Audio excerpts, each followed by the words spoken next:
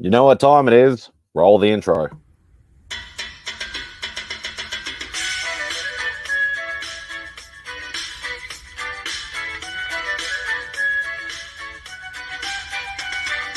Say goodbye to Remy's place. Looking for my friends on a Saturday. Where's Fantastic Lady, Chip and Journey, Beckerman and Robbie Fatstacks? And they're like, don't you watch MadSpidey'S Outback? Where Lemmy shows up just like that. Live chat here with YouTubers. You better sub, bring a comic cover. Bow down, bitches. Gobble, gobble, whack, bitches. My best mate Lee Simon Sorrow. A Lee meme with some muscle. On here you better watch your language, or you won't get any of his Vegemite sandwich. Freaky said I come from MadSpidey'S Outback, talking comics and some smack. Welcome all to MadSpidey'S Outback. You better sub, bring a comic cover, yeah. There are worse things out tonight than vampires. Like what? Like me. That's right. Like me. Well, we might as well say a quick hello to the chat. Oh, I can see somebody in the chat. Send out a link just in case.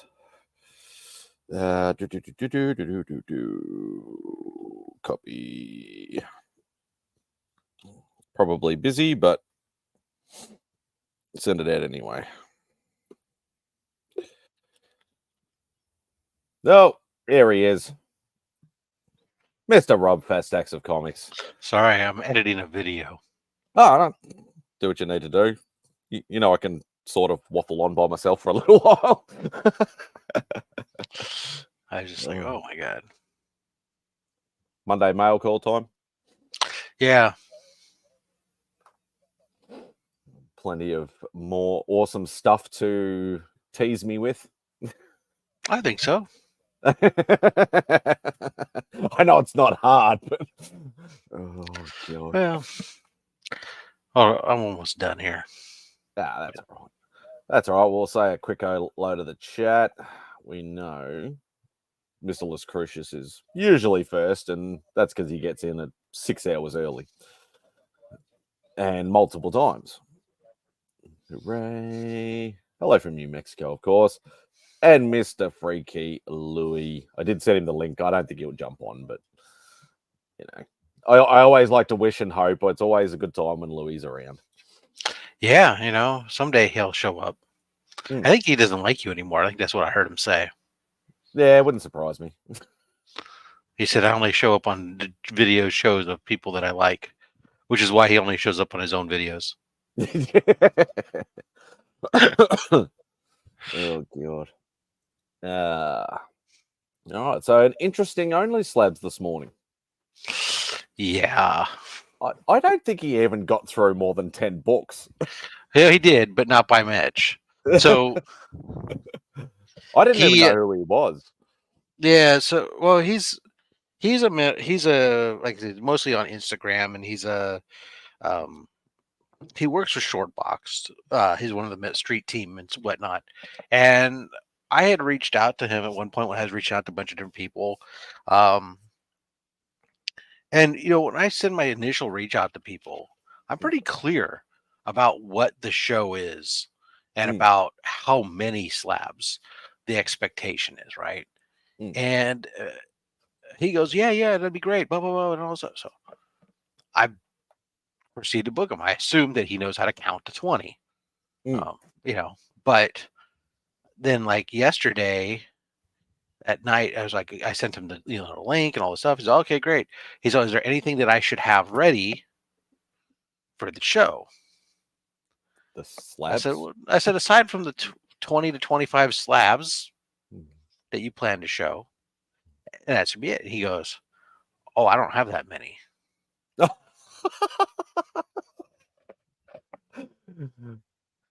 Oh, How many do you have?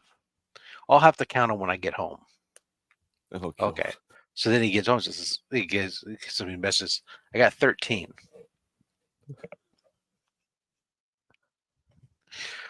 Okay, I said I guess we're gonna have a short episode.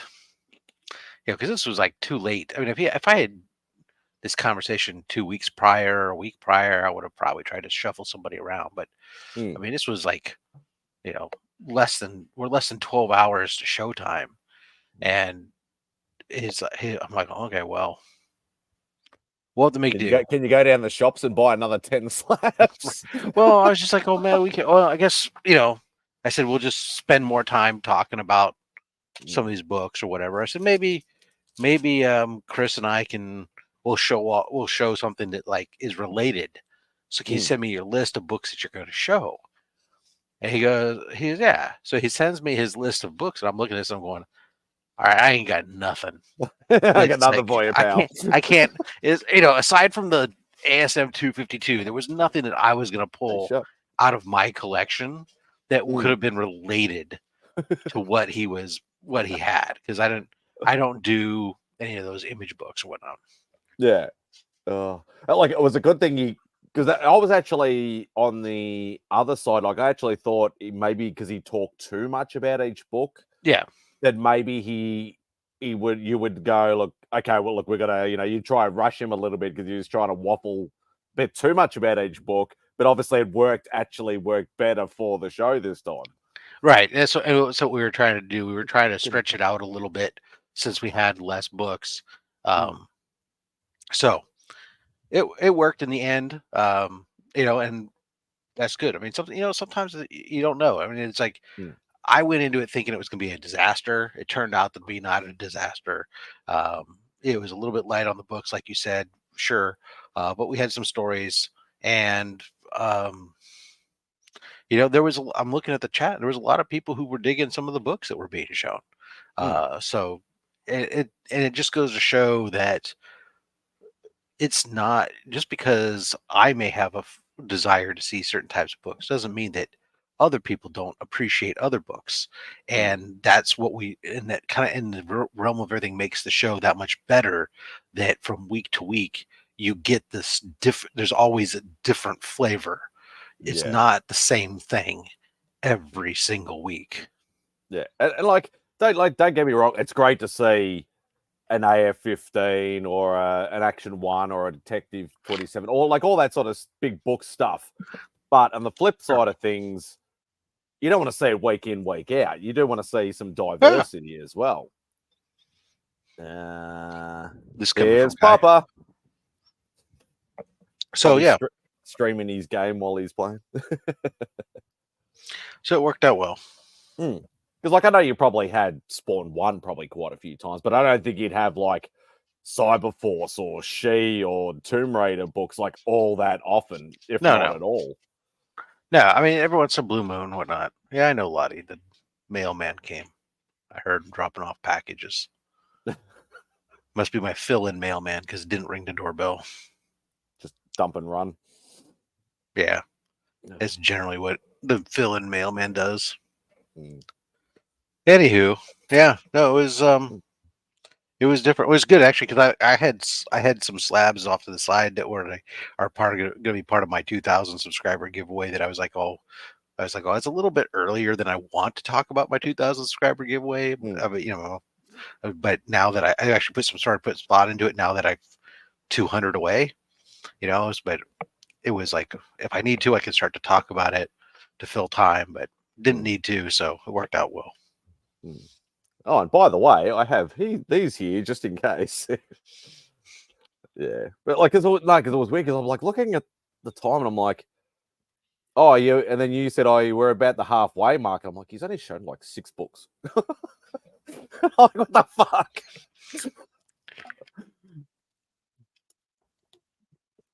But as I said, like the guy had the gift of the gab, so it actually worked. and I knew that, and he said that even coming into this, that he'd talk, and so yeah, we started it right there. That first book, man, we just went, Yeah. Just stretched it right out. Yeah, no, it was still like, and there's, I like no matter how much I poke fun in the chat and say, no, it's too much DC or this or that or whatever like that. I still like seeing the great variety of books that, people collect and things like that. And it's always interesting to have that bit of a mix of, flavors and things like that. Hey, Chop. certainly, yeah. Just because you wouldn't collect it doesn't mean you can't appreciate it. Yeah, exactly. Hey, Sir Bizzle. Yeah, exactly. Like, you'll get guys that'll be like purely Marvel, purely DC, or purely independent, or whichever. But I still can appreciate a good book for it being a good book. Yep. I've been thinking about selling a few books lately. What, you just accumulating too many, or hey, Darren? Yeah, a little bit of that, and there's some stuff that it's like there's things that I'd gotten in my past that I'm like, I don't need to, I don't maybe I don't really want those as much as I value them as much as I once did, and I could parlay them into something else. But then I won't have those books anymore, and that's the problem. Yeah, and it's sort of like I'm only like that with doubles. Like, I just hate having doubles of everything. Like, I know a lot of people have certain books, they like to buy multiple copies of and stuff like that. And I'm like, I still don't see the point of the multiple copies thing. Maybe if you have like one raw to read and one slab for display, I can understand that. But if you have like 5 or 6 or 10 copies of something, no. So when the book is worth $3,000, then I have $15,000. And then there's an AF-15. There you go. Yep. Oh, I don't know. Sometimes I get looking duplicates on certain books. Sometimes, like not counting variants, like the Transformers book that I picked up for the if you saw the CGC unboxing on Thursday. I haven't watched it yet. No. So the last book I think in there was a Transformers book from Ralph Grassetti that I have 3 copies. I really wanted a 9/8. I bought the 3 copies for about the same price as I would have paid if I bought a guaranteed 9/8. So have all 3 sent in. Well, now I have 3 9/8s. So now I can turn around and sell one, and I can give one to Comics Curing Cancer or whatever, and keep one. Yeah. So sometimes there's things like that. Sometimes there's other things go on. Who knows? I think 43. No shit. Yeah, 43 Celsius in Perth. That's but Perth gets very hot in the summertime, like hotter than it does here. That's super hot. That is ridiculous. That's like what, like 110, 112 degrees, something Fahrenheit, something ridiculous. It's absolutely stupid. Yeah. And is it humid too? Yeah, it would be over there. Oh, it would be. So the heat index is just ridiculous. Oh, yeah, we're not going to get it that bad, but we're going to get another heat spell during the week, and I hate it when it gets, because it's hard to avoid the heat when I'm at work. Like, the guys up the front are in their little air conditioned office sort of thing, but they'll obviously come out to the floor if they need to serve a customer or whichever. But I'm down the back where it's in an old concrete building, which you would think, that'd be nice and cool. But once it gets hot in there, it stays hot in there. Yeah. If you don't have airflow and stuff, nothing's good. But now, let me ask you a question, because I know that America is very different than Europe when it comes to certain things. Is Australia like America, or are you guys like Europe when it comes to air conditioning? Do you guys like your homes is it common for homes to be air conditioned throughout, or is it pretty rare? It's the general thing is, generally most homes will have air conditioning. Unfortunately, at my house, it's a lot different because we have the air conditioner in the lounge room, but it's not enough to do the whole house because it's only just a split system. Okay. So there's no ducted AC through the house or anything like that. So my room and my folks' room both get the afternoon sun when the heat is at its worst. And we have an old, I don't know what you'd call like a weatherboard house over there, whether you have weatherboard houses over there. So it's like that. It heats up like that, but it also cools down pretty quick, in theory. So yeah, but the air conditioner does not filter through. So I've only got like one of those old, pedestal fans in my room. So it is like a sauna in my room. Trying to sleep in there is just not. But we don't have the money to be able to do, because it costs like $10,000 to $15,000 to duct it through the house. Right. So yeah, it's not fun. It's not fun at all.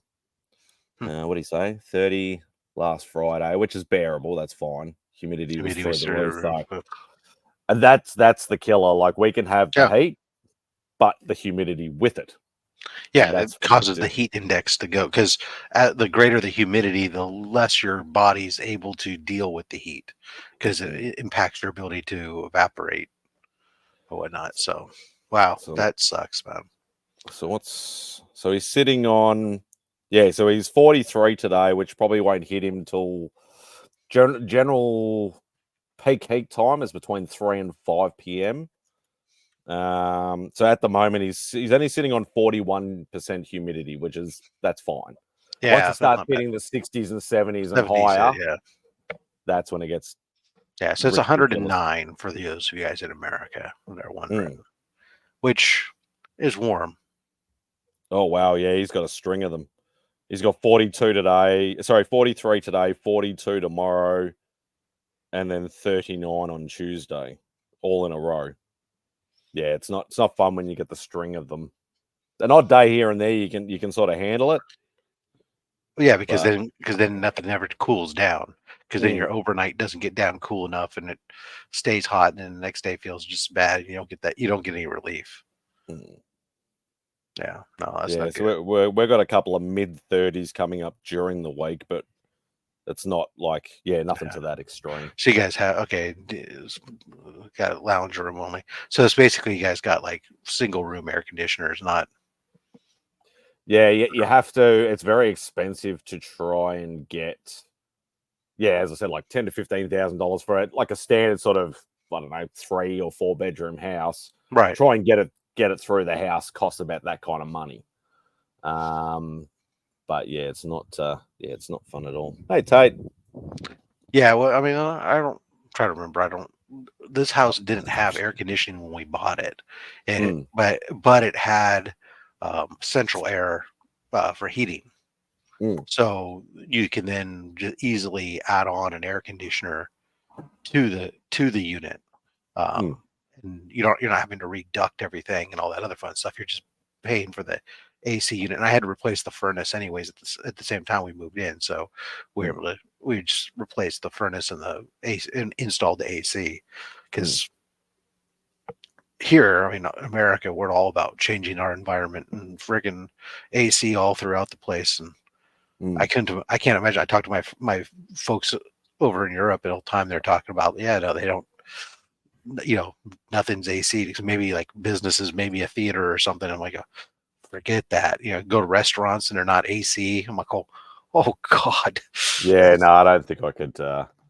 Admittedly, like a lot of Europe is colder, but like if you start getting down to like Greece and Italy and stuff like that through the summertime, like they can get really high. Well, but they've also been getting more and more heat waves and stuff too. So they've been dealing with that stuff that goes on. It's the same thing here. Like actually, so like in the Pacific Northwest, north of me, up when you get up to Oregon and Washington State, those areas, it's very common for houses not to have air conditioning, because traditionally those locations, even in the summer, maybe get into the 80s, maybe at the peak time. But the temperature are for 80s for us, so sort of mid 20s, maybe. Mid to late 20s.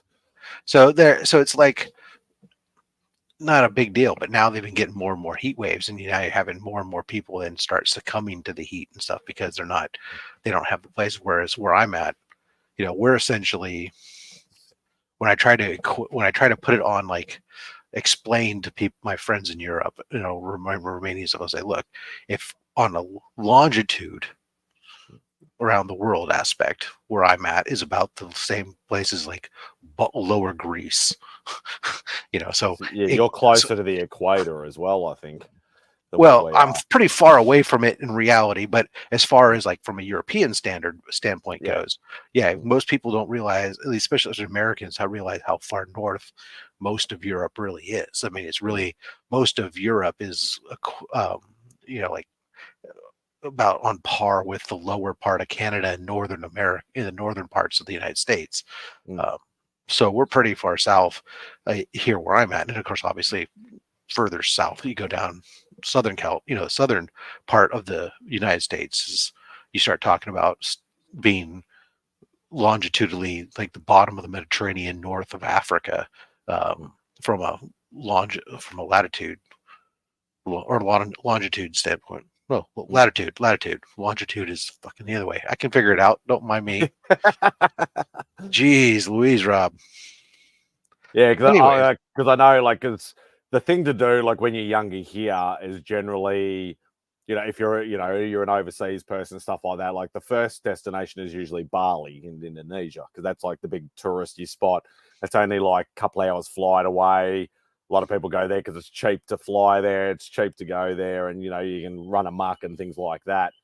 And then once you get more adventurous, people start going to Thailand, and then, Singapore and things like that. And then obviously sort of branch out to Europe and all that sort of stuff. Obviously, I never got to do any of that stuff. But the thing is, though, the further up in Asia you go, the closer you are to the equator, thus meaning the humidity and the temperatures get a lot worse. And that's like when you look at somewhere like Singapore, where literally they have built underground travelators and things like that, so you don't even have to go outside. You can go from your hotel to a shopping mall or a shopping center that's like 10 mile away, but all you're doing is going underground to get to it. You don't actually have to go outside. I visited a university with my son that was like that, but the whole purpose of that was just to avoid the snow. But same principle, though. Right. I spoke to my parents in London yesterday. Dad said it wasn't that cold, 16 degrees. That's beanie weather. Oh, God. Yeah, 16. Hey, Drac.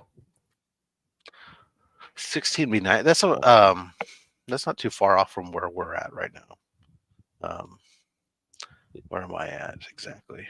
Yeah. And it's funny because, like, if I talk to people in the UK and they're like, "Oh, we're having a heat wave," it's like 26, 27 degrees Celsius, and I'm like, "That's a heat wave." They don't understand for them. Yeah, you guys don't. You barely even get that low in the winter. Oh, God. We are. I'm about 15 today. Okay, but it's that's nice and chill because it's all rainy. The 10-day forecast is basically rain every single day for 10 days except for one. What is it?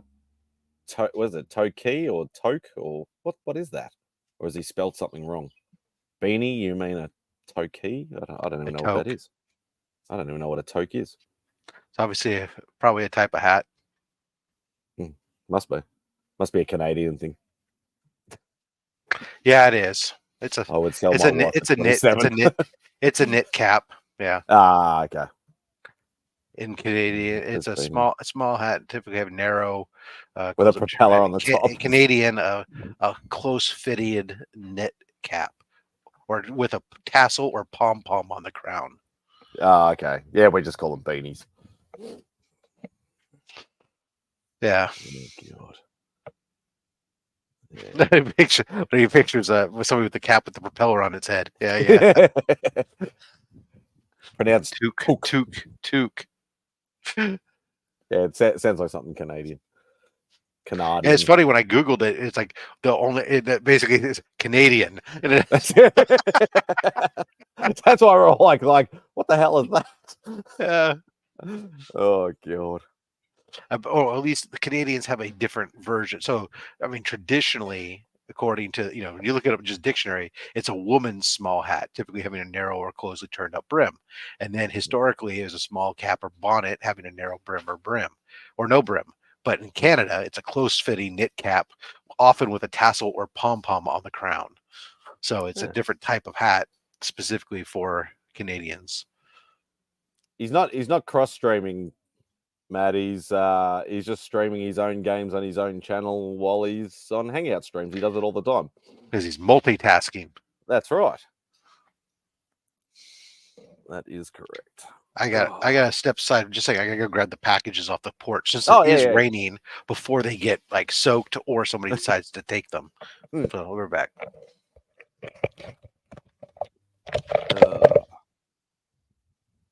Hey Phil. Yeah, you gotta get those hours up.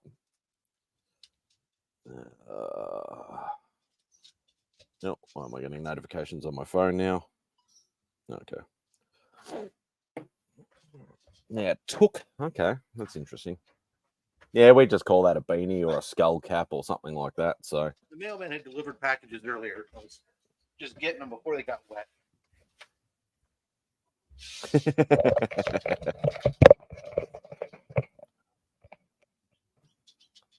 Almost 1,000 streams a day is getting out of hand. It sounds like somebody's jealous. Oh. Oh, yeah, that's a bit... is it wet or just smushed? Just smushed. Yeah. That's always a worry. Yeah. All right, so this one at least is... What is this tracking number? So I know what it is. No. Yeah, I can't actually get a copy of that because it doesn't pop up on my Amazon. You can't even get a digital copy? I can't even find it at all. Like I had a good look, I couldn't find it, but I need to have another look, see if I can because somebody suggested I'm maybe looking in the Kindle section and then it might have another link to the actual physical copy. So I need to have a look at that. So all right, so that's what this is. It's meant for winter, but a toque is pretty much an acceptable hat 12 months a year in Canada. Okay. All right, so that's that. I just keep hearing toque and keep thinking of Lord of the Rings.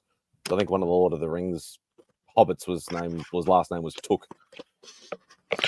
I hear you say that, and I think of George of the Jungle, and I'm getting a tookie.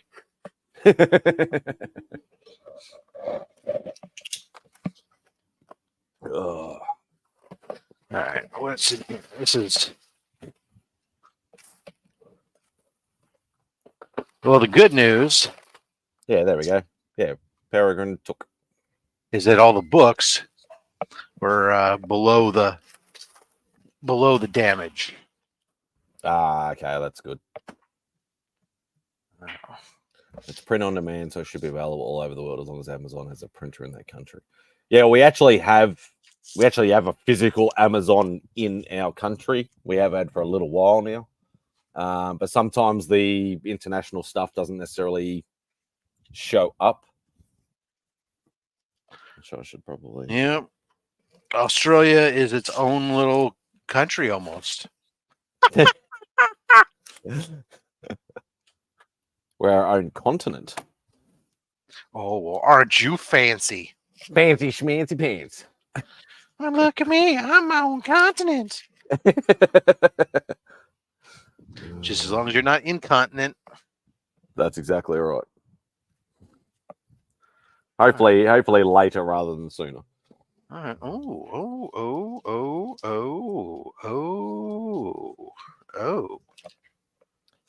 I had to order Gary's book through US Amazon. There's like a whole stack of books for me.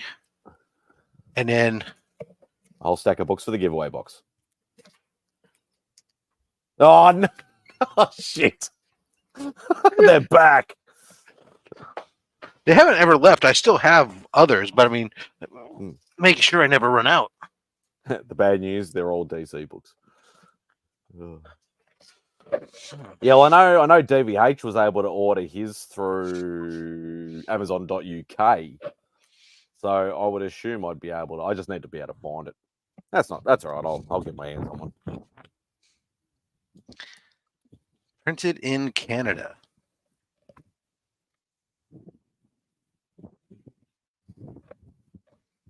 Yeah, I will be the world. I'm going to be the world supplier of X-Force #1.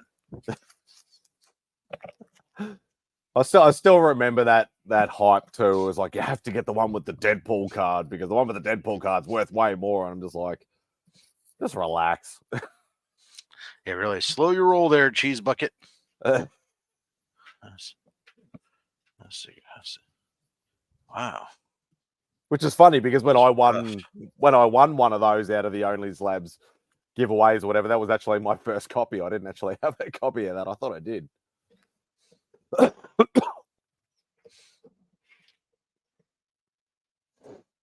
Well, all right. So we got. Let's see what we got here. These are all. Oof, man, some of these are rough, but that's okay. Just Oh, still going the Bronze Age horror. Yeah, Secrets 110. 111. Ooh, that's cool. I like that one. Oh, this is a repeat, but that's okay. 113. I just love that, carrying the casket on your back. 114 for all the Canadians out there. The dead hockey players. Toe pick. Wait, 118. We got a hanged man too. Yeah, they've done that silhouette to try and get through the comic code. 119. Thinks he's scared off the natives dressing up as the Beast, and the Beast is behind him coming to get him. He's like, excuse me, I'm right here. 121. Yeah, some wicked covers. Yeah, that's what I like about these. These are mostly like I dig the covers on these things, man.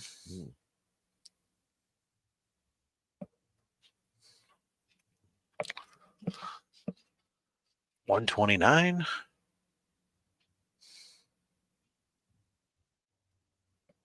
And are these who did a lot of the House of Secrets covers? Was that like Neil Adams or was it Bernie Wrightson or I don't know.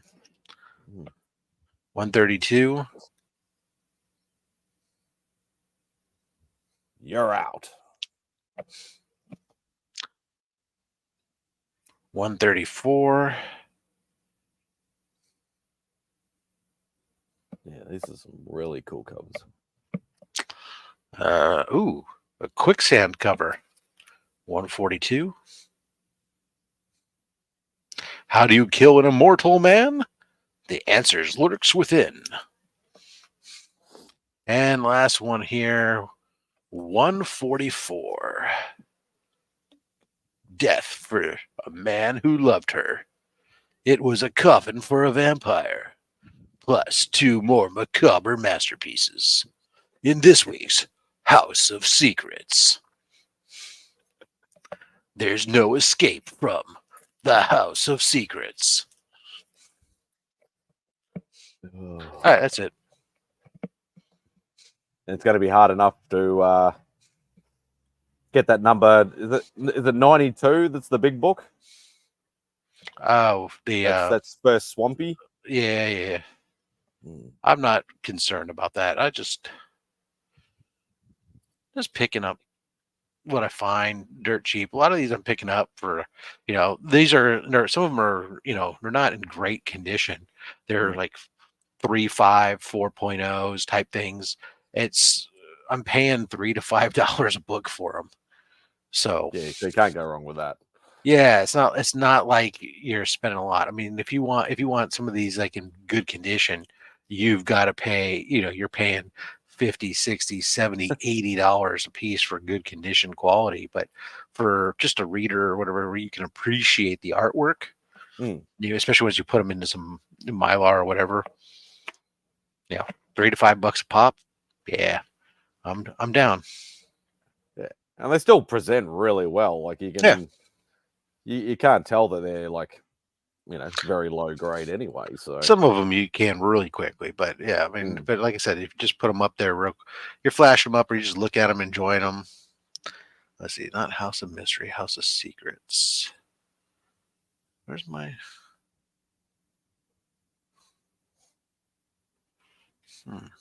yeah, I Oh, need there it is. to. I still haven't marked off in my CLZ all those Tomb of Draculas and werewolf books that I bought off Dave. I need to mark them off because I reckon I'm going to be down to the nitty gritty now.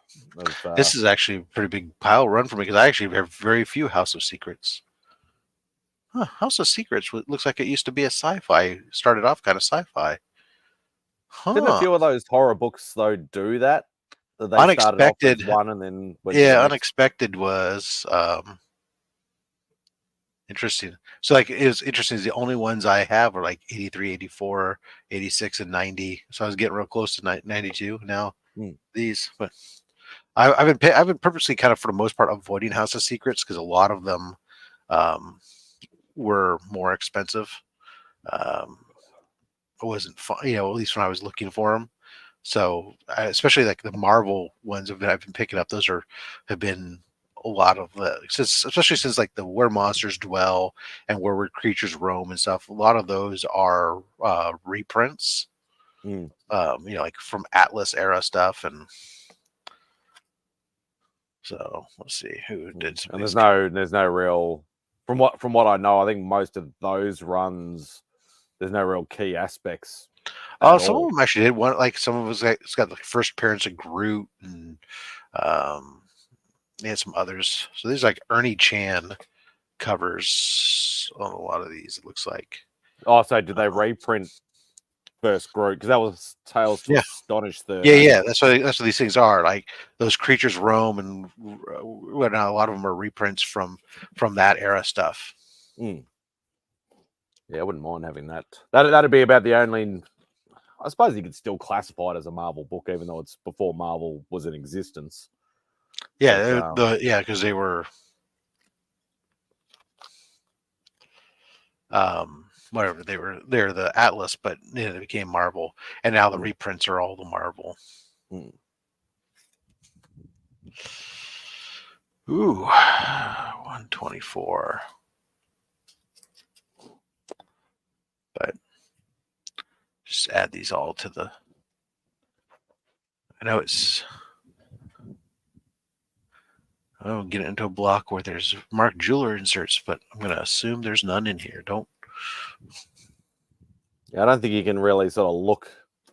You can't really sort of see it from the spine. Sometimes you can see it sticking out, but like the little blue or purple or whatever it is. Yeah, I don't care. He does. I'll check it. That's the thing. Like, I know Simon's asked me. He's like, "Oh, have you got any Mark Jewelers books?" And I'm like, I might do. I don't know whether I do or not. I don't actively go looking for that sort of stuff. It's just not something that's, I'm all that excited about. It's like if I have one, I have one. If I don't, I don't. I'm not going to go out and purposefully pay more money just because it has that insert in it. Right. It just doesn't appeal to me. Interesting. So, what of those books? One of them, the one that had the silhouette of the Hanged Man. When it pops up, it just auto fills in. Most of these books, they pop up with cover price value with like of no grade, of like $4 or $5 a piece. Yeah. That one with the silhouette of the Hanged Man comes up to $23. Ooh. It's probably like some of those pre-code horror books that it's not necessarily a key aspect as in a first appearance or anything like that. It's all cover. Like, it's the iconic cover of this image or that image. Yep, the subject matter. Mm. Whew, excuse me. Interesting. So the guy you got on next week, what was it? Excelsior Slabs? Has he Yep. been on before? Yes. Yeah, I thought the name sounded familiar. Yeah, this will be his second appearance. We are booked up for the most part, with the exception of one weekend. In the first weekend in April, I'm pretty much booked through the end of April. Oh. I suppose there are a lot of guys out there that that have that much in their collection of slabs that they could make, or like Doc, for argument's sake. Like, I know you haven't had Doc on for a while, but there was a time there he was like once a month sort of thing for a while, and you've got that much in your collection. Yeah, I try to not go back as many times, but yeah, there are people who have like lots of books and want to do stuff and have them come on, and then sometimes you get people that you want to have come on again, and they decide that they don't want to come on anymore, and you go, okay, no worries. It was a first for me, but it just happened. What's going on, Biggie? Not much, chilling. How's the young fella? He's doing better. He was a little cranky this morning, but he's settled down now. Okay, that's good. Yeah, he was he was sicker than I thought. He was like every time he fell asleep, he'd be like, "I need a drink. I need to go to sleep." It's like, oh my gosh, the whole night till like 5 a.m. Yeah, as long as he's feeling a bit better, that's the main thing. Yep. I need a drink. Great. Here's some whiskey. Now go to sleep. Like, you could go get your own drink, bud. You could do it. I know you can. I super believe in you. Yeah. Like, he knows when we fall asleep, he's like, I gotta say something right now. Savage. And how's the 181 funds going? I'm still where I was last time. I'm at about 600. I got to ship out the slabs because Doc bought a mystery box giveaway, so he paid for that, and I got to use the shipping, so that knocked about $20 off of it, but that's no big deal. And I did another giveaway.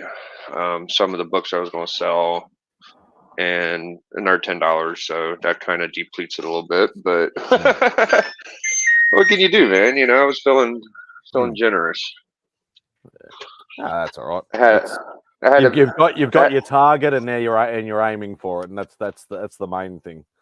You'll go backwards and forwards a little bit, but you'll get there eventually. Yeah, it's good karma. I bought my girlfriend emulator when I only had like a couple $100, and then I made some pretty good sales. So I tend to notice when you do something nice for somebody, it comes back to you. So it'll probably come back to me pretty quick. That's good. Yep. I feel like we're gonna get some tax money in about 4 or 5 weeks. I'll probably add about not much. I'm gonna give the majority to my girlfriend. I only want like $200 or $300, and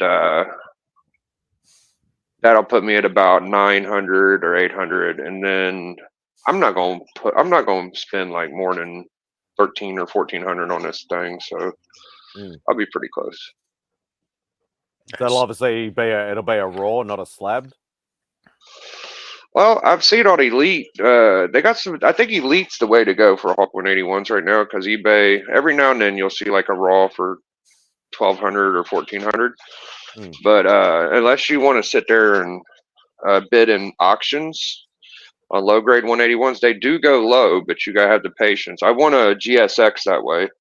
Yeah. So I'm either gonna do Elite, because Elite does have some good deals. Like, they had a 3.0 for like 1400 or something, and a 4.0 for 1600, and that's way better than what eBay's doing. And my comic shop, this book isn't a good one to go to. But yeah, so auctions on eBay or Elite is the way I'm gonna go probably. Oh, yeah. So you got plenty of options at least, and it's just as long as you're patient, get the right deal at the right time, then you'll be loving it. I'm not 'Cause too. you have a 180 and a 182, don't you? I don't have 182. I just got Okay. 180, but You got a not too 180. much of a 182 guy. Yeah, I'll be all right without that one. Hmm. I think 182 is the funnest issue out of 3, though. If you read them all, Hmm. he does this shit. Have you read 182? No, I do have a copy, but I haven't actually read it. No. So at the end of it, like Hawk's a savage through 180 and 181. Like he's just tearing shit apart everywhere he goes, chaos, right? And at the end of 182, he like mumbles, he goes, "Cracker Jack," or something like that. It's like, oh shit, Hawk can talk. You didn't see that for like 3 or 4 issues. It's pretty cool. Yeah. And you got who is it? Absorbing Man and some other guy, like I can't remember who all was in 182, but there's like 2 villains and they're pretty badass. Absorbing Man is a very underrated villain. Yeah, I got a first Absorbing Man. That's gonna be the best part about getting the Hulk is I was able to keep all my minor keys. I'm getting there and I'm being pretty frugal, so I'm not dumping like it'd be easy to just go sell a Ghost Rider 1 or Iron Man 1 and just get it tomorrow, but I don't want to do that. I hear that.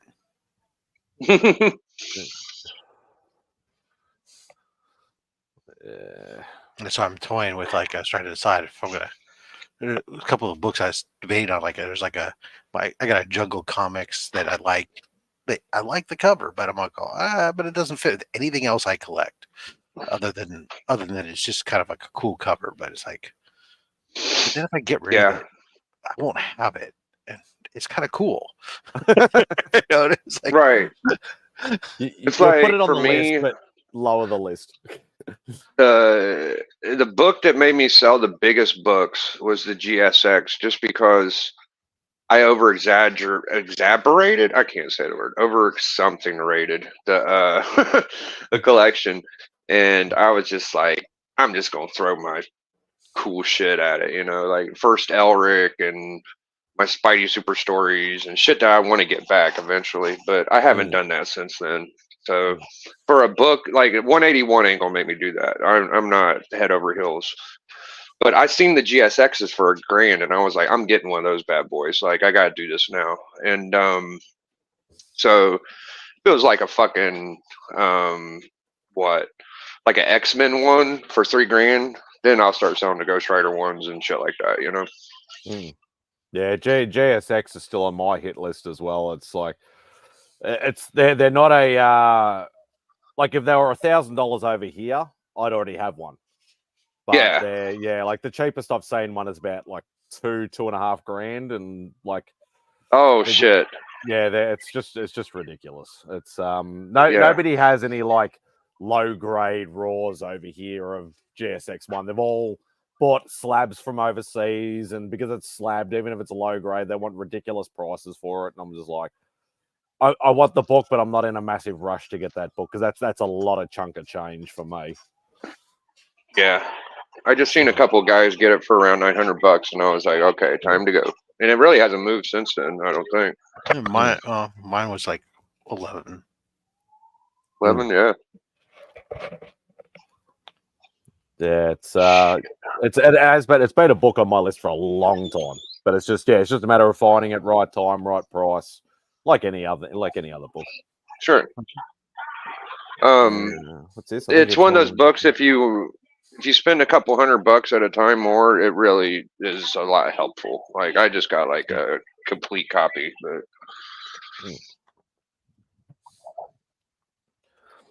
Yeah, I noticed somebody on one of my Facebook groups was trying to sell an X-Men 1 coverless, and he still wanted $3,000 for it, and I'm just like, no. I was going to message Sean because I know Sean still wants his X-Men 1 to finish his run, but I can't do coverless. Even if it was at least not missing the front cover. Yeah, exactly. The back cover, I'm cool. I'm still not getting books where I got to get them coverless shit. Like, it would be a pretty wild book to get a coverless book. Mm. Now, if it was a good price, I would do it for something. I don't know what. With my first gunslinger, it's like 800 to 1K book, so going to save up a bit. I don't think I had first gunslinger is not that big a book. I had a Unless it's like Gunslinger's #1. I don't think that's not the first Gunslinger, but it was I think Gunslinger's in the normal Spawn run. It's like 180 something or other. Well, Gunslinger yeah, #1 is like a first Reno Kid or something, and it's a pretty cool book. It's like a first black sidekick, maybe. I don't know. It was a weird thing. Yeah. No, he wants it in a 9.8. That's why it's that higher price. Good lord! You could even buy a raw Gunslinger Spawn, first Gunslinger Spawn over here for probably $50, $100. But yeah, who is that? Durs saying that? Yeah, it's Durs. Of course, it is. Look at that. He wants the first full appearance, I'm sure, which is 174. Yeah, as opposed to the cameo. Spawn's awesome. I probably got more Spawn than anything. Let's see real quick. The thing about Spawn is unless you got like people that really want it, it's kind of hard to sell unless you get like the 100 issues, like around 100 to 200. Those are easier to sell, but I don't have any of that shit. I might have a couple. Yeah, well, my missus collects Spawn. She has the entire run. I've been buying Spawn for like 5 years. Every fucking one. The only thing she struggles to get is all the like the rare exclusives and like ratios and stuff like that. But otherwise, that's all she's chasing now. She's got the entire run. She's just trying to get those like hard to find exclusives. Good news, Durs. The book is down like everything else in the world, and a 9.8 right now is just sold like the other day for $650. Yeah, there we go. So it's getting closer to being more 850. Yeah. Let me give y'all a little. Oh, 650. Let me give y'all a 9.6 bump to 9.8 price difference. I saw the other day that blew my mind. All right. I usually figure it's anywhere from 2 to 5 times. Batman Adventures 12, 9.6. Yeah. Is about $800 to $900, right? If you get a 9.8, $2,400. Yeah. It's about right. That's a big bump, bro. That's like a third. It's fucking nuts. It's always 2 to 5x, Biggie. Is it? That's generally it's 3. Generally it's 3 to 4, but sometimes it's as little as 2 and as much as 5. But usually 3 to 4x difference for a 9.6 to a 9.8. That's why it's so ridiculous. Good golly. You should just buy 3 of them, right? At 9.6.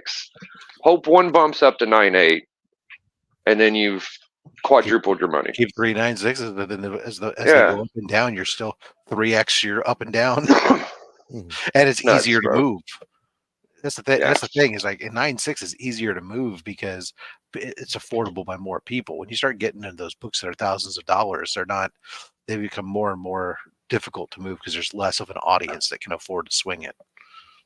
I wonder why Harley Quinn's 9.8's worth more than Deadpool's 9.8. Because there's more New Mutants 98. She's like a chick. I think it's because she's like a female too. Like she's a big female. I don't think there was as many of those printed either. No, I think because New Mutants 98 was one of the highest. Batman Adventures 12. I mean, don't get me wrong. There's a lot of Batman Adventures 12 out there, but it was kind of like that was kind of thought of as like a kid's, more of a kid's type. Was New Mutants really that successful? I mean, we're talking the 98th issue.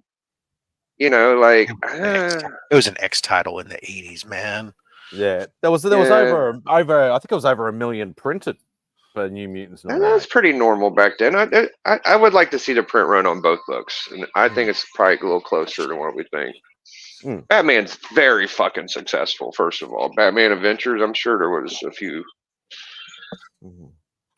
Yeah, I don't know. Well, Harley's definitely she's taken a run at it lately, but I mean, that book's like everything has come down, but it's always interesting too, because that's like, much like the Ahsoka book that's gotten ridiculous, it's not her continuity, but it doesn't matter. People, it's the first appearance.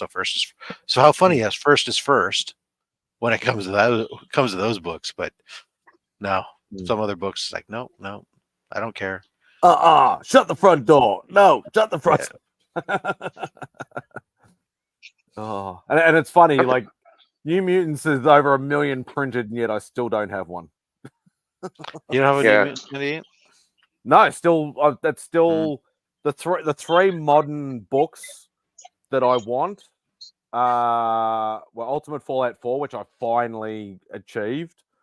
New Mutants 98 and NYX 3. NYX 3 I'm not as excited about. Like, if I find one for a decent price, I'll buy one. But the New Mutants 98, I'm like, it's one of those. One of my Jinx books that it's like, anytime I go to buy one, I'm like, okay, at the con, there's a few of these. I'm going to buy one, and they all have like Australian priced variants at like ridiculous prices. And I'm like, I don't care. It's an Australian price variant. I just want the freaking book at a decent price. I get that. Yeah, that was the thing when I was looking for mine for a while. Was like everything was like all of a sudden everybody just had newsstands. It's like, no, I don't value that. Like, you value that. Yeah, I'm the same. I'm the same. But eventually found it. That was the thing, dude. That's actually all those books I sent you. There's when you had dropped your video of like the books that you were hunting for this year or whatever. It's like, oh, I can take that. I can take care of that. I can take care of that. And it's like, then they were like either I already had them and I was pulling them out, or I found them really reasonable on eBay. Like, I think I picked up that Invaders 1 for like $20, and I'm like, oh, dude, for $20 I'll grab it and I'll send it to Spidey, because that's just it's just awesome. Which Invaders 1 was it? Was it the king size or the regular? I'm talking about the actual regular.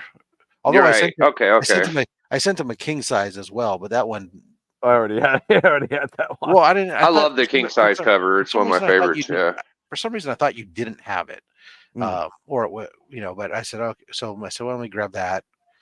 And then the giant size Invaders, I picked it up I was at a con the other day.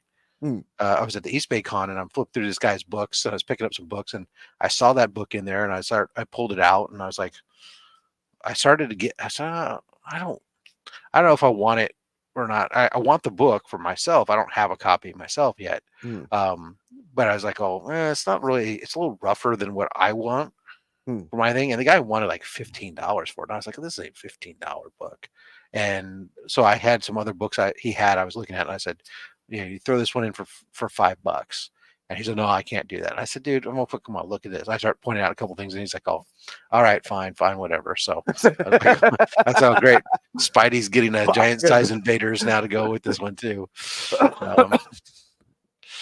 Okay, cool. You saw that. You like that? It's a great book. Invaders has like 3 number 1s that are all really cool. Yeah, because you get the giant size, which is them just walking across the globe, and then you get the king size, of course, which is the Schomburg, and then you got the first one in the series. Right? Which is them, Cap coming out of a plane, and just. And then there's an actual first Invaders, which is an Avengers book, I think, or some shit, right? Yeah, it's Avengers 87, I think it is. Yeah. Then of course, that's still on my list. There's a second series too, but who cares about the second series? Well, that was done like in the 80s or the 90s. Yeah, wasn't it? It wasn't very good. Yeah. Well, the wood where they're like, when they're running on the globe and shit, that's like the closest thing to a timely besides a real Golden Age book. Like, it's so badass. Yeah.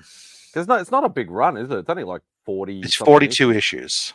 Yeah. So I think with the chunk that you sent me, I'd probably be only down to maybe 10 issues or something now. I think I'm down. I only have 2 issues. I need. I just can't. Every time I go out, I can never find the damn 2 issues I need. Caroline found one of the 2 issues I needed, and she keeps showing it to me. Like, look what I found. Yeah, she finds everything out there, man. If I lived where fucking Lady F lived, man, golly, I'd be It's cool. like a pig in shit. Yeah, no, there's Her and Dope go to the same place. They get all they fucking the hauls they get are amazing. It's like, give me that shop. was funny actually, Spidey. It's like there was I almost picked up there was an auction actually on the entire run of Champions that Oh, it was like and when I was looking at it, it was like sitting at like $25 on the run or something. And the hell? it was an auction. I don't know what it finally sold for. I don't think it sold for very much though. I thought about bidding on it to grab it for you, but I was like, oh, I'm sorry, I don't want to ship those. It's only because the run's only like 18 or 20. Yeah, books. it's It's not a only long very run, tiny but run. it was already. I had a stack of you had Yeah. a stack of Geminis. I was like, oh, That's just gonna. You know what put I've- it in the next echelon. You know what I've noticed watching Slab Hub, right? Mhm. Is a lot of people really love the black suit run, dude. yeah, The whole 252 Secret Wars A 299 300, like people that I was drawn to it too. I can't lie. It was like the first thing I wanted to complete was that. And it's just cool, man. I think that those are really good books to have. yeah, Papa. That Masters of the Universe at 7.5. That was bullshit. It's clean as hell. I can't find out what the hell. I cannot see anything wrong with that book. It will most likely get cracked and resubmitted. With a note saying, "You're dumb as dog shit. Fix it." Either that, or I'm just gonna crack it and sell it raw and move on because it is clean. I don't. They say it's like a light crease to back cover, and I'm like, I've looked at that damn thing every which way but loose. I had it cleaned and pressed. The presser came back before he sent it off on his report cards that he does said, I think this is probably a 9496. It comes back a 7.5, and you're just like, what the the Thundercats newsstand that came back at 7.5, that one didn't surprise me as much just because it was not as clean, although I didn't pay a ton for it, but it was one of those books that was a book I picked up from Peddlin' Pete, which of course he claimed was that's a mint book. It's tasty. Yeah, it's so mint. There ain't nothing wrong with that book except that you don't own it. It's bullshit, It's like, he's telling us how goddamn minty fresh it was. Yeah, so minty fresh. It's a 7.5. You sack of shit. Until he went to pack it and put those big man paws on it. Oh, jeez. I wouldn't buy from that choker, man. Fuck that guy. Yeah. Over the rope with you. Yeah. Yeah. I mean, every once in a while he had some interesting things, and sometimes it get prices. But I mean, there were also just as many cool things that I ended up getting because, like, I ended up getting the Tales of Suspense, the first Red Skull, because he had one like that I offered him fair price on it, and he freaking mocked me and attacked me, everything else, and told me I was lowballing him all this shit. And I turned around and went on eBay and found one that instead of being a 4.0 was a 7.5 and paid less money than he was asking for the 4.0. Fuck you, buddy. Yeah, for real. Oh, People get a little off the hook. Yeah, he got all bent, and then later on he sent me a message because I'd been buying. At that point, I'd been buying a bunch of stuff from him, and he's like, "Oh," he sent me a private message to say like, "Oh, dude, I'm just like, you don't come on and like send out offers like that through the chat that like undermines me and all this other stuff. And if you watch these other guys, they don't do that stuff." I'm like, dude, I don't watch those other guys. I don't know what you're babbling about. I mean, I don't think it undermines you if I throw you out an offer. You have the right to say no, but whatever. If that's not you don't want that shit on your show and you're going to threaten to kick me out, boot me and ban me, whatever, that's your prerogative, man. I won't make you an offer. That's fine. Wow. Fuck, Yeah, he gets mad at low ball and shit. He gets really mad. I've seen even if that. you're not lowballing, it's not like I went and like, oh, you're asking $200, so I'm going to offer you $100 just to cut it in half. No, I went and I looked. What's it selling for? Oh, okay, this book, the average sale Probably got Yeah. banned. The average sale over the last 3 months has been $110. So I offered him like 120. I even, it's like whatever the case was. Wow. And he's like, no, dude, you're all right. Just because what you think it's worth doesn't mean that's what it's worth. But I need to buy more from YouTubers and people I know in the community than just. I always just buy from eBay or my comic shop usually, but there are some good deals out there. When I have done it, yeah, I like my comic shop a lot. The 181 ain't gonna work for me, but they do have good deals. The one time I did buy from a community member, it was Shelby Comics. Mm-hmm. It was one of the times. Shelby's a good guy. So nobody knew what was going. Bro, this lot had a first pip, a Warlock 9, a first Gamora mint. Can y'all hear me on my phone? Yep. Oh. No. Oh, okay. Yes. Yeah. Hey, my Bluetooth died. So a mint Gamora and a legion of monsters. All in like 2 lots. I paid 20 for each. There was only one person bidding against me, Ninja Dairy, but nobody knew it was a first Gamora or how big the legion was. I was like, dude, there's 2 $100 books here. I'm Oh, you talk about getting the both for 20 bucks. It's nuts. You talk about the Strange Tales book. Yeah, 169 or something, 180. Yeah. I don't know. Yeah, the one with the big green alien head. Big Booger Man. Yeah, it's one of my favorite books. It's like high grade. Not the Marvel premiere. The premiere is really high grade too. Yeah, but Gamora is like almost perfect. Yeah, no, Shelby's. Yeah. When I used to do the auctions, Shelby's was quite often around as well, and yeah, he's a good guy. Shelby is. This one could be maybe pressed. Evil Knievel, baby. Yeah. Super cheap, and I just don't run across them deals like that as much as before, I guess.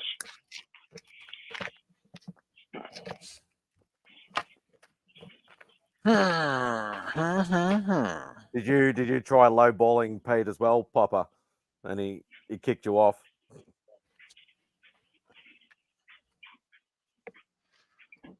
What did he kick you off for? You get a little sassy in the chat. I know that. Probably said something silly. Probably flipped in the bird in an emoji. I was rushing Papa last night. I felt bad. I was like, what is wrong with me? I'm such a jerk. He's like trying to show his books and shit. What was this? Oh, the dog's medication. Okay.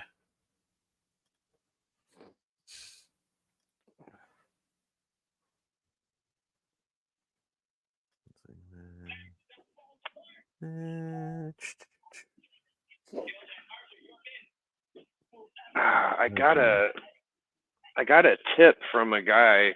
He said, in the next town to me, they have like an auction place, and they had a Spidey Super Stories first web man.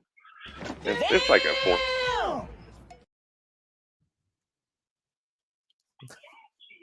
Oh, what's up, everybody? Sweet Jesus! Are you wearing just a pair of underpants and got a guitar? You walk around in socks? Boots. Vegas. That's it. He's all forget the underpants, just boots, a hat, and a gun belt. I got the comfy chair today, so. That would be a pretty expensive hat. Is that like a Stetson?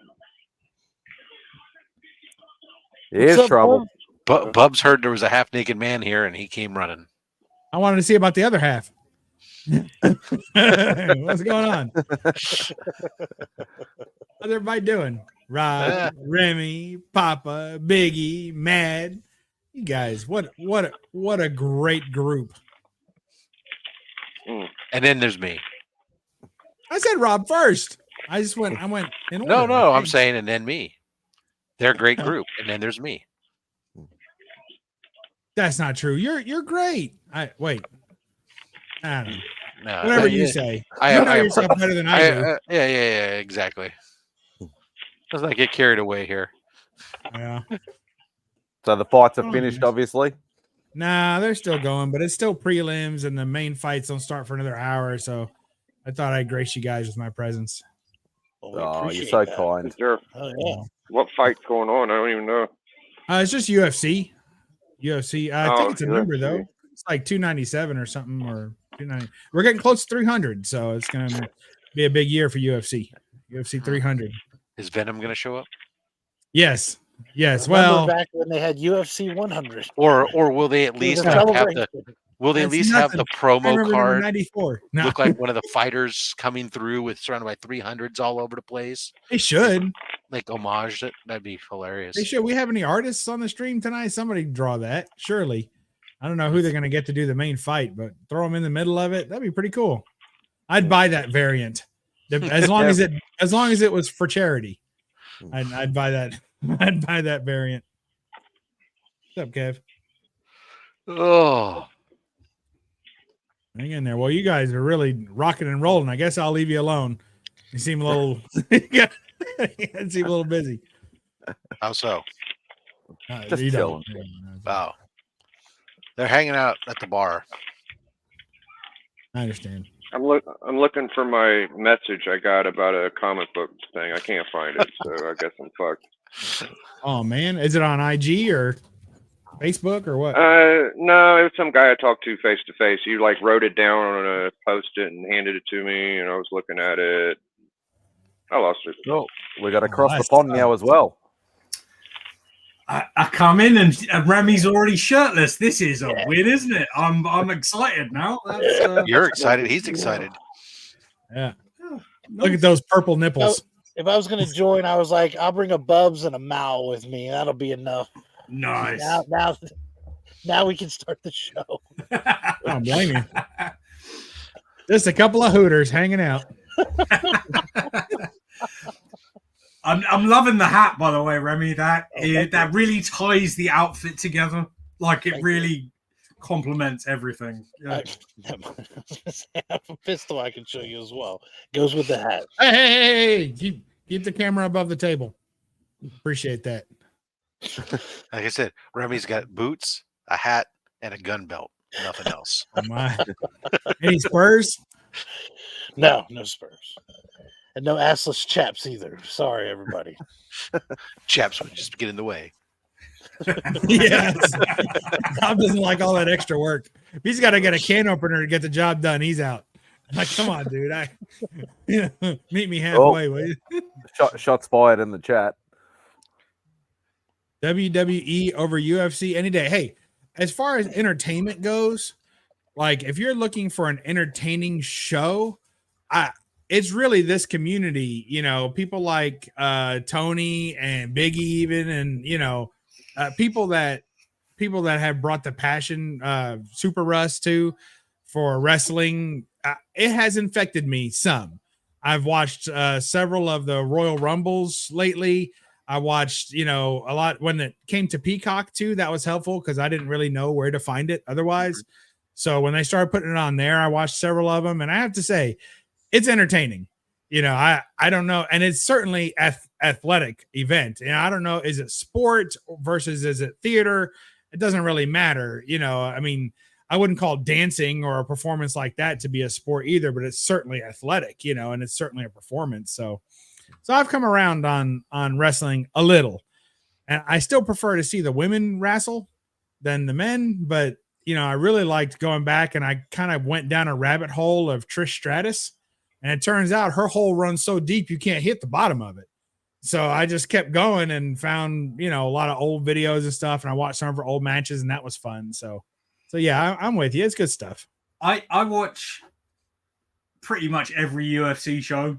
So, Mhm. like, and also I'm a massive wrestling fan. And what I'll say is, I don't remember half. No, not even half. Like a tenth of the fighters I watch in UFC. Like I Yeah. just they come, they go, they knock someone out maybe, and that's fine. And it's entertaining. But when UFC is at its best, it's basically pro wrestling with some actual fighting. Like Right. when it's really at its top level, it's like the trash talking and the early days skirmishes. of the UFC. Yeah. It's I can see been that. a while since it's been Yeah. great. Have y'all seen how fat? What's his name? The Cuban Jesus guy, the guy that beat up Nate Diaz or whatever. Nick, you know what I'm talking about? Cuban Jesus. In UFC? Yeah. Darilio Burns? No, I think he's You he's say not Cuban Cuban. Jesus? Is that because his name is Jesus, or No, because Cuban. Cuban Jesus. Yeah. I don't remember who that. I don't He like. had the fastest. Hold on. He had the fastest knockout against Ben Askren. Does that help? Is that his nickname, remember. or is Yeah, that's like, his nickname, the Cuban Jesus. right. So if I Yeah. Google His- it, like his I'll fighting find name, it. yeah, look it up. Von Hoot's on it. Yeah. Anyways, Yeah, he's like 260 now. He used to be like a lightweight. He must be super Wow. depressed or something. I don't know what the hell's going on with that guy. I mean, he could fight at 260. That's the heavyweight line right there. Is 260. Oh, That's my goal. You're not talking Yolo Romero, are you? Romero. That's who. That's what Romero. I get. Yoel Romero comes up when I write like Cuban Jesus crucified him, UFC. Yeah, I probably. thought it was That sounds Burns. about right. I thought it was Burns. that got Yolo him. Romero is a beast. Like, This I is mean, a weird, yeah. but it's not with a might have G. been on Jorge the Masvidal. Now that Yeah. that makes sense. Yes. Masvidal. Yes, is yes, what it yes. is. Ah, That's right, it. yeah, That's Masvidal, who I'm yeah. talking about. That's who I'm Yeah. talking Yes, about. I remember that. Yeah. Yeah. Really? He's the one. Jorge Masvidal has put on. Now it hasn't been that long since he fought. I mean, he's probably only a year No, out. you would be shocked to see how, unless it was like a bullshit meme. It looked like the guy though. You'd be shocked to see how big he got. Bro. It's crazy. Watch out. Watch out. Oh, steady. What's going on? He probably won't say anything though. My Put me goodness. by Remy. I want to Have be you got- going. The shirtless guy. Must be just like Remy. Have you got any hot dogs on you? Oh, shit. Of course he does. Oh man, that's a girthy hot dog you got there. Thank you. You're That's what welcome. she said. Sure it was. Through much discomfort. I'm sorry. Keep going on. No, I think you've the got very the floor now. You funny can't just is- show up like that and be like, "Nah, go on about your business, folks." Yeah, you brought the party with you, man. Look at that.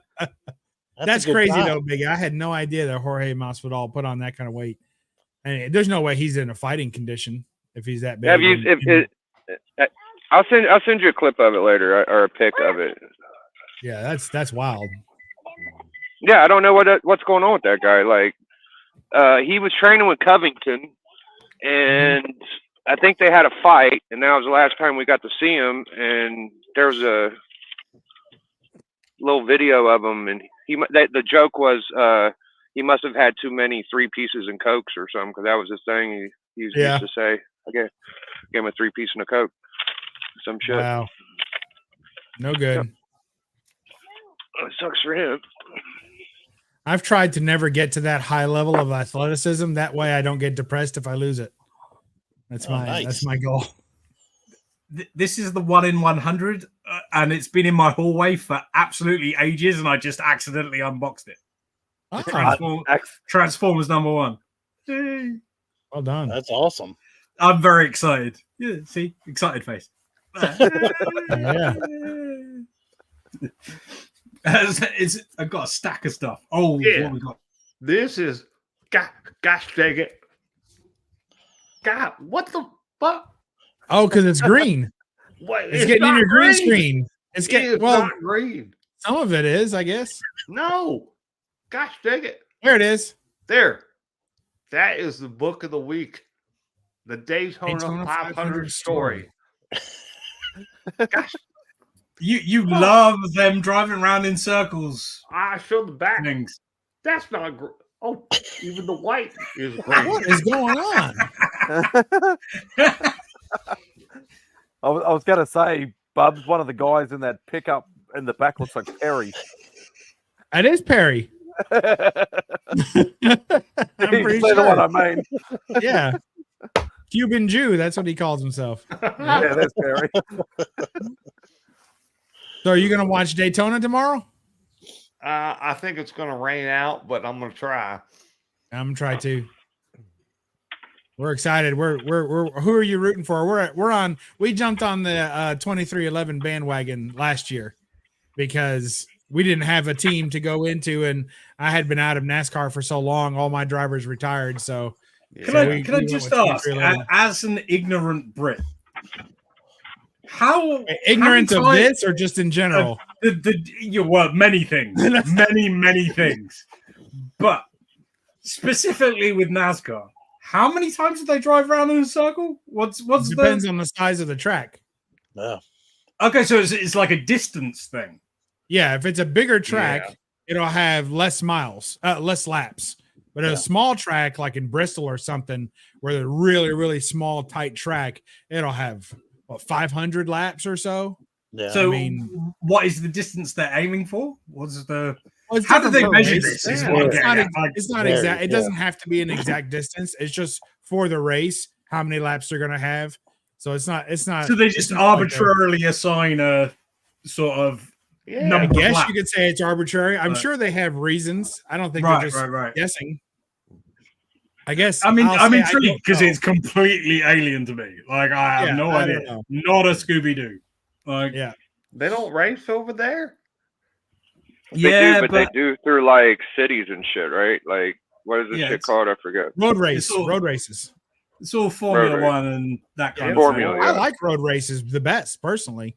I wish NASCAR would switch half to road race and half to oval tracks because I really like the road races. That's fun. But I mean, you say that like so they are all the driving round in circles.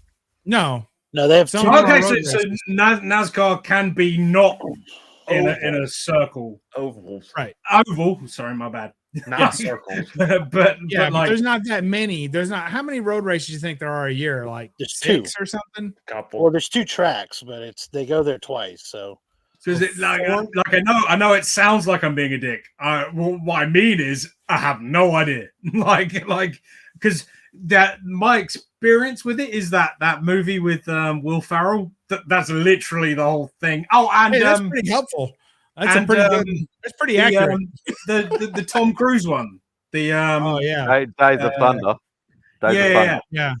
Yeah. But both of them, they seem to be just going around. Oh, and Talladega Nights. Yeah, was Nicole Kidman in that one? In the 8 Days of Thunder? That's where they met. Yeah, Days of Thunder. Well, so Days of Thunder Down Under. Is that what they called it?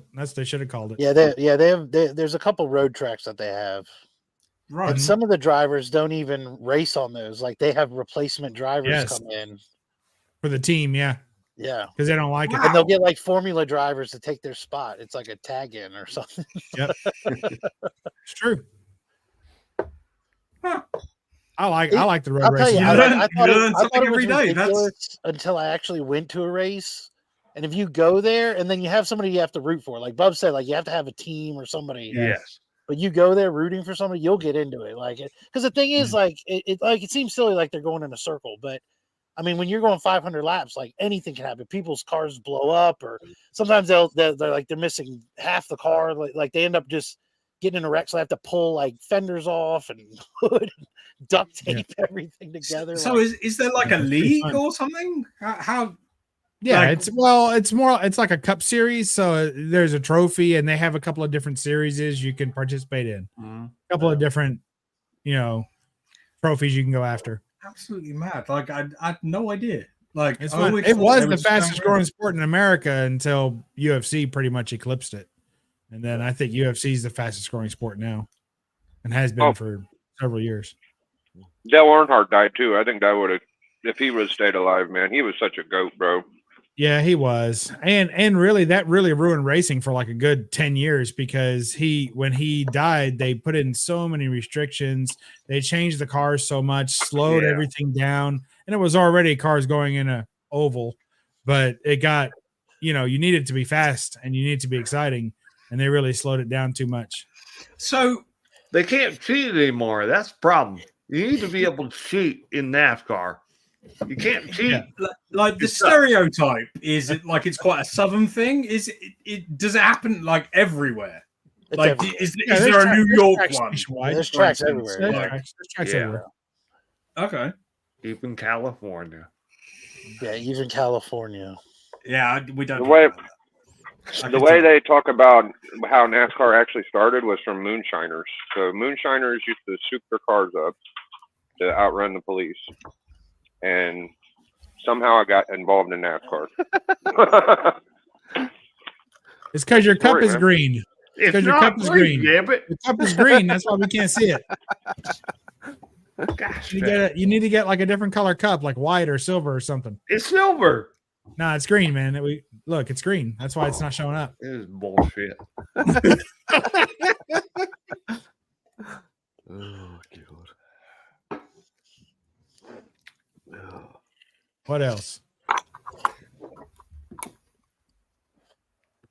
I think that's it. We covered everything. UFC, All right. NASCAR. Yep. All right, everybody. It was good hanging out. All right. Have a good night.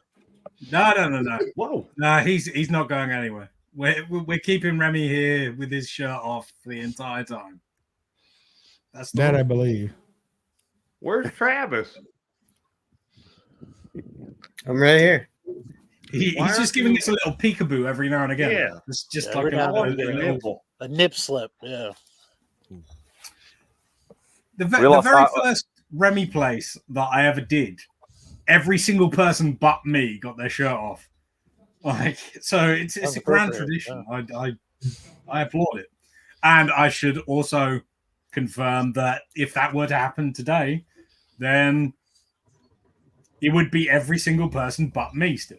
I wouldn't be doing it either. Oh, me and Remy got to hang out with our shirts off with a guy with a horse head. On purpose? I think that was the best one. Or did you Everybody wake up in said bed it's the together mask. with a horse head? That one. Wasn't that Loowee? Yeah, that was Loowee. Yeah. Yeah, makes sense.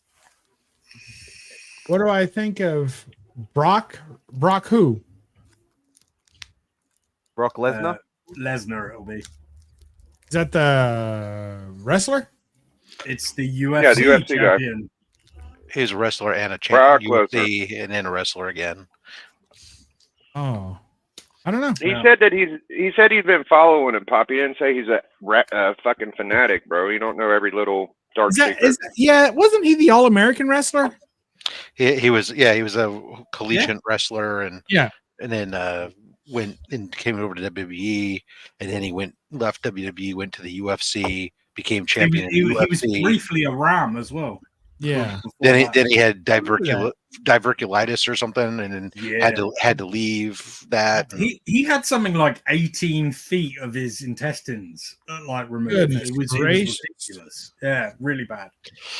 It was, of course, what our man isn't. That's also what what's his name? The cleaner is going through. Yeah, it is. Yeah. Kenny Omega. Yeah. Yeah, I really hope he gets back and is healthy. I really don't care if he comes back, but like that seems really. No. I mean, I love to watch him wrestle, but like if he's just healthy, then we win because what he has got is a serious condition. I mean, it's not good. The other one who's keeps going out, and I keep wondering, trying to get no real good news on is Keith Lee, man. You never hear anything what's going on with him, and he's all of a sudden has medical issues that are.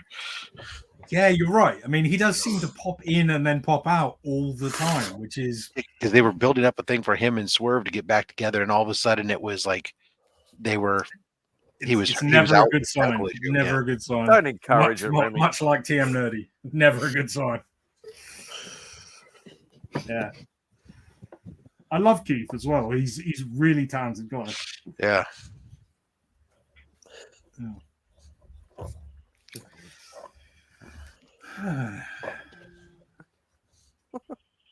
Hey, Pop's mom. Good to see you. Hey, Nora. Yeah, that's right, Nora.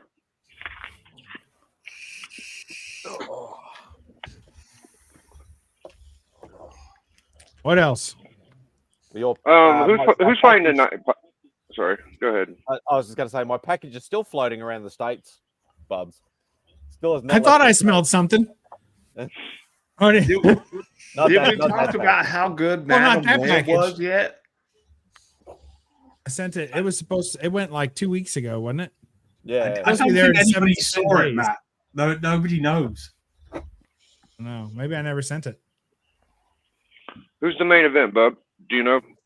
Volkanovski and Poirier, maybe, or Poirier. Huh. It'll be a good fight. Like they're usually pretty reliable. I just automatically forget them. Like it's deeply unmemorable. But you know, Well, the Yeah, that Volkanov happens. sounds like a chick, but it must be a dude because it's Poirier. I don't know. One first dude, but no, Topuria. Tapuria. Okay. Ilya Topuria. Interesting. I'm always Still for look up. Volk, though. I watch all Volk you fights almost for need sure. a linguist or something like that to help you with these guys' names sometimes. Yeah, someone who's really smart, like a cunning linguist. That's what you're looking for. I love that naked foot long. Oh. Oh, man.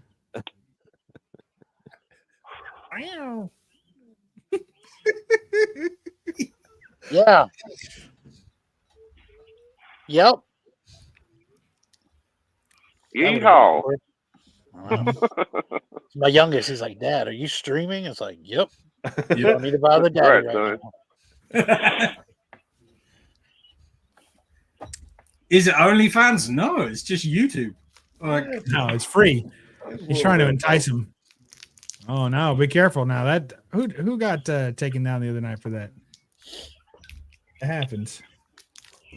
I'm getting a new one Hot for. dog homies hanging out.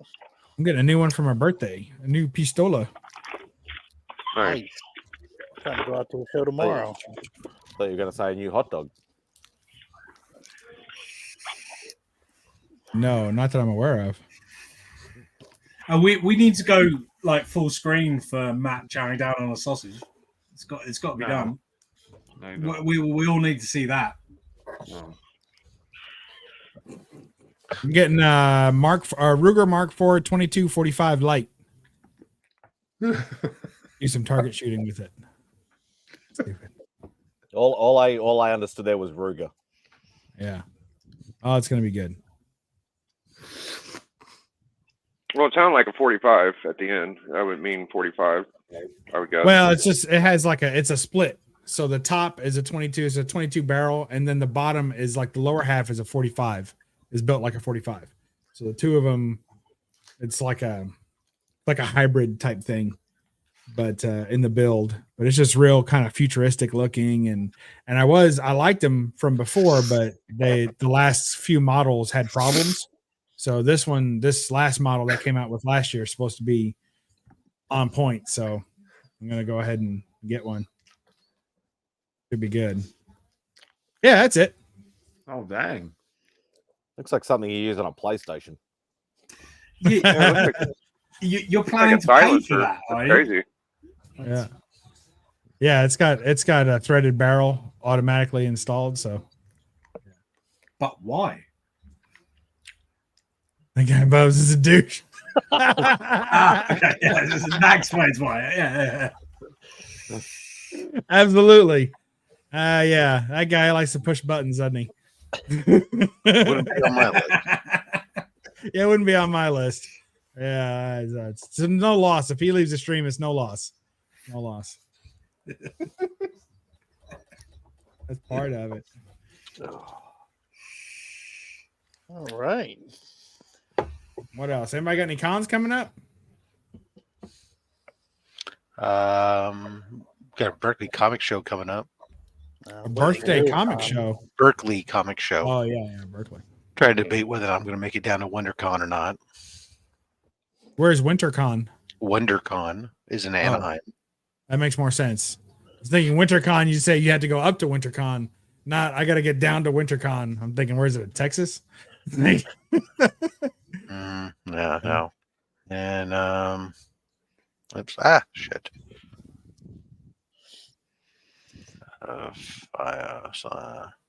Nope. I'm gonna have to smoke bomb everybody. I'll be back.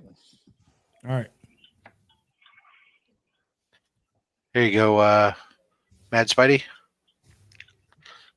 And of course, there's this one here where your friends at Comics Curing Cancer will be at Heroes Con at booth 1769. That's like dead center of 69. Comics Curing Cancer. I think I've heard about that, Rob. Tell me a little bit more about it. Yeah, tell me a little bit less about it. That's what I'm to. hoping for. I hear more about it all the time. That's just tough. Sucks to be you. Yeah. So yeah, Comics Curing Cancer, our campaign to raise funds for the American Cancer Society. We're gonna have a booth at Heroes Con. We're gonna have some stuff which will be announced later. So be sure to follow Comics Curing Cancer on Instagram for more messages, or follow DJ, follow myself, or follow Legion of Comics. We'll announce stuff on our channels as well. But we'll be there. We got a DJ secured a prime floor space booth for Comics Curing Cancer, and we will be there, promoting, and we'll have some stuff there. Well, it is DJ. I mean, I presume there'll be a red carpet leading up to your booth from the entrance. Women in bikinis dancing like it's a boat show. Yeah. I mean, the old North Carolina bikini dancers. Cinnamon will be at the stage, so why not? Yeah. So what are you guys going to be selling books there, or what? Like, if we come to the booth, what experience are we to have? There will be things which we will be announcing shortly, but we're not yet announcing what's there yet. Oh, the tease is on. Yep.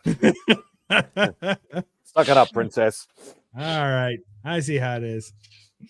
But the important thing is that you'll want to swing by, because we're there. You can say hi, if nothing else.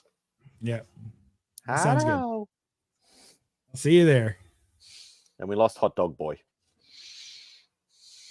He probably got sick of his green screen that didn't work properly. He will be missed. Yeah. At least everybody's got their shirts on now. Don't even think about it, TM. I know you're listening. Uh-oh. Only Flabs. Watch out, I got another shirt on underneath. Oh man, thank goodness. Well, Bubs is already promoting. I didn't get anything. Didn't Hot Dog Guy get married in like fucking Disney World or something? I think I saw some pictures of that. Am I crazy? I don't know. I'm not sure, to be I perfectly think honest. so. It's possible. I feel like Marlboro Matt never got married. Marlboro Matt, it seems his like alter ego got married, but Mm. Marble Matt. Yeah, who knows? Oh, hey, good news, DVH. You missed it earlier, unless you were watching. For the giveaway box, we got some more, baby. Oh well, I'll be the first in line to throw up that hashtag then, because I need more of those in my life. That's right. Well, because every giveaway you've won one of them. No, but like it is X-Force #1, and right. I am a comic book collector, so I have Polybag, baby. 2 of them. Polybag. I think I have definitely won one from Only Slabs at one point. So I have. Yeah, it happens. What is it? X-Force #1? Yeah. Yeah. Is that the one that has the card in it? Yeah, Polybag, baby. Hey, Jim. I've probably given away like 30 copies, and every time I try, I keep collecting them, picking up more to throw in there. It's like my version of Turok 1. to give to the world. Yeah, I mean it's perfect, isn't it? Like, Although it admittedly, deserves- right now I probably have more copies of Turok 1 in this house than I've had in the longest time. Simply because, like, one of the products I'm going to review, the guy sent me sample kits Oh, really? and used Turok 1s in all the sample kits things that Oh, he did. wow. Yeah, there you go, baby. Yeah. Oh, you Which can't see the card you got? card. It's probably Shatterstar. It's Deadpool, but you can't see it because it's back behind. And Another we'll never card or know. something. We'll never know. It's a mystery. Yep. Oh, we Just do have to open the poly bag. Yeah. No, we're not doing that today. If the only thing that makes this book valuable is that it has a poly bag, we'll keep it in there. Heaven forbid you open that. Yeah. An X-Force one. All right. I'll be back. One of my favorite fighters is going. I'll be right back. All right. Let's see. What do I got? Let me pull some books to go into the giveaway bin. What am I going to? We got to do. Show us what you got. I will in a moment. Not yet. Let me pull some books out. When that ghost went up, and I can't remember who won it, but I was so sad. I love those. Oh, those Bronze Age horror books. Because I won one of those was when I did that last unboxing of the box that Rob sent me. I got one of those. I automatically got a message from Dave from Still Only 35 Cents, and he's like, I need that for my run. Can I buy it off you? And I'm like, you can just have it. He gave me a pile of books and gave me even better deals on the ones I did pay for. I'm like, mate, you can just have it. Those Bronze Age horrors are so cool. Like, and particularly over here, I find if you do get them, they're in rough shape. I mean, all stuff like bronze backwards here is all. It feels like it's been slammed on the table a million times and read up and down, which is why, like, when I buy slabs, I don't moan about the £30 shipping or whatever it is, because we just don't have them here. That you're not going to get them. Yeah, it's funny because like when I bought all those like issues that I needed from Still Only 35 Cents of Werewolf and Dracula for my runs, nearly all of them were all Pence variants. Yeah. I mean, you do get a lot of them. That's it's really interesting to me because I wasn't collecting then. Like, because I was a kid, like, at the end of the day. Like, the stuff when I started collecting was all the Spider-Mans from the early-ish 90s, like, and some of the 80s as well. But, like, it intrigues me, like, the penetration. What? Like, yeah. Like, how I'm intrigued to know how prolific it was here. Like, because I genuinely don't know. Because you're not walking up to a random house and finding comics. It just isn't happening. Yeah, it doesn't happen here either. Yeah. So how many? But then you do see a lot of Pence variants. Like on eBay, there are tons of them. Like they're all there. Yeah, well, obviously, like, because Still Only 35 Cents or Dave, he's a former Brit, so he's he's been here for, I think he said 15 years or something like that. But he's obviously still got a lot of Pence variants from when he was buying, when he was back there, sort of thing. So, and I sort of ummed and ahed a little bit at the start, going, "Oh no, I'd prefer the the USD versions and stuff like that." I'm like, at the end of the day, it's the same book. Who cares? It was made at the exact same time and everything. Yeah. Like it's there's nothing to it. In the same place too. Like it wasn't printed over here. Like it was printed right there when they printed them. So they're exactly the same. And it's the same with the Australian price variants as well, except for the Golden Age stuff, because the Golden Age stuff and even some of the Silver Age stuff is actually printed here under a totally different company, and they change. Sometimes they change the colors on the covers, or they will actually, like, it might be an Avengers #1, but they'll say it's Avengers #8 or something like that, and they change the numbers around sometimes. If anything, really that makes them more, like, interesting. Like I got not this last January, the year before, on my birthday, my sister bought me a first Blade, but the UK version of it. Oh, I had Tomb of Dracula 10. Yeah, but like, what the hell? Am I still here? Yeah. My computer just went mental. Oh.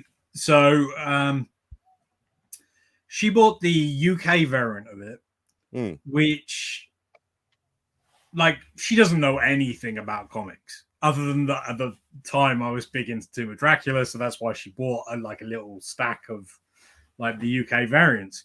And what's interesting about it is obviously it's the oversized version, and it has the interiors for the one ahead.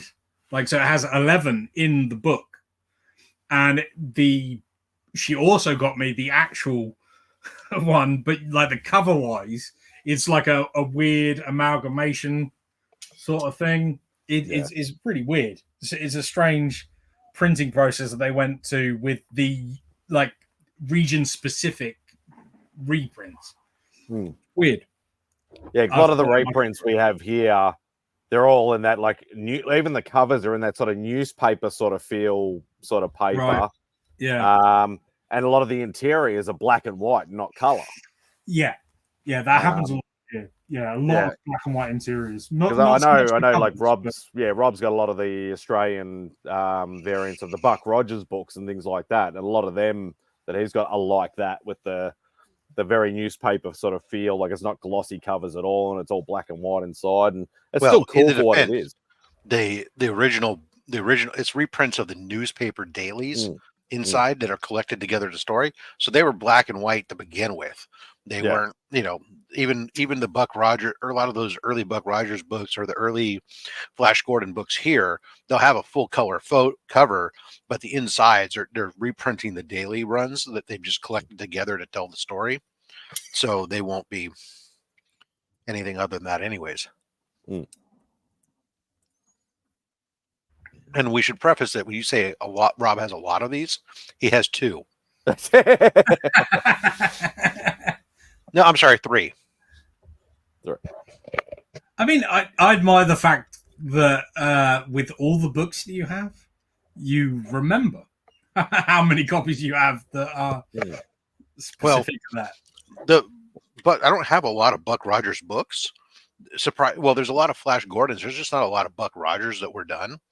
The two of those Buck Rogers ones that are slabbed, I've taken them and I've had them slabbed, and they're magazine slabs. So I remember them because they're always in the frickin' way because they don't fit in the slab boxes. And then the other one is a raw book that I haven't decided what to do with it yet. But that, like as you can see from that, like that's the Australian reprint of Avengers #1. So you can see like the color dynamic is totally different. Yeah, completely different. And like it looks like a freaking gold. Looks like a gold key book.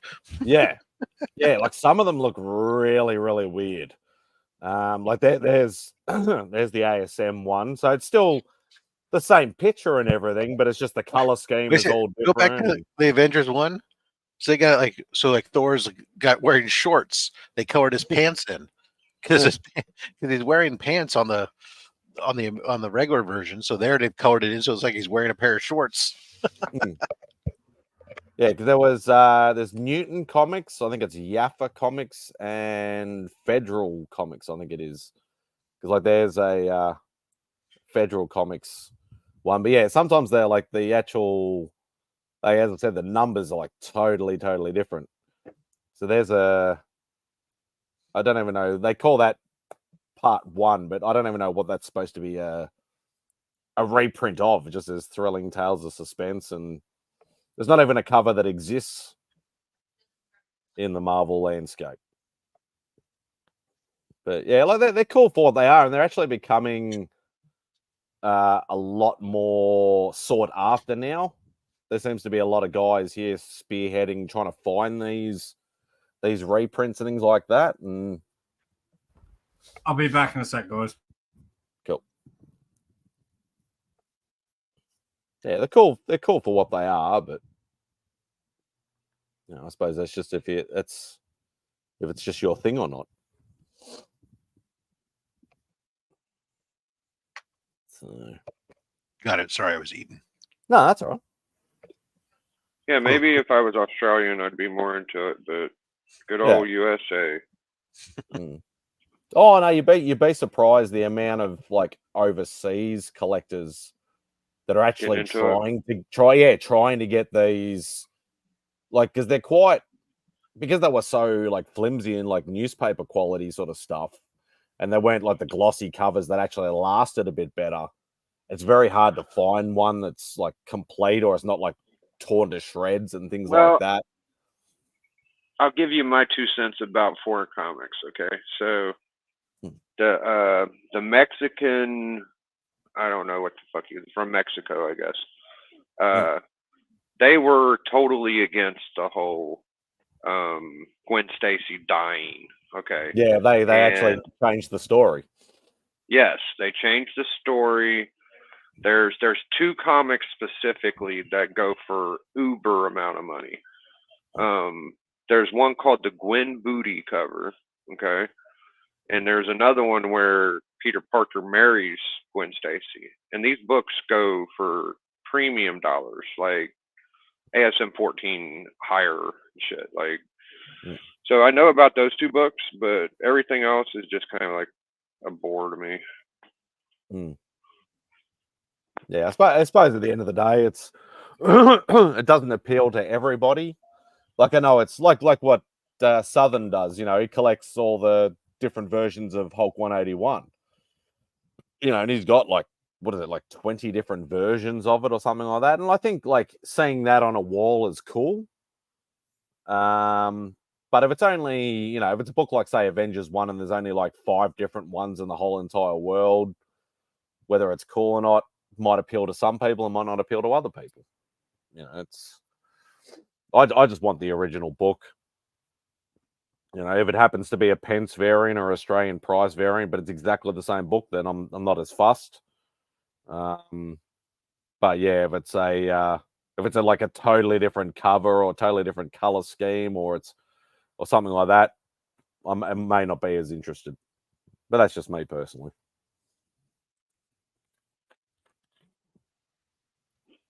I'm with you, man. And sometimes, getting the international variant sometimes can be cheaper in some cases. Because I know, like, a lot of people will buy a pence variant because it's cheaper to buy than an American priced variant or priced copy. Yeah. Especially if it's a big book too. You might be able to, it might be the difference between buying a $5,000 book or, saving $1,000 just because it's got a P on it instead of a $sign. Yeah, pence are actually actual copies though. Like a lot of the international stuff the years don't even match up. So they'll print them 5-10 years after the real book comes out. That's why people do like American. Because American are at least the pence variants are printed at the exact same time. Yeah, that's what I said. That's the first thing I said. But the preconception is like it's a variant rather than a So I'm talking about besides pence. Like besides pence, like Brazilian, sometimes Canadian. I'm with you. Yeah, some of those are printed, but pence are the same year. You're absolutely right. That Dracula Lives, the variant there, that's the Tomb of Dracula that I have. That is the reprint, and it's in black and white as well, which is really weird. If you click on it, it'll enlarge it, but like it's essentially the exact same cover, but they've just changed the trade dress. Yeah, and it's a bigger book as well. It's not the exact same, so but like definitely the paper quality is it's like a little bit sort of Like it's not quite a magazine and not quite a comic. It's really odd. It's not even like our comics, like because our comics were actually quite a lot bigger than the American. Oh, like the 2000 AD sort of size. Yeah, stuff. yeah, similar to that. Yeah, it's a weird one. Weird one. That's pretty cool though. Yeah, so that's like if that's number one, that's like totally different from the original cover. Yeah, yeah. And as I said, the contents of the Dracula Lives with the First Blade cover is not the First Blade. Like it's like an issue later, at least, which is even more weird when you think about it. Like, yeah, like this, they're calling this one number 21 when it's supposed to be number 10 as well. Yeah, that's the same with some of the Australian ones as well. It's quite bizarre. It's quite bizarre. It's still cool though. It's something unique. But yeah, it's once again like what Biggie said. It's like, you know, it depends on whether if it's your thing, it's cool. If it's not your thing, then it's not your thing, sort of thing. Well, I mean, it's at the very least interesting. Yeah, like if you care about this kind of stuff, like which apparently we do. Because there's one guy here especially, and I've mentioned him before. Like he runs a group here called the Grail Hunters, and he's big into the Australian reprint stuff and things like that. Just trying to find as many as he can and collect as many as he can, stuff like that. And he's got a lot of this stuff like slabbed.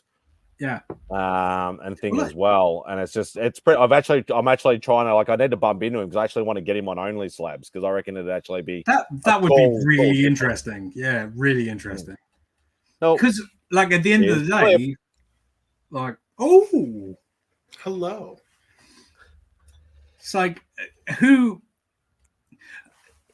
people that care about that guy that does that is such a microcosm that it's really interesting. Like, because like the market doesn't care. Like, you see what I mean? So it's that's really fascinating stuff. I'd love to see that on 80 Slabs. That'd be really interesting. Give me a sec. Be my Australian pimp there, MadSpidey. Hey, I was doing managerial work for Travis tonight, so you know we're a community. Let's get out there. Yeah, you were pimping the hell out of that. It was a great idea. Why not? I just enjoyed that. Like I didn't have to say a word about the show, and like I just sat back and let everybody else. Right, it became like, what's going on here? The way I thought about it was it's one thing for the person that runs the show to reach out, but if a bunch of people that aren't connected with the show say you should do this thing, then it sort of adds a little bit more credence, or is really creepy and weird depending on your perspective. I feel like I brought a little bit of both tonight.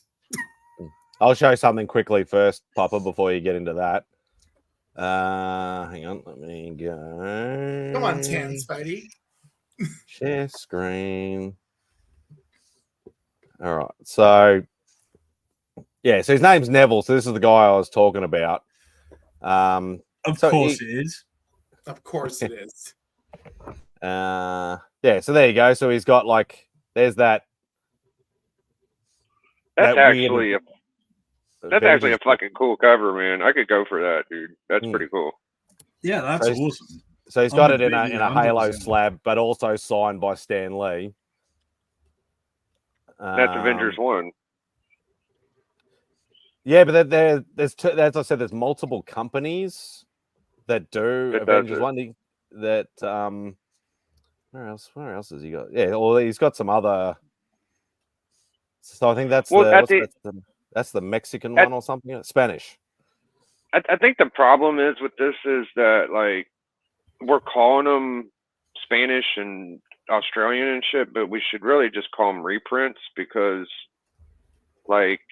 unless it's the same year, it's just a reprint. Okay, so if we're gonna bring these up, we might as well bring up gold record reprints. Yeah, you're 100% right. They are definitely reprints, unless the reason I bring up my stance on the Pence variant is they were literally at the same time printed together. Yeah, they are afterwards. Lamata is the same time that Hulk was printed. If it's the same date that the original's printed, then that means something, you know. But I'd have to look into it. Yeah. Trying to see. He usually posts a bit more. Oh yeah, there's so it's Doctor Strange #1. But that's actually an Australian Oh, mutant the comics colors on that though, they're wonderful. Yeah, a lot more vibrant, but as I said, it's got that like that newspaper also, quality stuff. So yeah, like a little bit cheaper. Like it looked cheaper, but it looked like it's wonderful. very, very vibrant though. Yeah. So, but yeah, it's still like it's interesting stuff. Only Slabs, get that man on Only Slabs. I need to watch it. I need to. I say it every week. It's my favorite show of the week, including Gladiators, which is amazing. So you beat Gladiators, Rob. Like it's.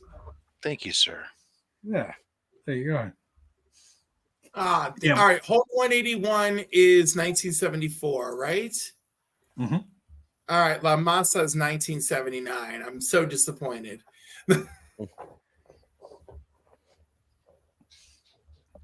I just love how in Spain Hulk is the mass, La Masa. Yeah, I mean, as far as I know, at least, unless it's a Pence variant, it's a reprint because the Pence variants literally were on the same production line that the other ones came on. They just literally changed the font as they were printing. In the 90s, the Australian reprints were the same. They were actually printed at the same time as well.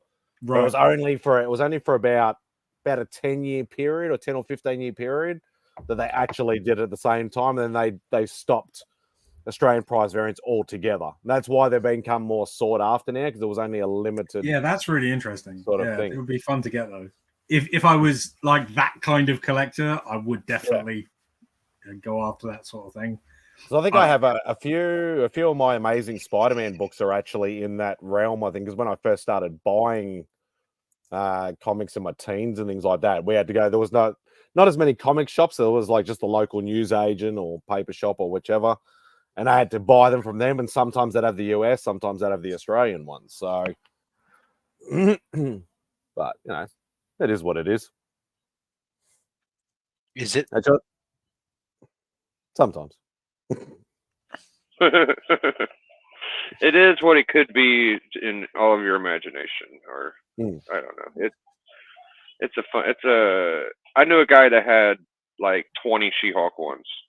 So he had the Brazilian, he had the Pence, he had the everything you could think of. Yeah, some people they get really into a particular book, and that becomes what they want to do. That's great. I gotta tell you, they may be a bunch of reprints, but I love those French Marvel covers, the Special Strange featuring the X-Men or Spider-Man, because they had French artists doing the covers. Those covers are fantastic. So like there's an ounce of collectability there. I understand completely. Like if I was really into one specific book, I would also do that. And it sort of really bothers me that there's a Turkish variant of Duo Powerball 1 that is more or less exactly the same, except the trade dress is in green. Like, because I can't justify getting it in my head, but at the same time, it's really bothering me. So it's like, Sorry, I got something here. Baltimore City Police have charged a man. 31-year-old Dwayne Townsend is charged with indecent exposure and disorderly conduct on several occasions dating back to November of 2018. And you see, that's what the problem is. Now, it's a beautiful day. I want to come outside with my shirt off, and I was just jogging, trying to get my body back in shape. And all of a sudden, I get hit stick like I'm on Madden, just boom, out of nowhere by a cop. And, it scared the hell out of me. I was so scared, y'all, I didn't on myself. And I'm talking about I was wet. I was wetter than a whale in a bubble bath drinking a bottle of water, okay? And to myself, I said, indecent exposure? Hold up. Wait a minute. Something ain't right. What you want me to do? I'm a man. You want me to put on a bra? Man, that bra strap will snap like a bungee cord. Just go. And, I just came out of court. And They just gave me 2 court dates. One for each titty.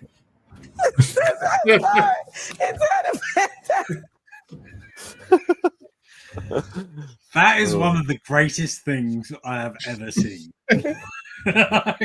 Is that real? Because if it is, I'm mad. I'm real mad. Oh yeah, I'm mad that he got arrested for it, but I have so many questions about that hat. like wow. And it's going to be strange for me to make one of these references, but he actually looked a bit like Mark Henry. Henry, the wrestler. Oh, it's back to wrestling. I've only been gone 10 minutes. I usually Spidey can't help it. He loves his wrestling. He's infected by the fact that WWE is coming to Australia, and it's made Mad Spidey just get the wrestling fever. That's awesome. That's awesome, Simone. Congratulations.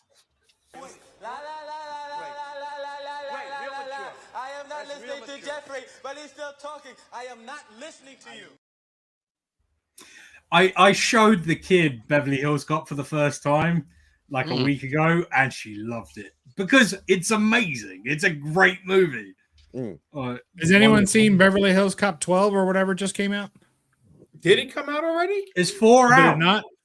No, I don't know. No. I've heard about 4 supposedly coming out, but I no, it's a Netflix original. It's happening. Yeah. There's a trailer for it, but it isn't out yet. Oh, okay. Did anybody watch Coming to America 2? Yeah, I did. Yeah, but how bad was it? Yeah, it's pretty bad. Like less said about that, the better. Like, I mean, I admire the fact that they Adam Webb bad, right? Like, so no. They tried to get as many people that they knew in it as possible, which was cool. Like, sort of like imagine every like 80s and 90s like prominent black figure you could think of. Yeah. And it's great from that perspective, but as a narrative, I was gonna say, wait. Wesley Snipes is dynamite in he is, yeah. Wesley Snipes is amazing in it. Yeah. Yes. But Bub, to your disappointment, the movie is a reversal of the plot of the first film and PG-13, so definitely not as funny. It's not good. I mean, it's not great. No bathers. Because wasn't there like a bathing scene in the first one, or bathers or whatever? Yep. Yes. Oh man. Yeah. I mean, there are multiple bathing reference scenes in this movie for multiple characters. It's actually one of the ongoing jokes that I enjoyed, but no, like it's like bad. Like you can watch it once, bad, right? Yeah. Like, but yeah, watch it. Okay. Yeah, but do I have to watch it once? Yeah. No, you don't. We lost Biggie. Like the kick is essentially getting the band back together. Like that's essentially it. Like there's no good story. It's not very funny, but they do get the band back together. So mileage varies. So what you're saying is there's no Bill and Ted's 3. I mean, don't get I didn't see that one. Is that one worth watching? I enjoyed it, although I will say the very ending seemed like the way it just kind of comes to an end was kind of like we ran out of money or time or both or COVID. It was just like it kind of just, I mean, the ending is an ending, but it just kind of felt like we just rushed to the end all of a sudden. I take Bill and Ted too seriously, evidently, and no. If you're a big fan of Bill and Ted, and you care about the mythology, which is a really nuts thing to say when I think of saying it out loud, Bill and Ted mythology. But like it's got 2 movies, a cartoon. I mean, there's a following there. I'm curious to see where you're going with this because I am big into Bill and Ted, and I think it was good. Okay, so they already set up everything to do with heaven and hell in the second movie. Yeah. And they do that very successfully. And then they go to the third movie where they do more or less the same thing, except it's entirely different. And death doesn't have to play a game for you to get out of hell, even slightly. They have this weird robot character that, like, it doesn't. It's nearly good. Like that character is nearly good, but also they made a point of completely ignoring heaven. Like you can't have a heaven and stuff. It didn't make sense in the canon of Bill and Ted to me. And then also they ended on the biggest sort of like, I'm not going to commit to anything sort of ending, which is essentially they all made a bunch of noise and there wasn't a song. It wasn't good. It like just the ending particularly was utter trash. Well, I disagree. So you'll just have to be the tiebreaker, bub. You'll have to watch it. Yeah, you watch it, you'll find out. I like the first one. I own it, and I unfortunately I'm like right in the middle of these two guys. So yeah, you can't break the tie either, Cliff. I love 1 and 2. I should say that. I liked really 1. I didn't care for 2 that much. I liked 1 a lot. I thought 2 was a bit much. What are we talking about now?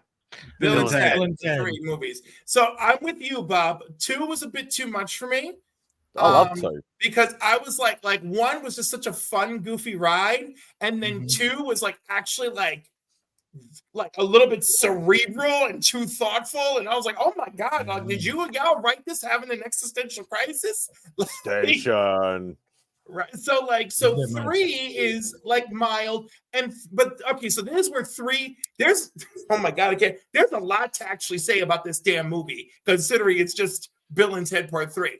They also try to set up their daughters as like the next generation, and like they do a little bit of that, but like a little bit of that. Like I was like, are we gonna do it or are we not? Like I was all for that story. Like I want them to be the next generation of Bill and Ted, but they just almost there, and the girls are part of the finale and everything. But it's just like they are the finale. No, they are the finale, but like you saw the finale, didn't you? Like it was like a complete cluster of. I also just got done saying the finale was kind of like they rushed ran out of time. I'm not criticizing money you. and COVID, and they just kind of like, well, let's just cap it off. And I had a good amount of fun watching it. Okay, that's fair. But it also feels a little bit time, money, COVID. I think part of my problem is if I can see how a film could be really great and it's nearly there, then it sort of annoys me more than when like I can't see that. Yeah, but that's the problem.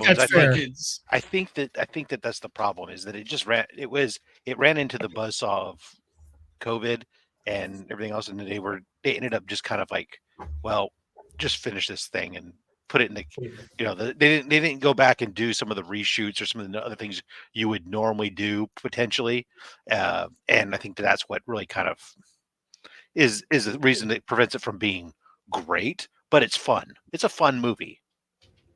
I haven't seen the You're third muted, one yet. DVH. Sorry, I'm being harsh, but it's fun. It verges on annoying more than fun, if you see what I mean. Like that's the thing. Like it's I can see where you're coming from, but the ending aside, it doesn't build well enough within the constraints of the world that they'd already previously created in the other 2 films. If they were more coherent to that, then I might be a little more lenient. But they sort of ignore everything they did in Bogus Journey. As I said, Bubs, it's coming back to you. You're going to have to watch to be a tiebreaker, because we can't. We got 3 different people who've seen it, 3 different opinions, and all right, fine, I'll watch it. Yeah, not today. I'm a very busy man. Like I'm not angry about That's it. why you're here with us. Just disappointed. I'm doing like 3 things right now. Listen, DVH, as as the leader of the defender of the Marvel's film on the internet. I mean, I feel your pain. I mean, I like finally the watched Marvels that. quite a bit. I actually finally watched that. How was it? Yeah, it was all right. I didn't hate it. Yeah, it's I high didn't praise hate anymore it, for but- That's Marvel. where I am. It was obviously I wasn't really necessarily the key demographic, but it was fine and it moved things along. I mean, I'll tell you the best of all the things I was telling my wife, it's like obviously you get to the post scene and everyone talks about that, but I didn't care about Beast as much as I got excited about the reveal of Binary. I mean, I was like, oh yeah. Yeah. And both quantum bands on Binary. Right. No, but here's my problem with that. Yeah, on Binary, yeah. But here was my one thing that bugged me crazy was Ms. Marvel's got both bands at one moment. Then all of a sudden, one. No. If you watch carefully, when they're at the house, right? Carol has one, Kamala has the other. Does she? Okay. Yes. I own it. I've watched it 4 times. I'll have to see it again because I was like, where did it go? How do we go from her having both bands to all of a sudden she's only got one again? No, to keep it safe. I mean, they did not say it on screen, but it is visible. Like, to keep it safe, Kamala has one, Carol's got the other. I thought we were supposed to call her Kamala. Since All when? right. I don't know. But don't listen to all the men on the internet. Okay? I don't. Don't you listen to all the men on the internet? You'll end up in a van somewhere. I do, because I have to try to remember. I have to take the chance to ask them to stop the crap. And if you're gonna hate something, hate it for the right reasons. Hey, Cliff, can I say something? No. Yes. All right. Fine, Travis, Rob is final law. No, I said no, but then I said yes, so you're good. Aren't you an old man on the internet? I guess I am. He's basically 30 though. Like we already established that in the last one. I'm also Fergie. I like Fergie. I'm also an angry queer on the internet, so I mean I cover a lot of terrible bases. You know, that's one of the things that bothers me. I remember when I saw more happy queers on the internet. And it seems like there's a lot more angry queers on the internet now than there are happy queers. Because a bunch of corporate, because they came to the internet, right? A bunch of corporate goons decided to start ruining everything for us. They're like, "We're going to fulfill your dreams and fantasies. Your time has arrived." Oh my god, yay! But we're doing it at a corporately executed level, and we're not actually going to take any of your input as we do it. Oh god! Just remember, it always could be worse, Cliff. Yeah, you could be. I think that's true. Could it always be worse, Rob? I don't know. No, I said, of course it can. You can always be a cis white male.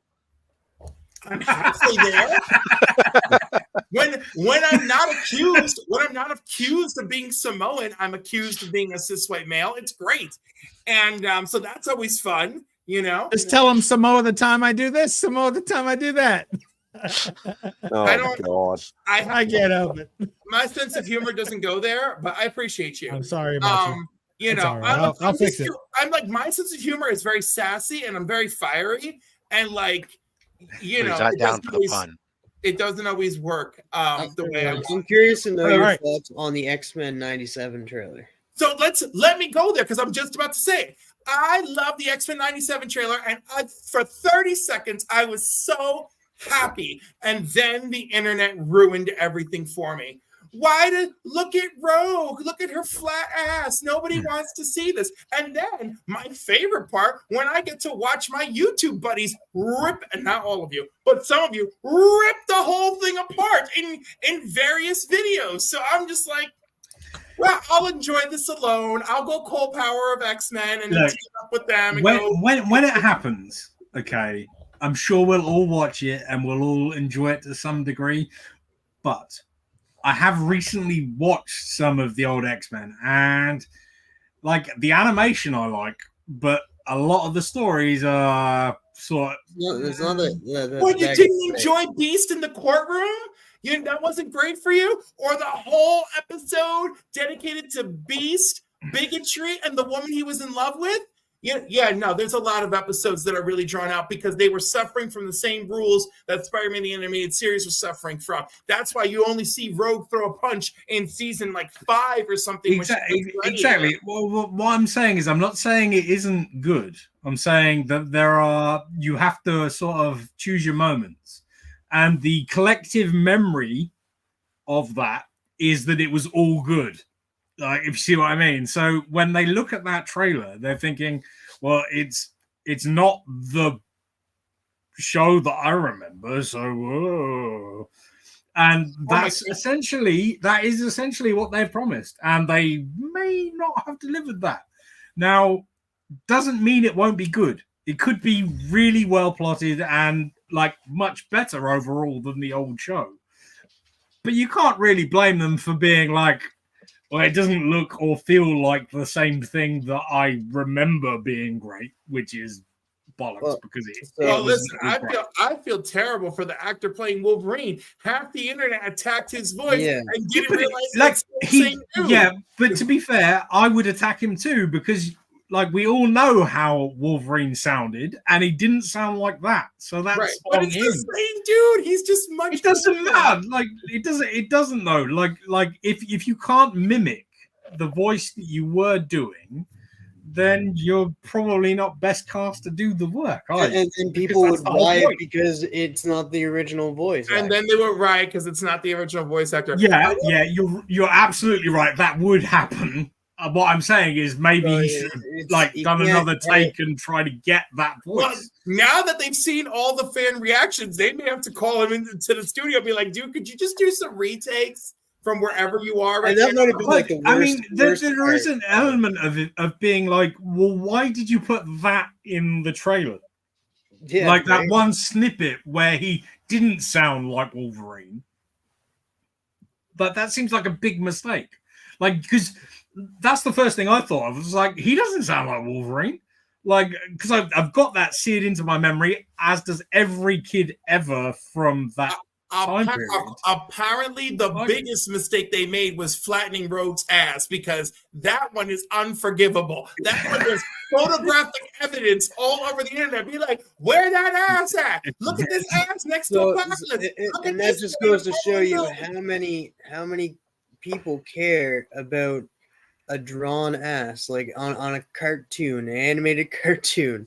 I mean, that is pretty funny though. Like, I feel like that got a lot of traction because it's a little bit funny, rather than that is. Like, I mean, maybe people really care about it, but like, I feel like it got traction because it's quite funny. Like they didn't do the badonkadonk. So there's some people complaining about the animation, and I don't mind it. It's a little different, but it's I don't mind the animation at all. And then I haven't seen the trailer yet. I think the animation will be good, but when I saw it, I thought, well, this isn't what you said it was gonna be. Like that was my first thought, was it's not the same style of animation that we had back then. Like, and I understand why, like, in so much as like I understand the process of animation, but you specifically are supposed to be doing the same thing. The other thing is that the Spider-Man and the X-Men series was a hand-drawn series. This is all computer generated, because I actually have cells, animation cells from both series. Yeah, so that's what I'm saying, is I understand why it doesn't look that way, but if you're selling something like it should be exactly like the thing that you're promising, then it needs to, attempt to be that thing. I mean, I don't feel like they ever promised the exact same thing. They promised a sequel, and that is what they're getting. Maybe, and that would be on me, if you see what I mean, my expectations of it. But listen, that's okay, because, I know people still complaining about Kevin Smith's He-Man, and all Kevin Smith said was like, hey, I want to deliver a sequel. Those people can go and fuck themselves. Like, if you want to hear people that don't like that. Again, to all of you who are friends of ours, when TVH says that, no, it's all love. Here's the thing too. I like you. People that hated Revelation love Revolution now. Like the people that hated Revelation, the part 1 and part 2 of Revelation, went into Revolution just to hate watch it, and they ended up walking out of it and loving it. Well, only a handful of them. There's a bunch of people I can't convince to bother to watch it because they're like, no, because I mean, I was already out on part 1. The reality of that show is like there was an inherent bigotry, I think, in that first show. But to be fair, they had a point in so much as like Kevin Smith deliberately tried to mislead people, which was, you know, that he shouldn't have done that. Like it was a big mistake saying that like that was absolutely not going to happen, because it made the entire internet turn around and go, aha, you're a liar. Like, yeah, it was a huge mistake, but that doesn't make it not good. Like it was a really well made series. The animation is top class. The action is great. Some of the, like, I didn't love everything about it, like, but it was a very well made show. And the new season is better probably than well, I don't know actually, because I do really love that first season. I know that there was a lot of hate. There was so much hate for it that the actress Sarah Michelle Gellar, who voiced Tila, didn't come back. She didn't come back for this one because there was so much hate for that character. Which is nonsense. Like if you watch that show and gave it a fair sort of reading of the show, then you would know that it's a well-made animation. And yeah, I'm sure it's not going to be everybody's cup of tea. Nothing is. But that doesn't mean that it's automatically bad. And I had a friend that I know loves animation that I said, like, you've got to see this show. And he just wouldn't watch it. He was like, no, they've got He-Man and he's been like, and there's all this weird stuff with Tila. I'm like, what? Just watch the show and make your own decision as to whether you like it or not. Like if at the end you don't like it, then that's fine. But if you haven't watched it and you give it a load of stick, then well, that's sort of on you. Don't hate it before you've tried it. Yeah. But this season felt like a very good animated He-Man movie. When you watch the whole thing, it's just a 2.5 hour adventure that's He-Man focused, but we still get a Tila story arc, which is Melissa Benoist's Supergirl takes over as Tila. So it's not like they went too far down the ladder. It works too because the guy who voices He-Man is her actual husband in real life. Yes. So who is Mon-El from Supergirl. So there you go. Yeah, they met on Supergirl. Yes, they did. That was a tumultuous time in that young woman's life. But now they're happily married with babies. It's a tremendous series. And particularly when animation is so difficult to like that style of animation, I should say. Like it takes a long time. Like people need to watch the franchise, and like if it is a bad show, then by all means, like get angry about it. But to be angry about something that somebody said that was attached to it beforehand, and then dismissing it, that's too much. Like it's not. I want to pose a question here. The things that are really good have more longevity in conversation, or does things that are bad have more longevity in conversation? I think people talk about so much about bad, and they continue to talk more about bad, what they hate rather than what they love. I know, but that's the thing. We revisit like everything, right? especially the bubble of our generation, which I want to say mid 30s to late 60s, those of us, right? Which, of course, there are outliers on both ends of that, too. But we love to go back and revisit things. I just made 2 of my friends watch Vibes with me last night, because they never dreamed of a movie with Cyndi Lauper and Jeff Goldblum. And I was like, no, you got to watch it. It's like Romancing the Stone and Ghostbusters in a weird psychic movie. You're going to love it with me. And they were like, well, we didn't hate it. And I was like, okay, fine. I love this crazy work, And again, most people kind of bash the film. I don't think it's bad enough for a bashing. I think it's kind of fun. But we revisited it. I have to see that film now. Just so you know, like I have no idea what you're talking about, but I need Jeff to watch Goldblum, it. Cyndi Lauper, Vibes. They're both psychic. She's a trans medium. She connects to a spirit, right? They're both psychic. You had me at he's Jeff Goldblum, but now I'm psychic, in. He's psychic by touch, so the things he touches, he gets the information from it. And Columbo is in it. Columbo is one of the lead characters. Peter Falk. Yeah, Peter Falk. And that actor, Not Peter Falk. It's not Peter Fork. Peter Falk. Yeah, not your Peter Fork. Go ahead. Lord. And that gentleman who disappeared hiking back in 2023 in the summer. And then they found his remains in June. That guy is in the movie as well. And of course, his name is totally escaping me. Oh my goodness. But anyhow, yeah, if you guys haven't checked it out, and no, it's not the greatest movie ever, but yes, check it out. Some of the people who worked on Ghostbusters worked on this film, which makes sense when you're watching it. Dan Aykroyd bailed out on the movie because he met with Cyndi Lauper and he's like, yeah, she's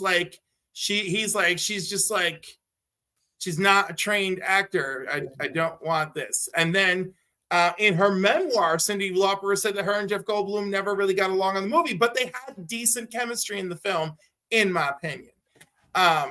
Did Cyndi Lauper do a bunch of films like that? That's not news to me. I had no idea that she acted. So yeah, she didn't do too many, but to her credit, she did not want just any film that was offered to her. She's like, she goes, I do not want to be a standard bimbo, but I don't want to be a femme fatale. She's like, I just kind of want to be a real woman. And she even said, again, in her memoir, she's like, I had to tone it down to play this character in Vibes. Like, I'm more outrageous. My clothing is more outrageous. People thought the clothing in that movie was outrageous. That was me subdued. I'm so glad I got a chance to bring this movie up. Even if y'all hate it, I just want people to know about it. I came in late. I'm trying to catch up. I'm doing all right though. I think I got what you're saying. Yeah, Cyndi Lauper, Jeff Goldblum, Vibes. Yeah, I got you. Is that the name of the movie? Vibes? Yes. Okay, all right. I thought maybe that was part of your review. Like, nope, Psychic Vibrations, it was Vibes. Yeah. Okay. Good deal. When did it come out? Oh my God, so long. 80 what? 84, 85, somewhere like that. 88. Oh my God, I can't believe it came out that late. Oh, it was later. Okay. Yeah. Intriguing. I'm probably stuck in 84 because I was watching that We Are the World doco thing on Netflix. Is that good? Because I keep hovering over it, thinking it's it's interesting. Like the way they actually did it, and like I didn't realize like how quickly. Like there was a whole lot of prep, but it was like they had to do it in one night. It was literally straight after the American Music Awards. Right. Lionel Richie was hosting, and he was one of the main catalysts for this song.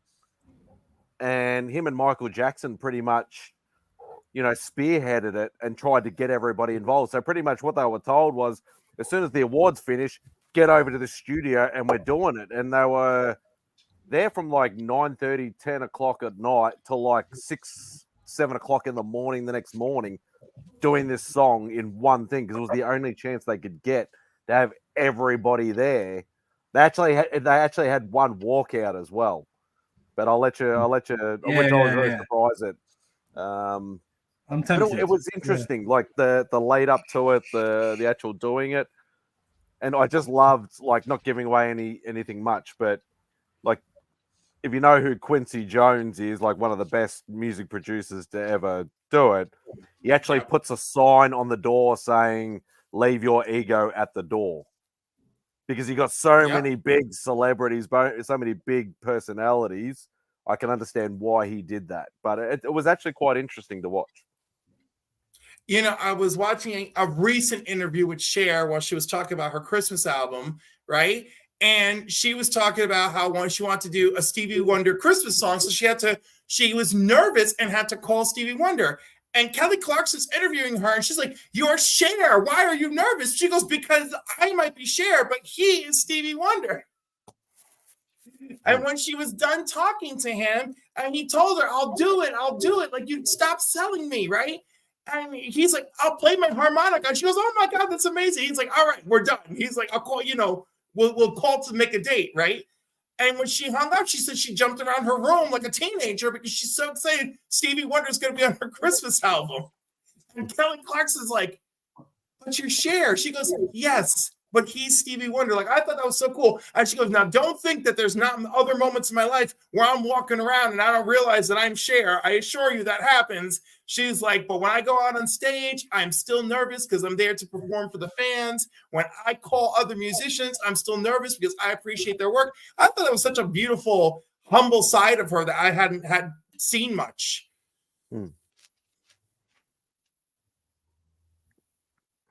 I was not it hasn't been too long ago, maybe a week or two ago, and Cher's with Sonny and Cher with "I Got You, Babe," right?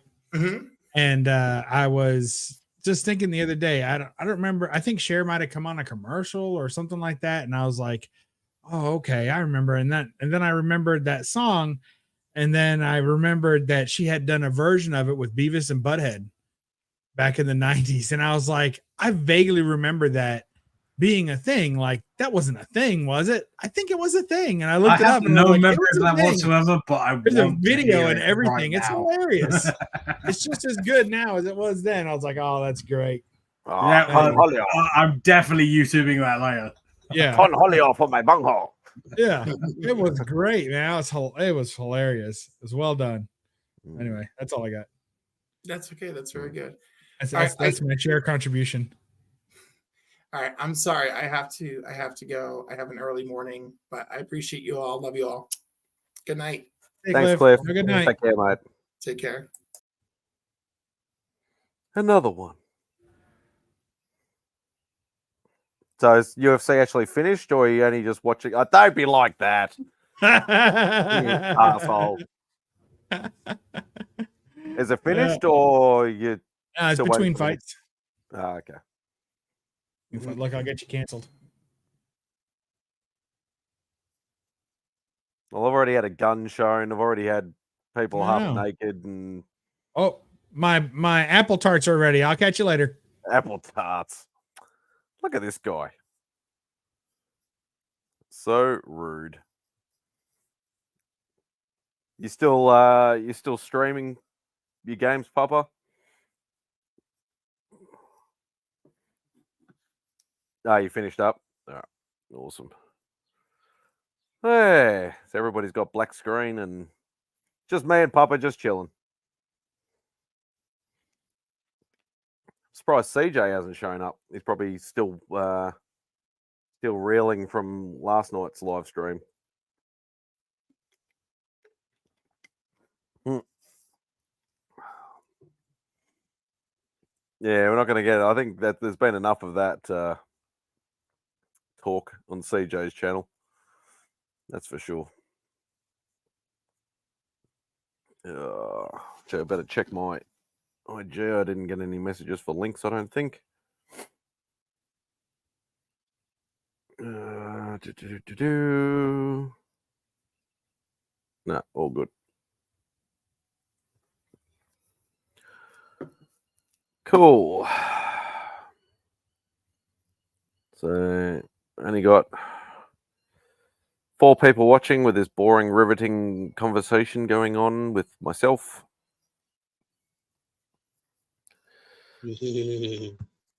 Oh, God. What are you doing? Yeah, riveting exactly, Kelly. I got nothing. Absolutely nothing. I was going to say I could call it an early show, but then everybody will probably start popping back. Oh. At least it's a nice day outside here. Nice blue sky, not too hot. Bit of a cool breeze. Not like it is over in the west of Australia where it's 43 degrees, which is 110 Fahrenheit or something ridiculous. Absolutely horrible.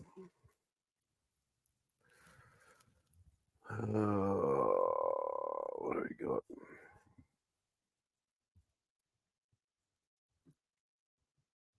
Is everyone tailing? Yeah, I got no idea. Yeah, taking. It almost seems like it's synchronized, doesn't it? That happens occasionally. And obviously, I'm not always the best person to be left on my own devices. Who did we lose? Oh, everybody's just decided to turn off their. Oh my God! Steady on, TM. Come on. So Cliff's put off, is he? Yeah, Cliff had to go. Yeah, Callie's saying you're all taking synchronized shits. Oh. So you'd have, wouldn't you have Thought Bubble or something coming up soon? Nah, Thought Bubble is in November. So November. Yeah, it's a while away now. We've just literally booked the hotel at this point. We know when it is, but that's it. Yeah. Molly. Yeah, so this is the most sinister TM has ever been on the internet. internet. No, you haven't seen nothing. He's been way worse than that.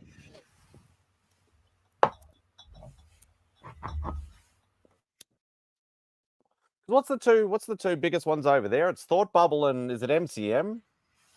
Well, like there are loads of really big cons, but the Thought Bubble is the big comic con. You see what I mean? Like it's, and when I say that, it's not really even a comic con. It's more an art con, like because you like they don't have dealers there. Like I like we went this last year, and there was one seller that was selling like trades, but like literally you couldn't. There were no back issues. Like nobody had back issues and stuff. It was just literally artists and art on the tables, and it's big, but it's weird. Like because when I went there, I was expecting to be able to root through some boxes and stuff at the same time, because you would think so, wouldn't you? But like, so it's almost a bit like the Lake Como one. It's literally pretty much just artists and I mean it really was. It's artists, writers. You can buy their books, but there isn't no back issues. You aren't going to see a slab at all. It's just not going to happen. That kind of thing, which surprised me. But like now I know, like I understand what I'm getting into. Like it's cool. Like it's a great con because it's specifically about the art and the stories, I guess. Like depending on like how many, like it was very, very leaning towards art rather than anything else. But you also had like Ram V was there, Jeff Lemire was there, so you did have writers too, but you didn't have books. So like if you didn't bring a book to get signed by those people, you weren't getting a book. Like it just wasn't going to happen. But yeah, it was amazing. And I think that's very unique to the UK.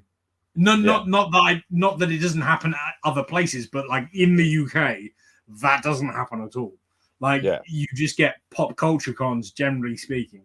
So like your MCMs and all that, they're all, it's geared to. You might get people selling books, but essentially you're getting, like signatures with celebrities and that kind of thing, and a little bit of an artist alley maybe.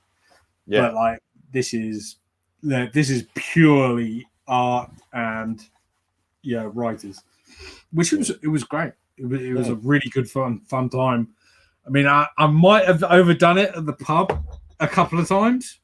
So like my Sunday, because it's only a 2-day con, but I got there on Friday night. Friday night went swimmingly. Like I had a few bevies. It was fun. Saturday was great. Sunday was a complete write-off because like as soon as the con ended, it started down the pub, and that went late. And I turned up I think at like 1 o'clock and was like, I'm gonna get my train in 2 hours. Yeah, it didn't work out, but what can you do? So in other words, you're saying next one I'll pace myself. Maybe. I don't think anybody could pace themselves if they were doing what we did on the Saturday night. It was impossible. But I feel like I'll understand the assignment better and tackle it. I mean, I could always be half cut Von Hoot being like, sign my book, please. And like if you've got somebody like Simon Bisley there or whatever like that, he's always drunk at cons anyway. So, well, I was talking to Ram V on the Saturday, and he was like, "Yeah, we had a great night last night down the pub." So, like, he was clearly quite,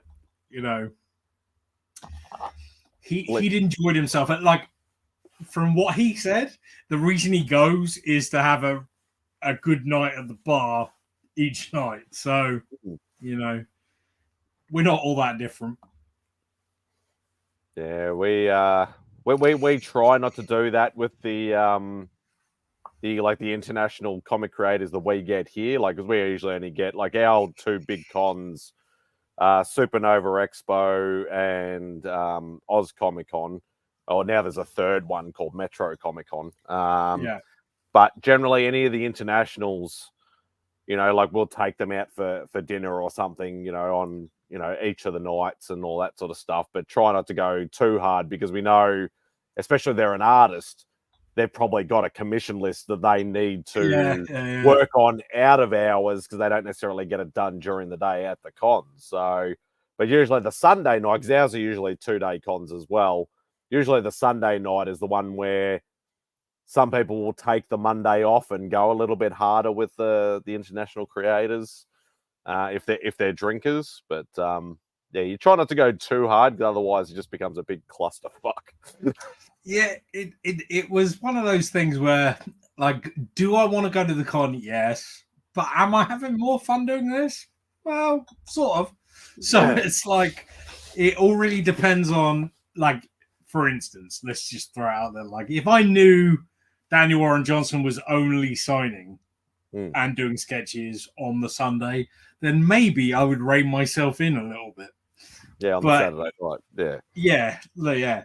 But if like I needed a book signed by Jason Aaron, and I palmed it off to the wife, and she went whilst I sort of laid in bed and stared at the ceiling, going,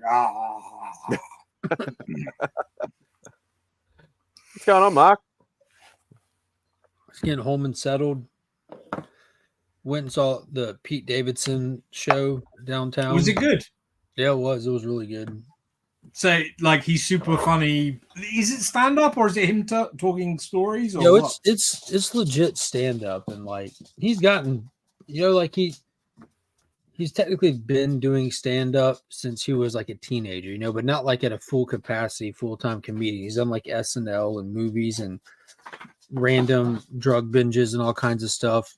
But it's kind of like a mixture of all of that is in his performance. You know, he's definitely doing stand up, but there has that level of like a night with kind of thing. You know what I mean? Like he's telling stories as well. Like the Kevin Smith sort of a night with. I would give him better than that because Kevin Smith's But legit. I feel what you're saying. Yeah, but imagine if someone was doing that who's an actual stand-up comedian, though. You know what I mean? Like that's his shtick. You know, his shtick. He's not out there trying to be like Bill Burr. You know what I mean? Bill Burr fucking brings it, kind of thing. I see. Yeah. Chappelle brings it on. He's out like he's in his lane. He's found a lane, and it works for him, and that's kind of like the attraction to it. So, if you had, for instance, a grading scale that went from red to green, okay, where would you place him? Yellow. Okay, so like, but to be. Yep. Mark's just gone a bit jerky. Yeah, we lost you. I just hiccuped there. Yeah, I lagged out. So what were you saying? The red to green scale. Yellow. We got the yellow part. Mm-hmm. You're in yellow. Yeah, I'd give him. Yeah, that's because like there's some great fucking comedians out there, and to be fair, like I watch a shit ton of stand up. Like what he's doing right now, the tour he's doing is the preview to the recording for his next special. His next special that comes out will be this, but you know, every live performance is gonna be a little different. It'll be the best of that sort of stand up. Like he's working on his material and getting yeah. So they lock all of our phones up and everything, and like he points out, like, yo, this ain't gonna be in the special because like I can't like have it public that I just said that to Pete about this person kind of thing, you know, which dude, like he'll have you rolling with some stuff and he'll have you like thinking on some stuff because dude's been through it. And I watch enough stand up that I don't like so many comedians that I hear people say they like the Burt Kirshner or whatever and the Tom Segura. I wonder who likes that guy. Those are for me, those are absolute trash comedians. But give me comics, baby. What's up, player? But I've watched all of Pete Davidson's stuff like numerous times, and I don't think he's the greatest, but he's fascinating to me, you know. Mm-hmm. And like I think it might have been even Sir Timothy Nerdy there that I pointed out King of Staten Island, that film he did, I thought was phenomenal. Like I thought that was it was really good with him and Bill and Bill Burr was in it with him, like huge part. Like I'm a diehard. I'm pretty sure Bill Burr was the one who created it. You might have, but I'm a diehard Bill Burr fan. I go to sleep to listening to Bill Burr stand up stuff, and I don't even listen to his podcast like that, but just repeating of his stand ups and stuff. But I think the kid's interesting, and it was funny. A lot of the stuff that he's actually bringing public, I was talking to my wife about. I'm like, you know what I just thought about? Like, this dude must be getting rid of his tattoos because I didn't notice his tattoos on his last special. And he was wearing sleeves and he was wearing pants. But, you know, he has like the hearts up here and he's got the hand stuff. And sure enough, a big part of the routine that'll be coming out in his next special is jokes about going through this laser removal of a full body worth of tattoo stuff and the embarrassing process of it, which is absolutely hilarious how he approaches it and stuff. And I knew that the dude had gotten sober compared to where he was. Like in his last stand-up, he talked about getting off ketamine and stuff and how he embarrassed himself at Aretha Franklin's funeral and this and that. So he kind of talks on Hollywood a little bit, you know, about how they send you to rehab for a week so you can get that paper to take back to the studio. So when you ruin the shoot, they can say, but we have this paper. And but he actually went and got straightened up now. Like, so it was a clean act. It was solid. That's interesting. He tells a really long story about he was thinking back at his life about men who have influenced his life, like positive male role models in his life outside of Hollywood actors. Like he's always, since he was a kid, looked up to Jack Nicholson, but that's not the same as having a real person in my life. And he sat down and thought for a while because everyone knows he lost his dad at a young age. in 9/11. He was a firefighter that responded to 9/11, and he talks about his 9th grade world history, we'll call it global history teacher, who had the unfortunate name of Mr. Mackey. So they just tormented the poor guy all year long with okay, and it was an amazing story. That was like his big finale story. It was hilarious.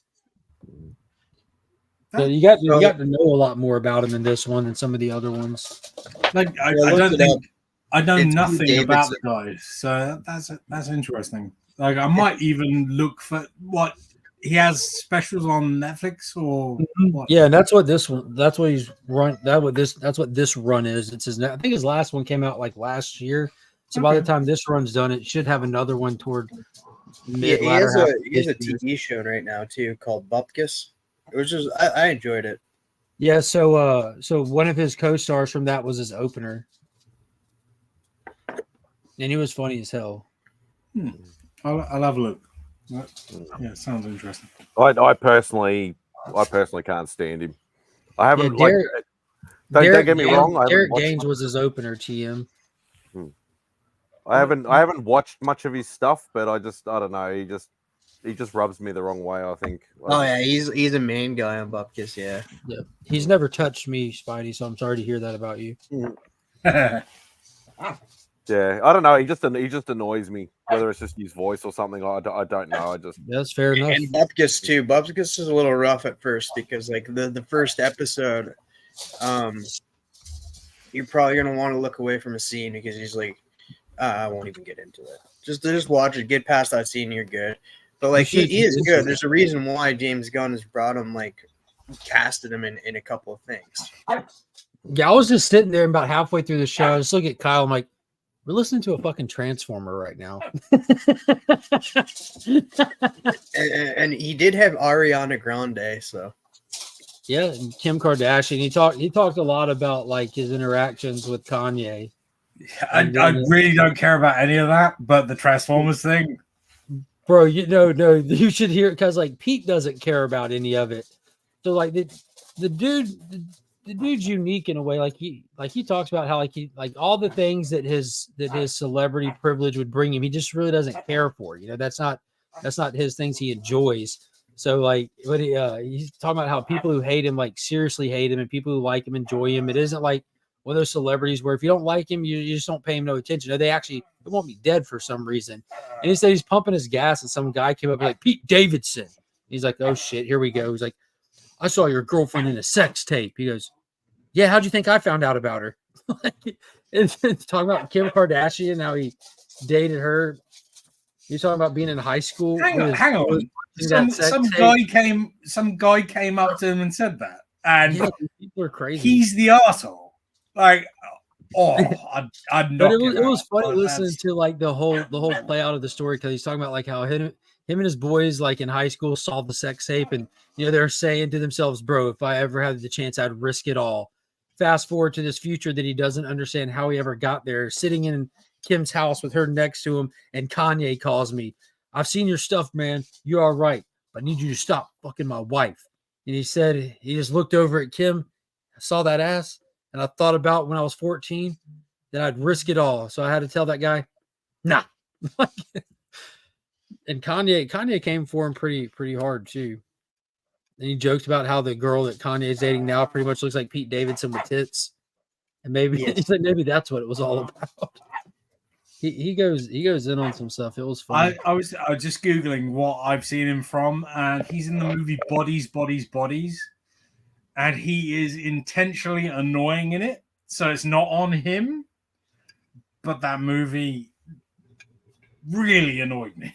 I don't think I've seen that. Bodies. I hear nothing but good things. Yeah. A lot of people liked it, but it was sort of sold like it's a slasher movie, and it's not. So speaking of comedians, I'm not sure if you guys are familiar with Shane Gillis. He's a pretty good comedian. He is set to after getting hired by SNL and then getting fired by even. Yeah. They want him back to host. Yeah, they're gonna have him back to host. So yeah. Dude, he's absolutely hilarious. That last special, his most recent special on like out of the Brogan bunch, like the people that seem like they're Joe Rogan adjacent kind of thing. He's easily the funniest one. I think really I'd put Theo Vaughn up there, but he doesn't really run with those guys as much. I remember hearing like Theo wanted to be on Joe Rogan's podcast, and then Joe Rogan, like, he was trying to get Kurt Chrysler to introduce him, but then Kurt's like, no, just wait. Joe Rogan's gonna notice you, and Joe Rogan's gonna bring you on the show. I don't have to do nothing. Yeah, Joe's had Theo on the show at least 5 times, bro. I've watched all of them. Yeah, Theo's on a whole nother level. That dude's on like a spiritual journey to somewhere, and it's been crazy watching it. I would recommend anybody and everybody, whether you like Theo Vaughn or not, because he has a fantastic podcast, and I do listen to that one because like pretty much all the same, like the people that are guests on podcasts, they go like they'll do like a month where they just go on all these different podcasts, so you can see the same person like doing a recent interview, long format interview in numerous different platforms, but like you kind of get to pick your flavor, like what interviewer do you want to see more than the other, you know what I mean? But Theo Vaughn is like my go-to for a lot of that. And if you get the opportunity, go watch the Tony Robbins podcast he released last month. It's like 2 hours and some change. And Theo's cool because he goes to people if they can't get to him and just sets up at their place. And dude, I absolutely love Tony Robbins. I don't give a shit what no one says about old banana hands, but like they get down through it in that podcast. It'll shake you. It's good. You know whose podcast I've been checking out? I only checked out a few, but I didn't even listen to the rapper beforehand. I found out through the podcast that he's a rapper. But Logic, that kid Logic, he's like 32 years old or something like that. Yeah, I think his rapping career's over at this point, isn't it? No, he's still pretty good. Last time I checked, I remember the DJ going mad about how bad he is, but Sure. like He was like he kind of like rose up in like the early 2010s and stuff, and kind of I was wondering what happened to him until you mentioned he had a podcast. I didn't know if he was doing anything anymore. He's still doing music and that, and like he's writing an album with his dad, who he's like estranged from for years because his dad was a crackhead and that, like because that's with Logic. Logic, he's initially like as white as I am, but he's half black because his father's black. Yeah, but is he a good rapper? Like, I think I can't speak on that. I just enjoyed his podcast. Like, he did from the podcast rather than the album. He ended up going to Seth MacFarlane's house and interviewing him, and like him and Seth MacFarlane did a song together, I guess, and that was very interesting to see them sit down and talk. And then he did one with Kevin Smith. Of course, I watched that one. So, but I like that. And then I was talking about this. Oh, sorry. Rob, how are you doing this evening?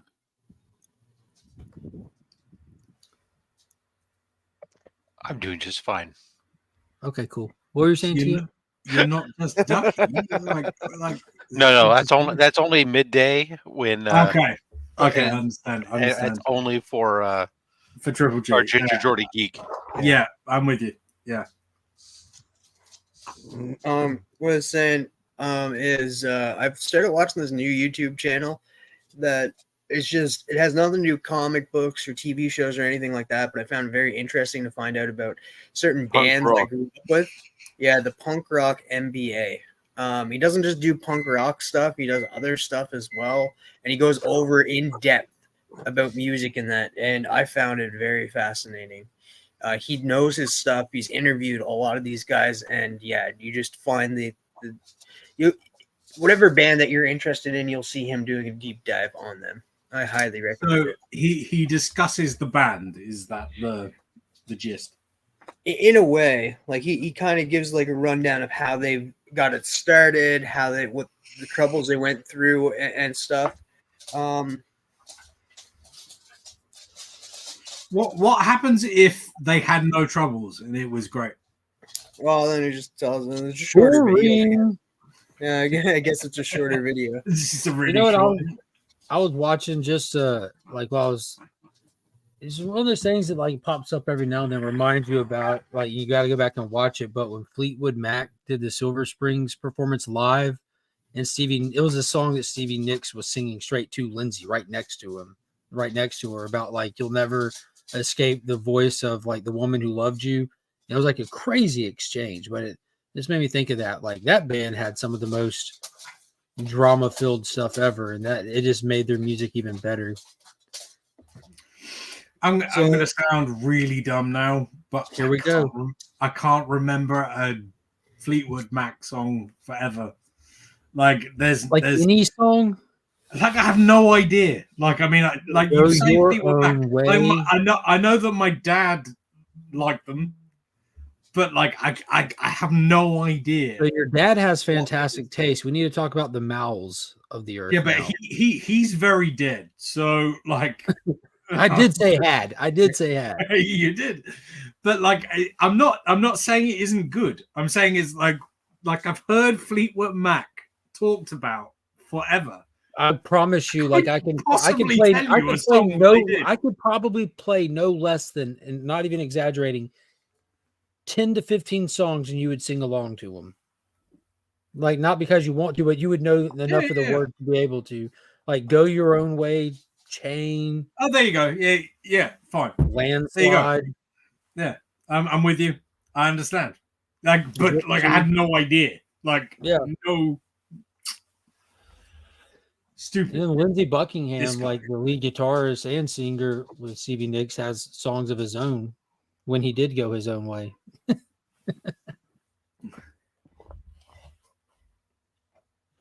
Yeah, that's gotta be one of the all-time greatest bands ever. Gotta be. Y'all, hey, quit that.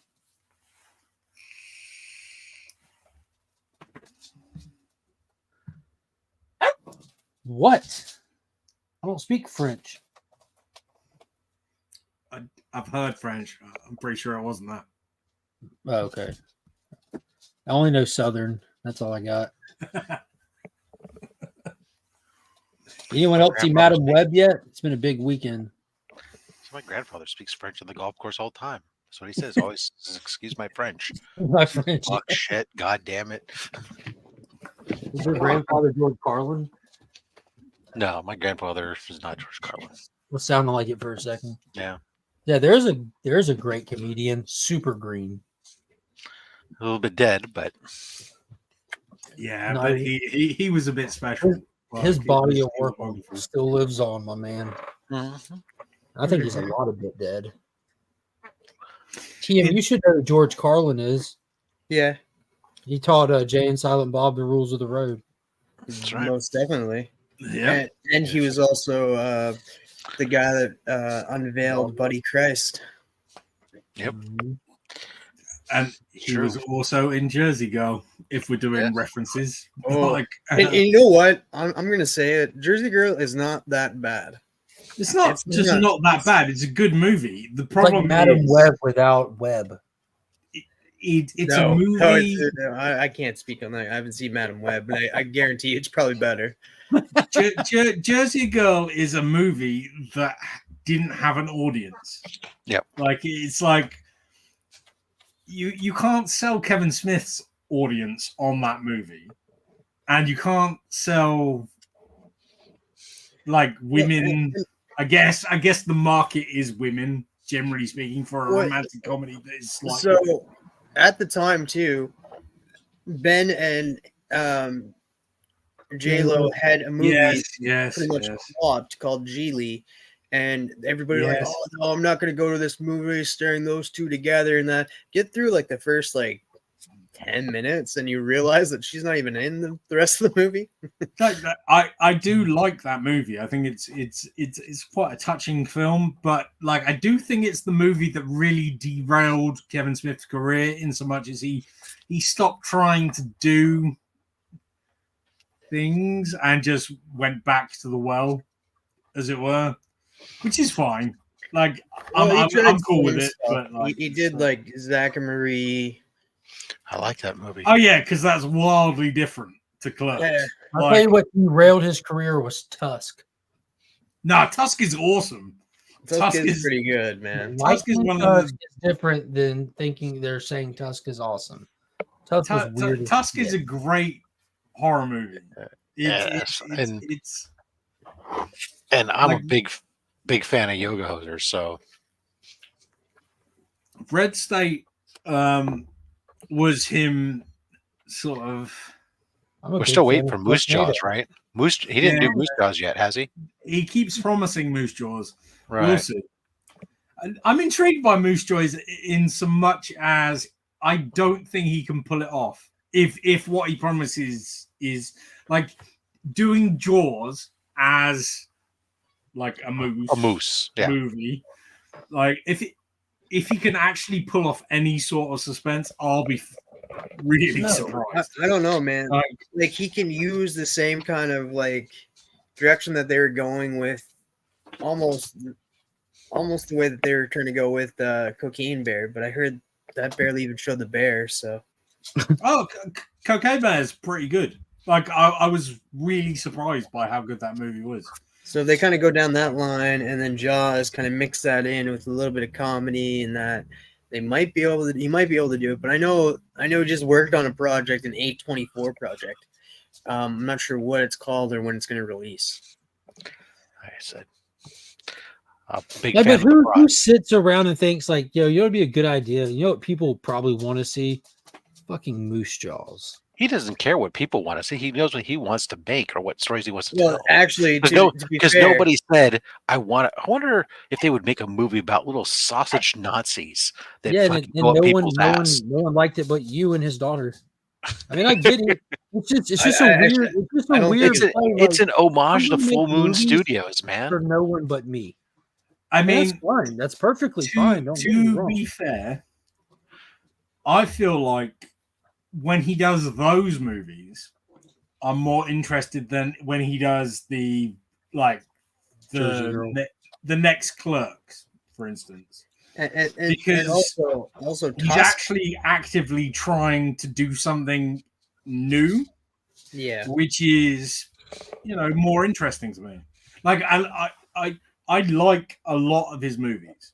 I really do. Like Clerks 3 was painful because it was sort of like, despite Brian O'Halloran's really good performance, like he really does deliver a really good performance in that movie.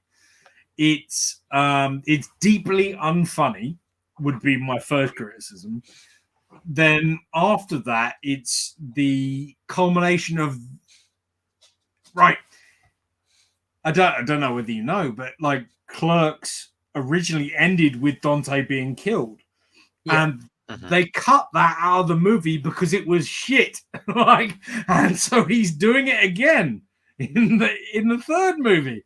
It's a terrible idea. Nobody wants to see that, and it doesn't matter how you frame it. It's not good. I definitely did not care for it nearly all that much. If I gotta sit down and watch one of those right now, I like Jay and Silent Bob reboots one up far. I know a lot of people don't like it, but I love that movie. Like I genuinely, I think Reboot is Reboot's great. I think she's perfect in it too. Like you have, and that's the thing too. I remember the father-daughter story is so good underlying underneath it. Yeah, like it's a feel-good movie at the end of the day. So even if you don't love the jokes, right, you're getting a fun time. But how much fun is every time she has some joke about her dad? I hate Kevin Smith.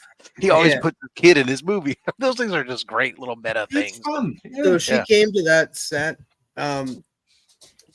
in a great mood, and that because of like she could put her all into that after she got the role and did the role, of course, and filmed it already for Once Upon a Time Hollywood, because she was one of the Manson girls.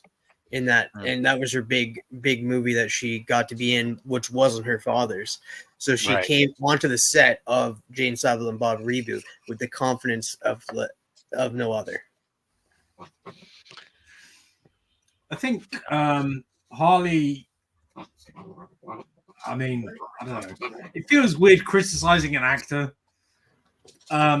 Why? She is well, because it's like, who am I?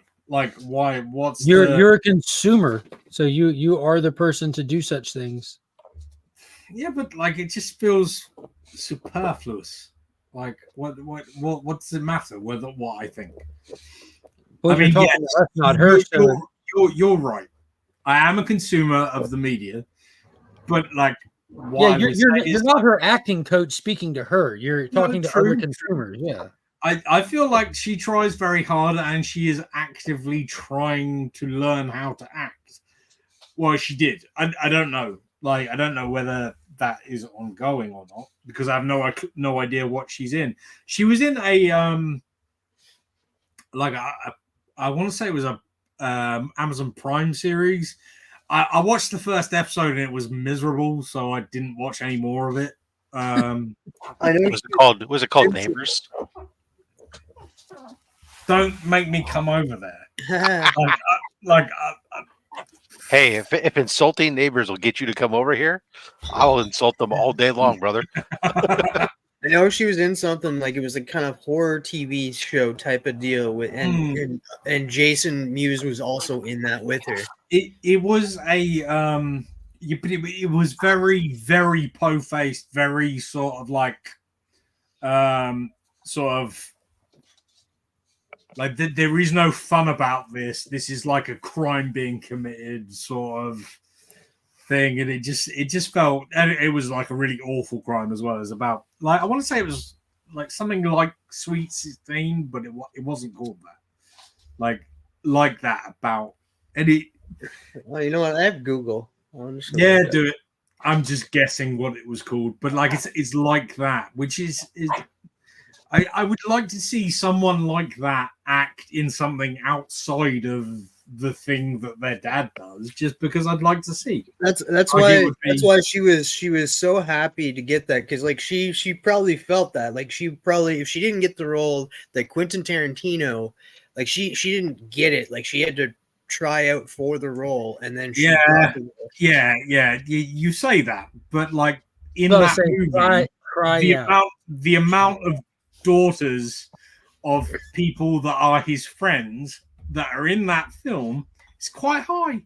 So like it's they tried out, but it was limited. How much hard work do they have to do? Yeah, they probably limited the tryouts to just her friend circle.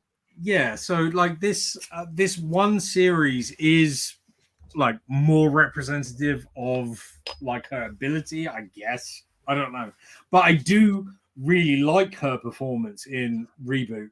Like I think she actually really tried hard, and to be fair, so did Jay. Like he's not really known for his acting, but he was clean and sober in this one. Well, exactly. Yeah, that helps a little bit. So here's a list of movies she's been in. Kilroy was here. Was that horror kind of TV show I was talking about? No. Kilroy was here has never been released, as far as I know. Like that was a movie. That was a movie that Kevin made with a college campus. No, this is they were. No, that one's different. Or wait. Okay, it is. Never mind, it is. Yeah, it is definitely that one. She was in. I think the movie you're talking about, or the Student Bodies. Came out in 2022. That doesn't sound right. Everybody needs good neck. What the hell? You're muted, Spidey. That was enough of that. More of that and less of everything else. There's another thing. All these small moments. Whenever we're doing. Sorry, I'm muting myself because I'm eating chips and they're noisy. We like hearing your chips. Just eat them slow for us. What the fuck is that? Smiths? What the hell? See, now that's interesting. Smiths. It looks like a knockoff Frito Lay. No. Smiths has been a brand over here forever, but you never see them anymore. So I'm wondering whether that's the same brand as Smiths here. Because this is a tangent, but like my wife bought me a packet of Lay's crisps, which was it was seaweed flavored, which I didn't like, but she ate them. But like, because who wants seaweed flavored crisp? Never mind. I know people. You generally, here's my rule of thumb: if I'm getting laid, I don't want seaweed anywhere nearby it. Exactly. Like, she knows that I like weird stuff because, well, I was about to say, what gave you away? She likes to buy a weird thing when she goes. Obviously, she likes weird stuff too. Yeah. Oh yeah, she does. She loves it.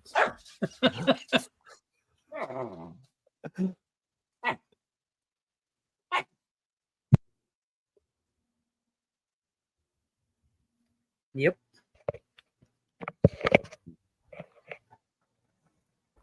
I've got it. It was called Cruel Summer. Was the series? See, that didn't even come up. Well, then try harder, mother. I gotta get on Google. Google, get your shit together. Yeah. His problem is he's using it in the Canadian Google. It's like 3 years behind or whatever. I think it went for 2 seasons. I want to say maybe 10 episodes, but like I remember watching it and thinking, like, I could watch this to see how good an actor she is, but you know what? I bring up her IMDb, and it's the first thing that plays is the trailer for Cruel Summer. Yeah, here you go. The I think Cruel Summer is the one she did that Jason Mewes was on too, wasn't it? I have no idea. But like, it's super serious. Like, I mean, it's not even like, there's no fun to be had in that series. It's like Mindhunter, except Mark. Like, Olivia Holt was in it. I have Amazon Prime on my TV. I don't keep it on any of my devices. I don't watch anything on Amazon Prime except Reacher. Watching anything on Prime is a chore because I can only do it when like the kids, or you know what I mean. Like most stuff that I'll watch isn't going to be necessarily kid friendly. So yeah, I really enjoy Prime because it has a wealth of movies from a very, like, I like older stuff. Generally speaking, like, I like watching new stuff, but like, I like the opportunity to watching, you know. I wish y'all had Tubi over there. Tubi is that thing for that. Yeah, kind of... sort of. Like, it's pretty similar. Like, we do have it's not Tubi, but it's like Pluto and that kind of stuff. But also, I love it because that's where Neighbours is, and it's the best. So, yeah. Because everybody needs good neighbors. My dog is exactly. You know. Also, Bupkis is on Tubi. That's the. I'll probably check it out. I'm curious to see what that scene is that you speak of. Yeah, it turned a lot of people off from the show, but I don't know. A lot of people prefer Dave, or is that the name of it? Yeah, I think that's the name of it. Dave, Little Dickie's TV show. Yeah, Little Dickie's awesome. I didn't even know who he was until I watched Hot Ones Friday night. Who, Little Dickie? Yeah, that's right. Yeah. Little Dickie came up like, dude, you need to look up when he was on Shay's little talk show. We need that freestyle over there. But he came up in like 2015 and just like parody rapping, like just just showing that kind of anyone can do it, and you don't even have to do it. Like it's the shit that his raps are hilarious. Yeah, I'll send you a song he did with Snoop Dogg. That was way into it. Like go back before then. That was years into it. I know. I just like that one. It's good, but you seriously need to go back before that to get because that song's not even a good representation of what he does, kind of thing. That was just like we got Snoop Dogg here. Let's do got something. me into it. That and Freaky Friday, where we switch his bodies with what's his name, the abuser, Chris something. Speaking of Chris D'Elia is going to be here in Augusta. So we saw that on the little the lineup board. Chris D'Elia will be here May 5th, so definitely going to go see that. Pretend I think he's funny. Really dumb. He get all of like he Chris D'Elia. Did he get because I know he was a big controversial. And I like him. I really like. I think he's hilarious. But all of a sudden, he's a comedian. Okay, I'm good. Yeah, and somebody was like, "Isn't that the guy that is like all controversy right now? Isn't he charged and that and stuff?" Like because like a lot of his stuff got deleted. Like a lot of his stuff off of the Joe Rogan podcast. All of his stuff got taken down. The allegations came out. Like it was one of those things where allegations came out on him about one case. It wasn't like a laundry list of or track record, but he got accused of one thing. And it turned out to be nothing, but like it's one of those things like when people like backed off during the seeing what's going to happen kind of phase of it, and never like all of his stuff is still on Netflix. You know what I'm saying? Because he didn't get canceled. He just got like accused and then proven not guilty kind of thing. So all of his stuff is still out there. He still has an ongoing podcast. But he doesn't have like the, like, I mean, you get branded by society early on, perception is reality, and no one, I mean, everyone sees headlines and no one sticks around to see how they play out kind of thing. Because I think he's like one of the funniest guys out there too. Yeah, he's hilarious. Like he has three solid specials, super solid specials. Yeah. I remember how I got introduced to him was thanks to Justin Bieber, because that's Justin Bieber's favorite comedian at the time of the Comedy Central roast. Yeah, and he was the only one that didn't really hold back in that one. He killed it on that one. What's her name? That golly, she's an Italian girl who hasn't done anything big or anything, but she roasted Justin Bieber harder than anyone else, making a joke about he learned his dance moves while he was still in the womb dodging a coat hanger, because it was like public knowledge that Bieber's mom wanted, single mother and all this and that, wanting to not go through the pregnancy and was talked down from going to get an abortion. So she made a joke on that. That was probably the most savage joke, in my opinion, on the entire roast of Bieber. That was insane. They go hard on those Comedy Central roasts. Yes, they do. And they're all available. If you haven't seen them all, they're all available on the Paramount app. They're so fun. They're so fun. Yeah, I want to see another one of his special. Cause he's hilarious. Trying to think of the one that I really. Yeah, I'll be seeing him live, so it's gonna be fun.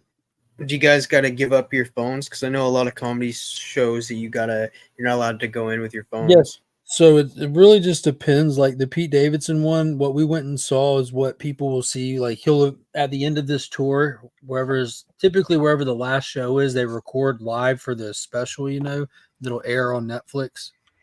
So we saw that. And because of that, they have like, it looks like a nylon phone case that your phone goes in. They take your smartwatches off, you put them in there, and it has like it closes like magnetically, and they lock it, and then they just hand it to you, and you put it in your pocket, keep it with you. You can't access it or nothing. And then when you're leaving, they just put it on, like if you're like retail devices that lock up high dollar items, they just hit the magnet on your way out to unlock it, and you just keep walking, take your phone out and drop the case in the box at the door. That, So they don't that's take a- your phones from you. They quite literally lock them up. That's a big undertaking. Like, because there are a lot of people at these shows, am I right? Mhm. Like, this isn't like 100 people.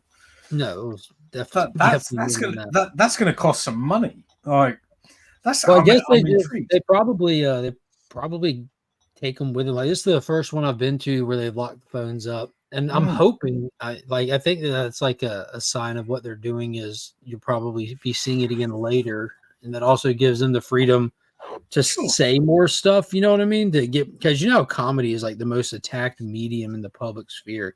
Yeah, it certainly is now. Yeah.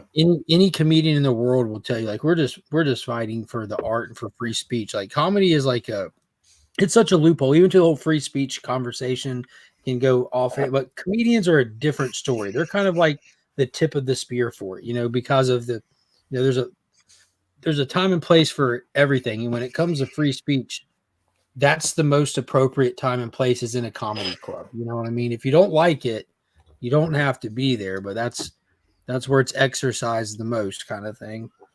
Well, it's an intriguing issue for me because we don't have free speech here. That's like unfortunate. in so much as like it's not like there's no constitutional right and stuff like that. I mean, you like, as far as I'm aware, like there's nothing that would be an issue, but it's an intriguing, loophole in law, really, or not a loophole.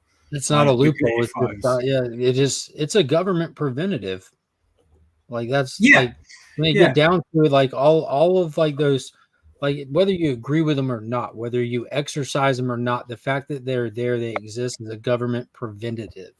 That's all it is. Because there's like, name me one time, and this isn't like political side or anything, but just name me one time in history where someone's like, you know what, the government sure did turn out to be awesome in those days. Just let history keep moving forward, and you just find out how fucked up the government acted in any scenario. You know what I mean? But I mean, equally, if I was to be like, what would I say? Hang on one second.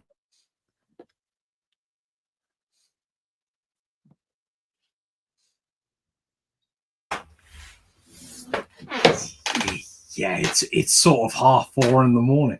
Yeah, I was going to say, there's a lot of activity going on that early in the morning there. Yeah. Are you being too loud? Is that what's going on? Yeah, I think that's probably He said something about free speech. I heard a knock on his door already. She's like, shut up. Well, like in this country, like if you talk hate speech, then it's legally, like, define like you can be. Well, I don't want to say stuff, but like if you were to say example, but things, how does your country define hate speech? Not like subjectively. I mean, like objectively defined by law in your country, because it's not a thing here. I mean, I don't know. Like, is Yeah, it like off the top of my head, I'm not going to argue about it. Like, I don't know. Oh no, I wasn't trying to argue. I was genuinely curious because over here, Yeah, you hear sure. people. You see, that's like one of those common things you see people saying online. Like, this platform should cancel this person or delete that comment or this, because that's hate speech. That's hate speech. Well, when it comes down to they can do that. Those are privately owned platforms and stuff. But when it comes down to the letter of the law, there's hate speech doesn't exist. You can say hateful things as an individual, and you can cross personal lines with people, but per the law, hate speech doesn't exist. And you damn sure don't want the government writing a definition for it and enforcing it. You know what I mean? You need to have it depends whether everybody knows. Absolutely disagree, because there's never will be a time in history, now, past or present, where everybody knows and agrees on anything. I mean, yeah, I guess. I guess we over here, we take the idea with the whole idea behind it, I guess, at least for me and a lot of stuff that I'm familiar with, is you have your speech, and then one step back from that is your thoughts.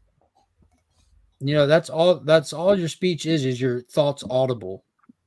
That's all it is. So like, yeah, you can't incite violence. You can't call for specific violence. You can't yell fire in a crowded theater because that literally creates a riot scenario where people are certain to get hurt. It's illegal to incite a riot. A riot is defined by law. There are parameters to that. So there are even limitations on it in debate. Yeah, so it's a similar thing then.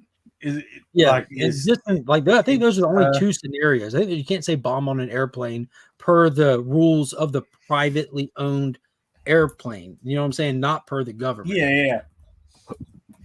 No, I am just Googling exactly what the definition is from the UK law.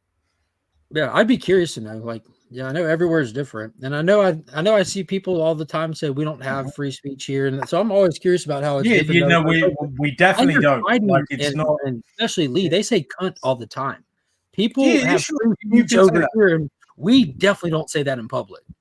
Any communication which is threatening or abusive and is intended to harass, alarm, or distress someone is forbidden. See, that just sounds crazy as fuck in my book. So for one, it's illegal to harass people here, and harassing, it has a definition under the law, but it definitely isn't just calling someone names. Like, so like, just say like you hypothetically, you know what I'm saying? Me and Spidey are in a bar, we get heated. He calls me a cunt, and we're in UK. I can press charges on that harassing little bastard up there. No, I mean his word against mine at that point. You can try, but it just wouldn't happen. Like it's more about to do with being in print and in the public domain as a public figure. Yeah, that's one thing that actually like bothers me. So like when I was growing up, like I always assumed that there were like kind of like decency laws, and some towns can write in their own little like town or city. I guess they would be like city laws, but they don't supersede the Constitution. Because as a kid being in public, I remember my dad, who's for my entire life is law enforcement.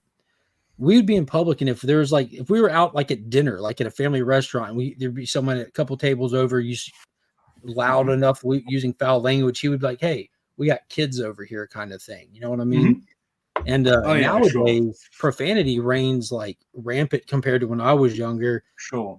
And there's no laws against that. And I don't think there should be, but it's unfortunate that it's something that I'm okay. So I've got the actual thing, which hate speech laws in England and Wales are found in several statutes.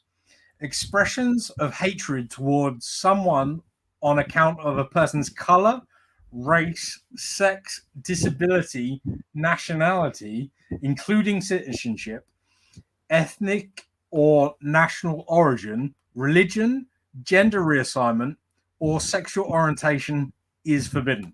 That's fucking crazy. That's what we call here protected classes.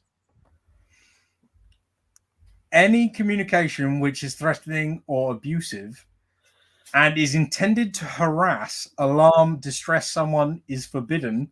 The penalties for hate speech include fines, imprisonment, or both. And just think, if I was a government that was wanting to make sure that people didn't push back or this or that against this, that, or the other, that's a perfect thing to write into law, because now they want to protest, and I can easily draw a governmental line in the sand where y'all are crossing the line through your protest right here. This is all hate speech, and we're going to start just arresting people, shutting down. People would be afraid to even protest where that can go. Like it's literally how that shit goes. That's only if it's specific to an attack on those protected classes. That was so vague that it's easy for them, like that you're attacking them. Your sign right there is attacking what Rob just called a protected class. There's no such thing as a protected class in America. People can call it that.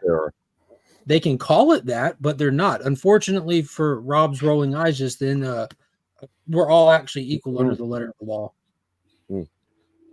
Well, all I can say to that is, Tyler, be very careful when Lee goes over there, because he says the C word a hell of a lot more than I do, you're going to be in a lot of trouble. But it'll be fun we're to not. walk around with him. Yeah, it'll be fun walking around with him, watching people's faces. Because I'm telling you right now, like I plan on walking around with him. I can't wait to see him. And when he does, I'm immediately looking for Turoc's in the dollar bin. I was gonna just turn to my right. You got any Turok ones?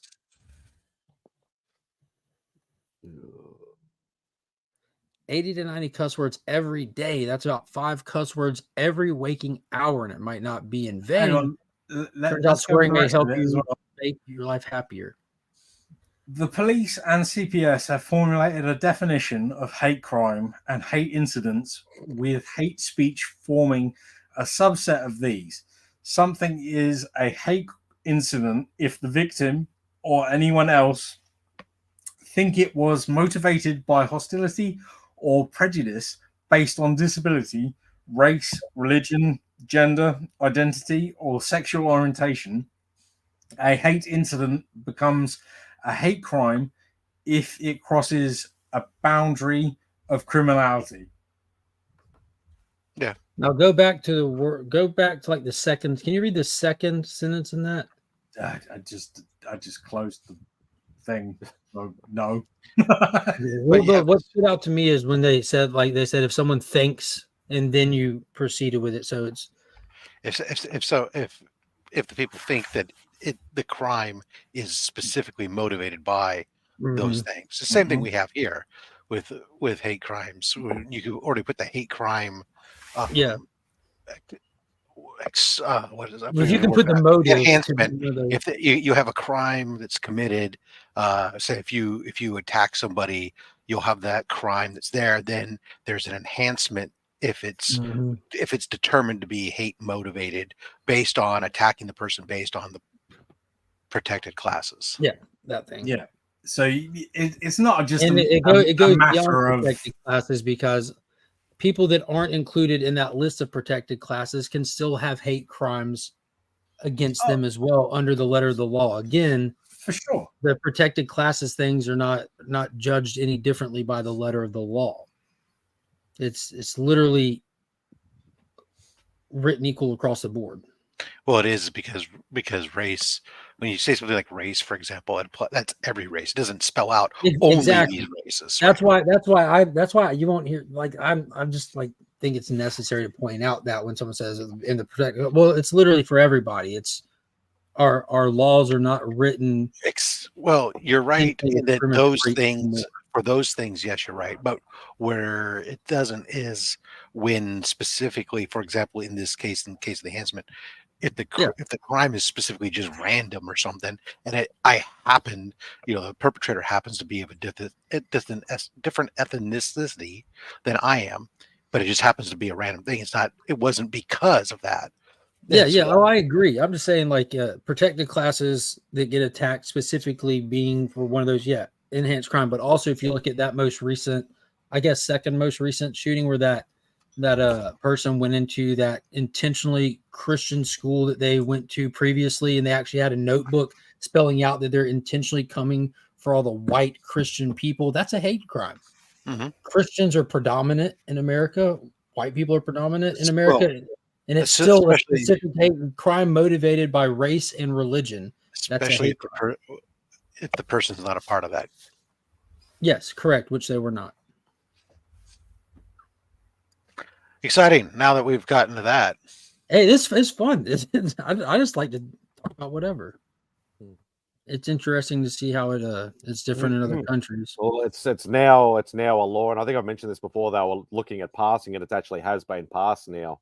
That if you speak or do the Nazi salute here in our country, you can actually go to jail or severe fines for doing it, even in public.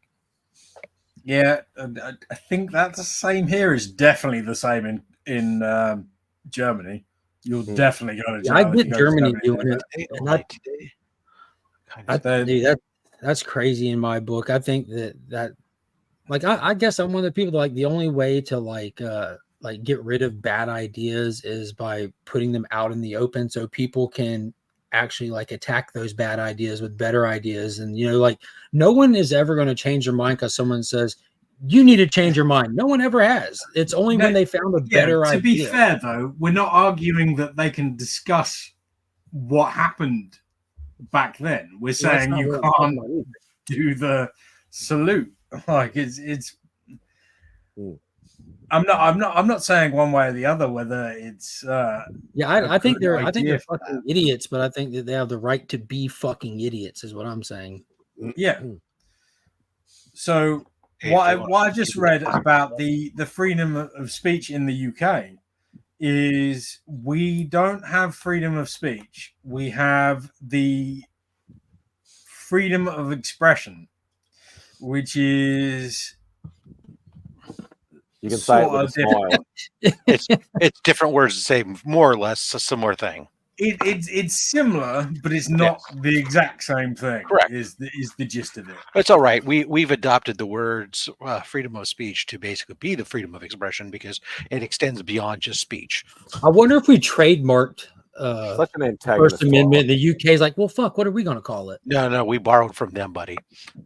You got to remember, the colonists were the freest people in all of the world at the time when they decided, because of paying some taxes, that we were going to overthrow the government. Well, actually, that's not entirely direct true. It was slightly tangential. It was, got tired of taxes. We didn't want to do it. We protest. They got harsher. We said, we don't like you being harsh to us. You're being mean. Don't be mean to us. They said, no, we're going to be meaner. And then, so then they went to King George and said, King George, Parliament's being mean to us. Would you please intervene? And he said, you can't do that. You're a bunch of traitors. And now they were traitors, and I had to have a damn war. Mm-hmm. And to Tyler's point, that was a Washington Post article of all things, which is known to be a heavy left slanting newspaper. And they did a blind AI sweep to see how the anti-hate algorithm was working, and it discovered that 90% of hate comments as defined by Facebook were attacks on straight white males. Now, what's crazy about that isn't just the confidence that people have to attack straight white males these days, but the fact that the overwhelming majority of society over here are white people. You know what I mean? So for that percentage to be that high was just it's pretty wild. And that was last year. That's why all I make fun of is fat white men. That's all I have. Yeah, I can make fun of myself because that's it. I mean, to be fair, there's nothing else left. That is exactly the market that I would attack. Because, well, it's kind of like if you go back and look at it. all the stuff that people like on Capitol Hill were bringing the big tech companies to Capitol Hill to try to get understanding of the platforms and the algorithm, because how big they are and how they become wildly influential in election processes and information processes. They're just trying to get understanding of it, and the way that it slants and what is it called? Locks people out of their profiles and kicks them off the platform and this or that. It was so lopsided that it just turned out 90% of the people getting attacked were white people, because it was allowing you to attack white people is what their own investigation, like not the government investigating, what their own internal blind investigation came up with. It was pretty funny. But do you not think they deserved it? No, I don't think that anybody deserves it. No, not at all. That's fucking crazy. Well, Roscoe, you're telling me that 90% of the people on there that were attacked deserved it, or there's just, have you been on social media?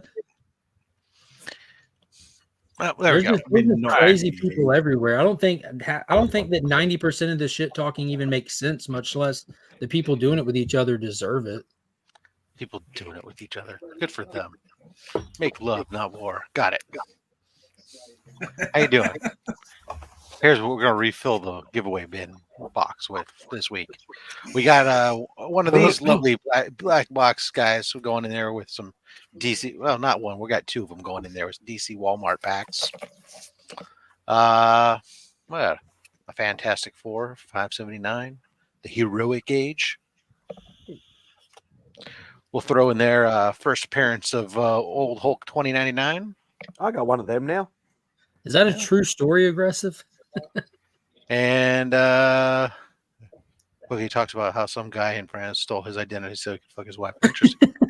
Maybe. We'll go with the 1 in 25 incentive variant for the Immortal Hulk 31, signed by Dean White. That's a cool cover.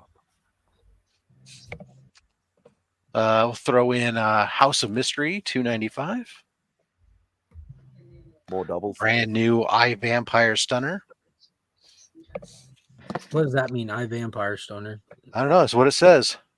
It's like I only asked because there's that was that TV show that CW did that I know is based on a comic. I just don't know how far back it went.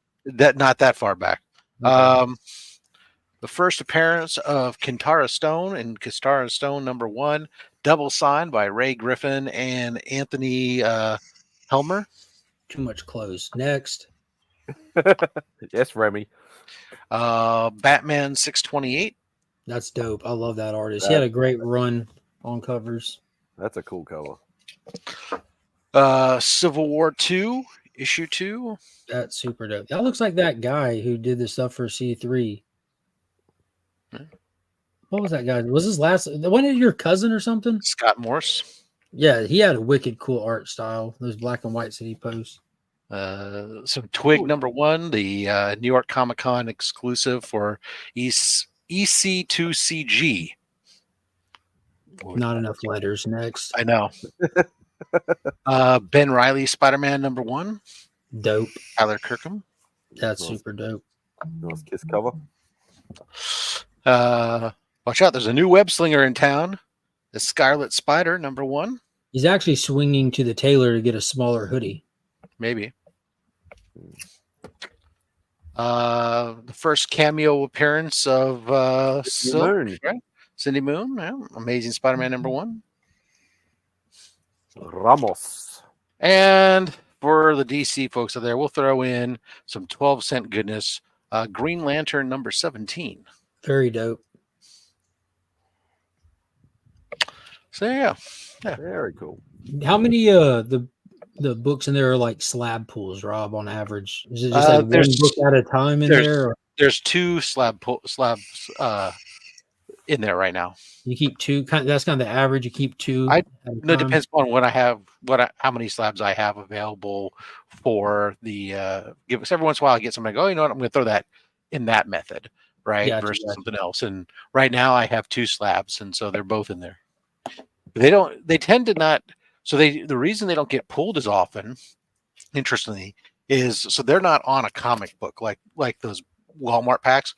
They're just written on a backer board by itself, so they're a little bit thinner. So when I'm running my finger back and forth when I run it, it's a little bit harder for it to fall on. So it's kind of like you spin in a wheel and they're all 2-inch slots, but then you got that little 1-inch slot, almost even the $1,000 slot that's surrounded by the 2 bankrupts on either side. It's a little bit harder to land on it. Yeah, that's fair. But we have landed on it a couple times. Oh, DVH, since I don't get a lot of screen time with you, what did you think of the new trailer this week? You know which one. Which one? You know, I was already saying it. You know which one. Oh, Godzilla versus Kong. The Deadpool or the Godzilla? Oh, come on. When you know we're talking Godzilla.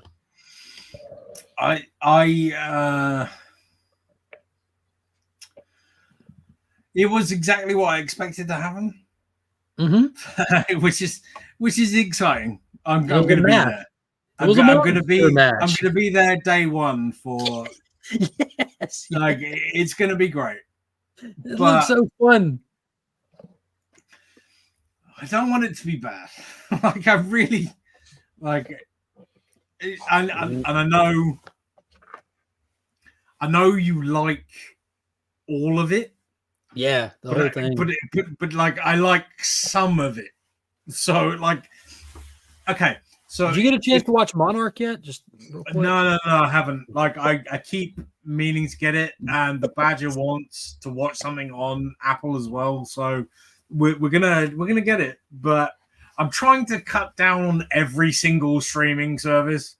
Is the gist of it? So we'll do it all at one time, and we'll get it Like, we'll get it going. Rob builds up a backlog and he'll switch streaming service. Like, I mean, what's the point of having 10 of them if you're only watching a show on one? Traditionally, I don't do that, but with Apple, I tend to find that there's like one thing that I want to watch. Yeah, there's not a lot of content on it at all. Yeah, there's like a tenth of Netflix on, not even a tenth of Netflix on it. I mean, it's tiny.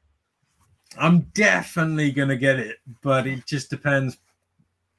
I feel like I probably should have done it this last week, and I didn't really think about it. But like when we're all off school, as it were, we'll hit the Monarch and we'll do the whole thing, because I know for a fact that Mrs. Von Hoot loves she loves the monsters more than I do. She loves a big girthy monster. Well, go paint her face. So and tell her to it's with you. more so than she needs a beast, like a big thick beast. So Jesus Christ. Like, yeah. Like hang on. I'm a bit slow on the uptake. So we're gonna definitely get to that Monarch series because it looks great. I'm all for it. When's the movie? March 29th. So yeah, I'll make sure it happens before then, because connectivity and all that. Yeah, and it's unique. It really adds. See, that's how you say I like all of it. Like, I think at this point, like, especially that we have enough chapters in the MonsterVerse story, like from Kong Skull Island to Godzilla vs. Kong. There's just so much lore that they've built out that's got me like scratching my neck. It ain't just the punching anymore. It ain't just when I say that, see why Godzilla glowing blue and doing the whole pulse thing in the trailer. Like, why is he doing that? Like, what is he on the It's verge not of a criticism at all. Yeah. I'm there with you. I want it to be good enough. Like you need to get me. What is your concern? What is your? I want a Skull Island level movie. Like, because I love Skull Island. It was so good. Yeah. It's great, but I don't want a Godzilla level movie. You see what I mean?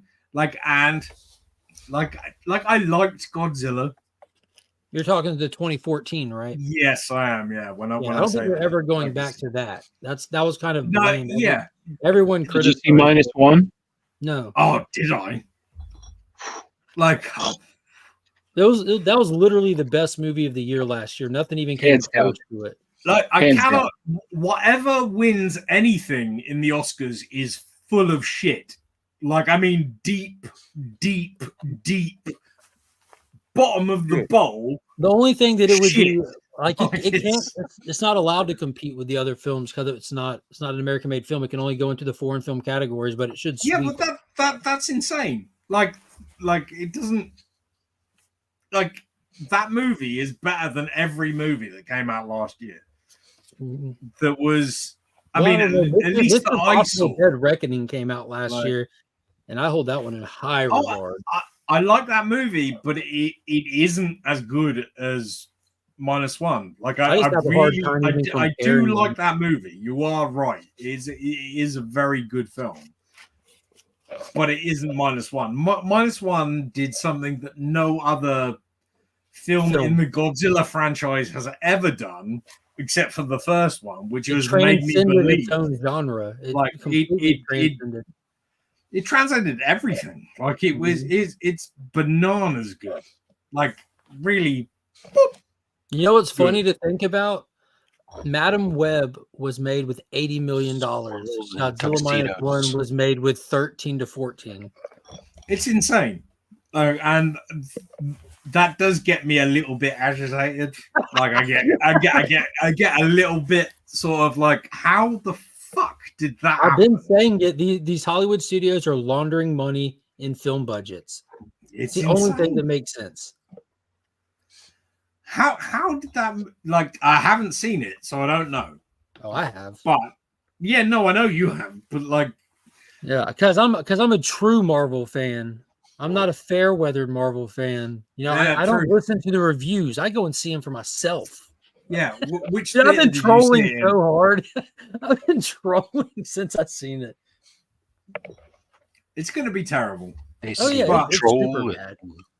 I put up a post that had like the Madam Web movie poster and the Marvels movie poster with like Madam Web greater than the Marvels, and I said, well, I guess you'll have to go see it to prove me wrong.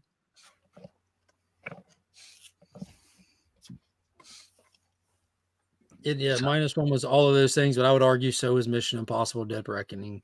Like, I'm not going to argue that Dead Yeah, Reckoning taste isn't a thing. great film. It is a great film, but it isn't like when Killer Pilot drives an airplane into a giant irradiated dinosaur's mouth in real life. You got to give MI its flowers. It does important things like which you just said, but also it's a story which is sort of it's not as emotional or personal like -1. -1, dude. My wife went and saw that with us. First time she ever saw a subtitled movie, and she's crying at the end with everyone else in the theater. Nobody. Oh. You say that like I brought Badger to see that film. She's never seen a subtitle movie at all, and I was really worried that she would just be like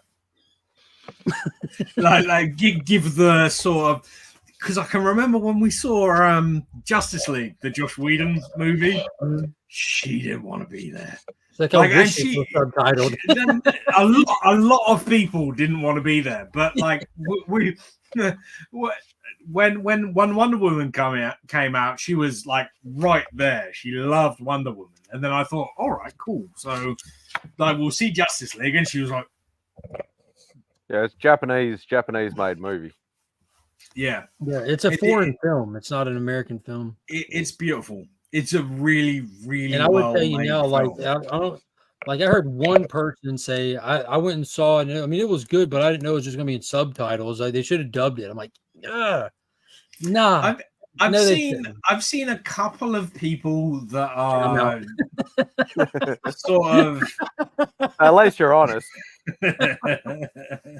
Yeah, I mean, if reading is a problem for you, then yeah, you should probably. You know, it's funny because Finn, 6 years old, he's sitting there.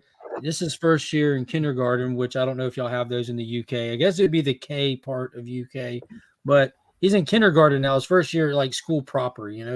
And they're doing like sight words, like they're not full on reading. They're just like words you use every day, in, the, stuff like that. And the whole time through the movie, he's sitting there like tapping me, like pointing at the words that says that's awesome. That says on. I'm like, it sure does, buddy. And by the end of it, like, dude, like you get like crickets, the whole theater, like you can hear a pin drop, like the final like 20 minutes, like it, like everyone's sitting there with goosebumps that don't go away, just waiting for something that you don't know what's going to happen. And that little, you get credits, right? And then it shows you a little clip after the credits, and as soon as it shows that clip in the mid credits, Finn jumps out of his seat. I knew it, like just cheering, like yes. Yeah.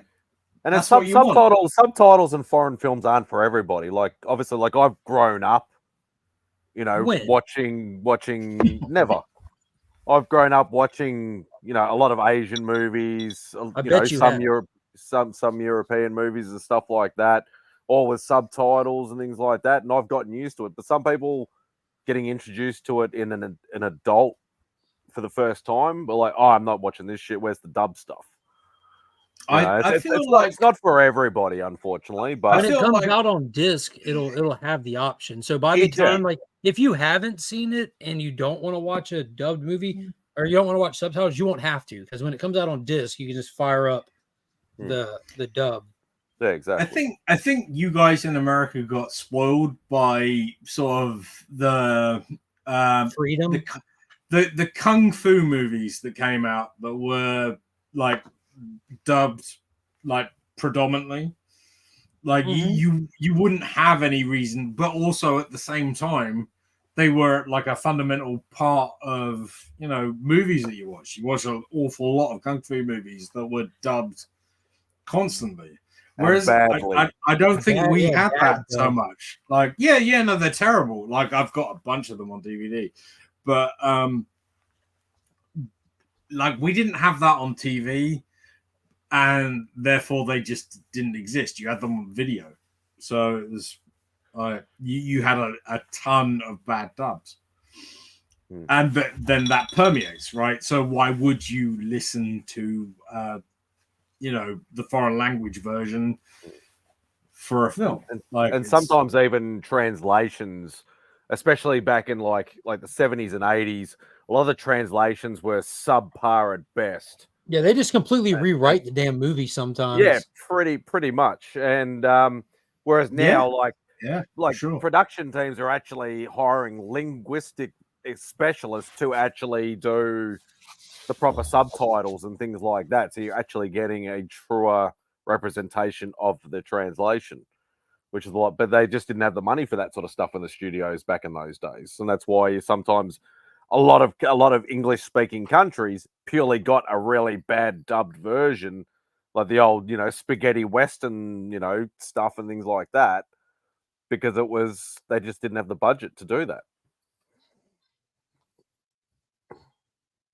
But sometimes you're just lazy, or you've had a long day, and you'll be like, I couldn't be bothered reading subtitles. I just watch the dubbed version. Like there's loads of reasons to not watch like a subtitle version of a film. But I hear a lot, and this isn't an American thing. Like it happens here as well. Don't get me wrong. Like there are loads of people that just won't watch a subtitle movie. It's like last night and the night before, I watched their new Netflix series called House of Ninjas, and I know it's filmed in Japan. It's based in Japan. I'm gonna watch it in Japanese, and have the subtitles. Obviously, like I can pick up an odd word. Squid Games? Yeah. I watched that dubbed because my daughter demanded it. I'm like, all right, not dubbed. I'm sorry, subtitled. I watched that subtitled, and like good stuff, like good quality stuff. The subtitles just vanish, and it's just an auto response. You're just there. Yeah, that's what I mean. I think that a lot of people don't think that will happen. You just need to watch it, and then you'll because reading is second nature for most people. I would. Yeah, you're not having to sound out the words. You look at them, and they just go. Yeah. And I have a rule of thumb that I won't watch anything dubbed unless it's intended to be dubbed, or like with animation, it doesn't bother me, because I feel like it's sort of the same. You watch all the DC animated films? Yeah, most of them. Yeah. There was one that came out about 2 years ago called Catwoman Hunted. It was just a standalone film. The animation was not in like the new Tomorrowverse animation style. It featured Catwoman, Batwoman. It wasn't the greatest one they've released. And someone else. And it was absolutely shit. Yeah, but you can tell that it wasn't an original English cartoon because the words, it was like watching an old Godzilla movie. The words never lined up with their mouths at all through the whole thing. I'm like, I turned that shit off. I'm like, fuck this. It was terrible. Hey, Mark. Yeah, that's bad. Hey, Becker. Roscoe. That's nice. You saw Monarch, you liked it? Yeah, I'm still watching it actually, but yeah, my buddy has it. So when I see him, we hang out, watch an episode of that, and chill. But yeah, I think I'm like 4 episodes in. It's pretty dope, man. It's about to get a lot better too. 5 is 4 was good. I think 5 is the slump episode, which is just it's considered the slump episode out of all. But dude, they send their apology letter in the very next episode. Yeah, but all of it matters, the kind of thing. You have a solid cast, and if you're that many episodes in, you can see the format of the show. How each episode is like kind of specific character focused, where you're getting the context of each character, kind of thing. You know what cracks me up is that Anders is in it from Workaholics. Oh yeah, he plays young John Goodman from Kong Skull Island. Yep, Bill Randa. Yep. I was like, heck no. But yeah, I've been digging it though. It's really dope. DVH, you'll like it. It's really cool. I know Bikini Travis all has not clean. been a Holy fan. shit. Yeah, I'm Trav fairly doesn't like confident anything good. I'm in.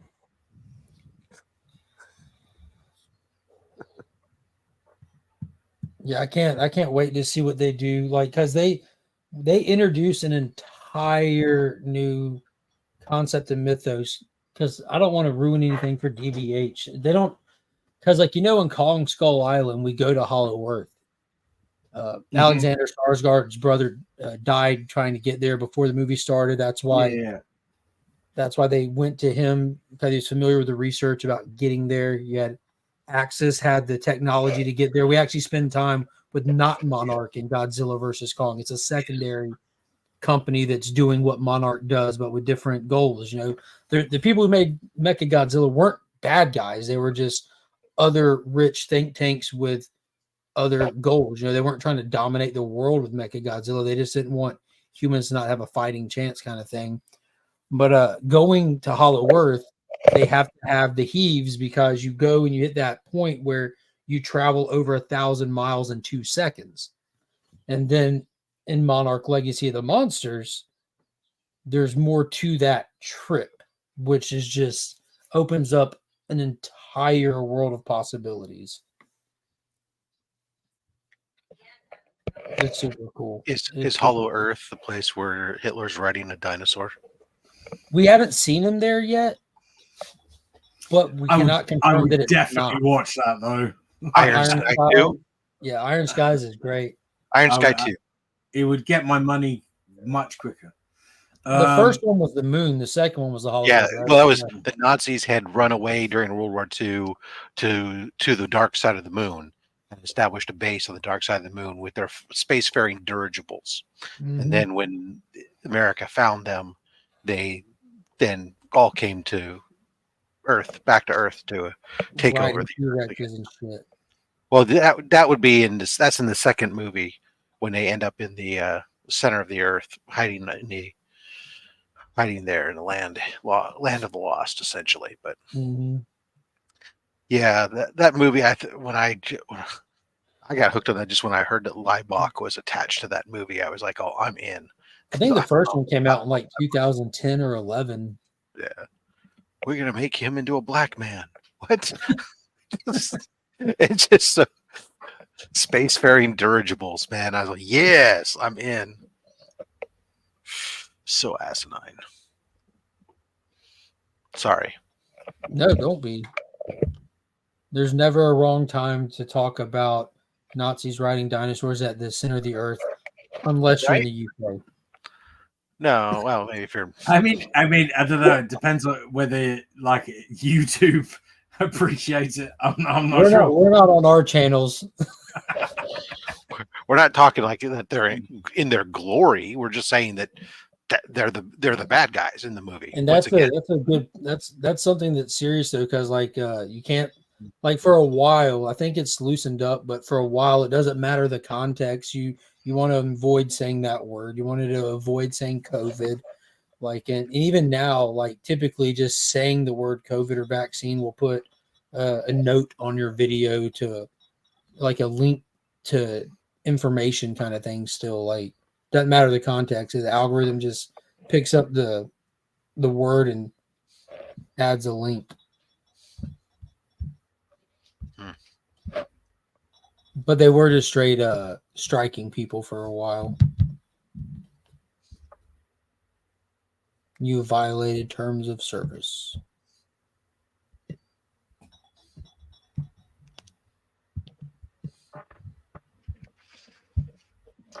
Excuse me. Ghostbusters tickets need to go on sale. When does that release? March 22nd. Oh, you're awake.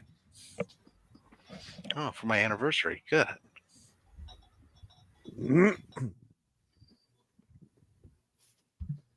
I'm looking forward to I that. recently saw Iron Claw. Was it good?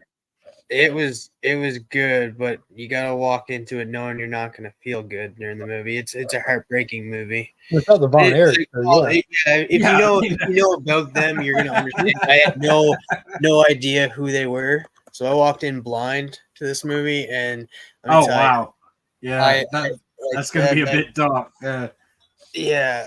I was like, holy shit, I hate the father. I was like, this guy's a natural piece of shit. Bring it back, Jim. See how it works out for you. so I really want to see Iron Claw, but like, You haven't I feel seen like it yet? they will leave out so much stuff. Like you can't do that whole story in like an hour and a half or whatever it is. Surely, Not unless the entire movie is spent at crime scenes. yeah. Well, that's what I mean. Like even just the deaths is that's messed up. Yeah, does the movie end in a truck in the field? No, I don't want to give away the ending because the ending did end kind of good. Oh, I'm gonna, yeah, I'm definitely gonna see the movie, but I am intrigued. Do they give you like a feel good ending? Because a little bit, yeah, it does. It gives you a little bit. They're not all dead. Yeah, no, that's true. Kevin and his kids still exist. Right. But, I think it's 13 grandkids. They said at the end. That's they were playing the odds. They weren't doing too hot for a while. I'm glad it worked out. I think they kept most of them out of wrestling, just as a precaution. Don't go into the business. All right, it's 12:15, and I got to be up at 5 a.m. It's been a long time. It's funny you say that. It's 5:15 here. All right, well, I gotta get ready for work then. Biggie's watching the stream and subtitles, and it isn't any better. I don't think that's how it works, buddy. YouTube subtitles aren't even like accurate half the time. No, vaguely. And it'd be weird to try to keep up with YouTube subtitles while you're hearing the actual words. It's just Google Translate. That's why. Mm-hmm. Voice to text, rather. I know my accent is not favorable with Google Translate. No, it's not. It never is. You're always like saying weird shit in chats. Dude, yeah, all my messages are actually talk to text. It's Google misspelling everything, not me. I'm gonna hop off here. I hope you guys have a good night, and I'll see you guys later. Not a great night, but a good night. No, I don't want y'all to have to have that. Take care, Mark. All right, later, buddy. See you tomorrow night. I just realized how many freaking comics I gotta read. I didn't realize it was a heavy week for me. So Roscoe, tell me why you keep staring at your penis. Because I'm an impressive piece of meat. I'm finishing a cover. Tremendous. So doing this guy here. Oh, it's so cool. I was adding the detail to this guy. So with the that's amazing. Yeah. So I just finished this one up. There's nothing I could do on the back because it's got a Last Ronin advertisement, but yeah, I just finished the bricks, the detail on the bricks with the color pencil. So, I mean, don't sell yourself short. There's always room for a cock and balls down here on the back. Oh, that's true. Yeah, I guess I thought about that, but bit of white pencil. You'll be right. I finished this guy, and I love it, so I'm showing it off again. But I just think this is so cool. I love this. Yeah, the breaking the back homage. Yeah. So. Yeah, that is definitely one of your best. That's this one. So, yeah. Put this guy over here. But yeah, I was just finishing up this guy, and then and I just sold. I sold this guy, and I usually like I said, I usually add a little something. So right now I'm in the process of doing a little Deadpool in the back. That's awesome. So yeah. That's about it. I mean, I have a bunch of stuff. I got to send this to Scott because this just finished drying. I finished the dog on that one. Yeah. Mr. Magoo's dog. Yeah, that's amazing. So that's going to go out to Scott here beginning of next week. And but yeah, that's. So I got Evil Mike over here too. Evil Mike. Yeah. That's awesome. Evil Mike is a xenomorph little mouth. That's perfect. Bah! So. But yeah, that's it. Working on that. Yeah. When you have Nakayama on, if you're not going to ask him any questions from the chat, do the concert question. Oh, that's we are going to have some of the ones that we always have. Like pineapple on pizza. Brilliant. Your concert question. The Arnold's Stallone or nice. Von Damme. The ones that are asked. Also, I like Callie's favorite historical figure is a cool. Yeah, that's a great question. Yeah. So yeah, we'll definitely use the ones that we get every week. There's no doubt. So the best of. Okay, good. Yeah, I just wanted absolutely. to be sure. Nice. Yeah. That's a big get. Like having Nakayama on the show is well done. Like that's awesome. It's crazy because he can only give us a small amount of time. And I was like, oh, is it because of the time frame? Because I was like, if you want to, we can adjust to what fits you. And he goes, it doesn't matter anytime. He's like, I'm working on about a dozen covers every month. And so he's like, yeah, I believe that totally. So I was just like, you know what? Well, then I appreciate that, and I will definitely So yeah, there's we're definitely going to ask the questions, like I said, that were our all-star questions. So yeah, you're definitely in there, DVH, absolutely. So yeah, but that's I'm also talking to some other people. There's some other people that I'm trying to get and try to work some stuff out, but. Con season is tough to get some of these big artists. I mean, like, C2E2, and then right after C2E2, then a couple months after that is Heroes Con. And, in the process of that, they're working on commissions as well as what they're working on for whoever they're working for, Marvel, DC, so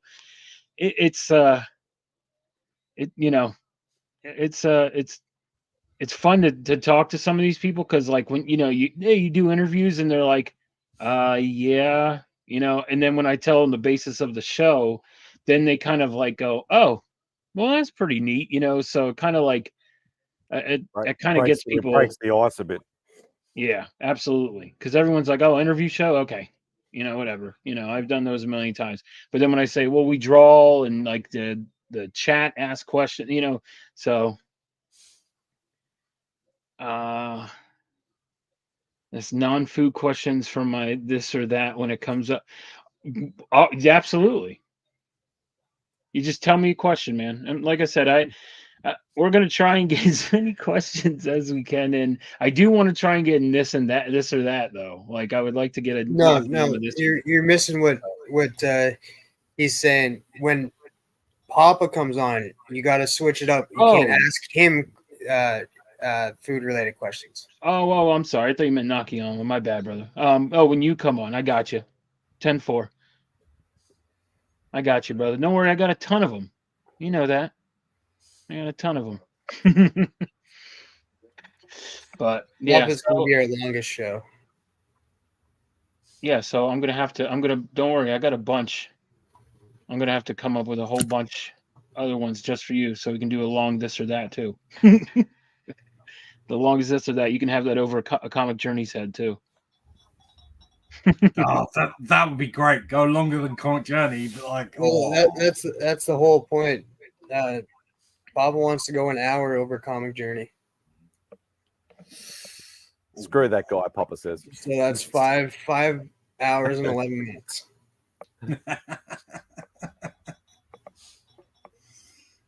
Wow.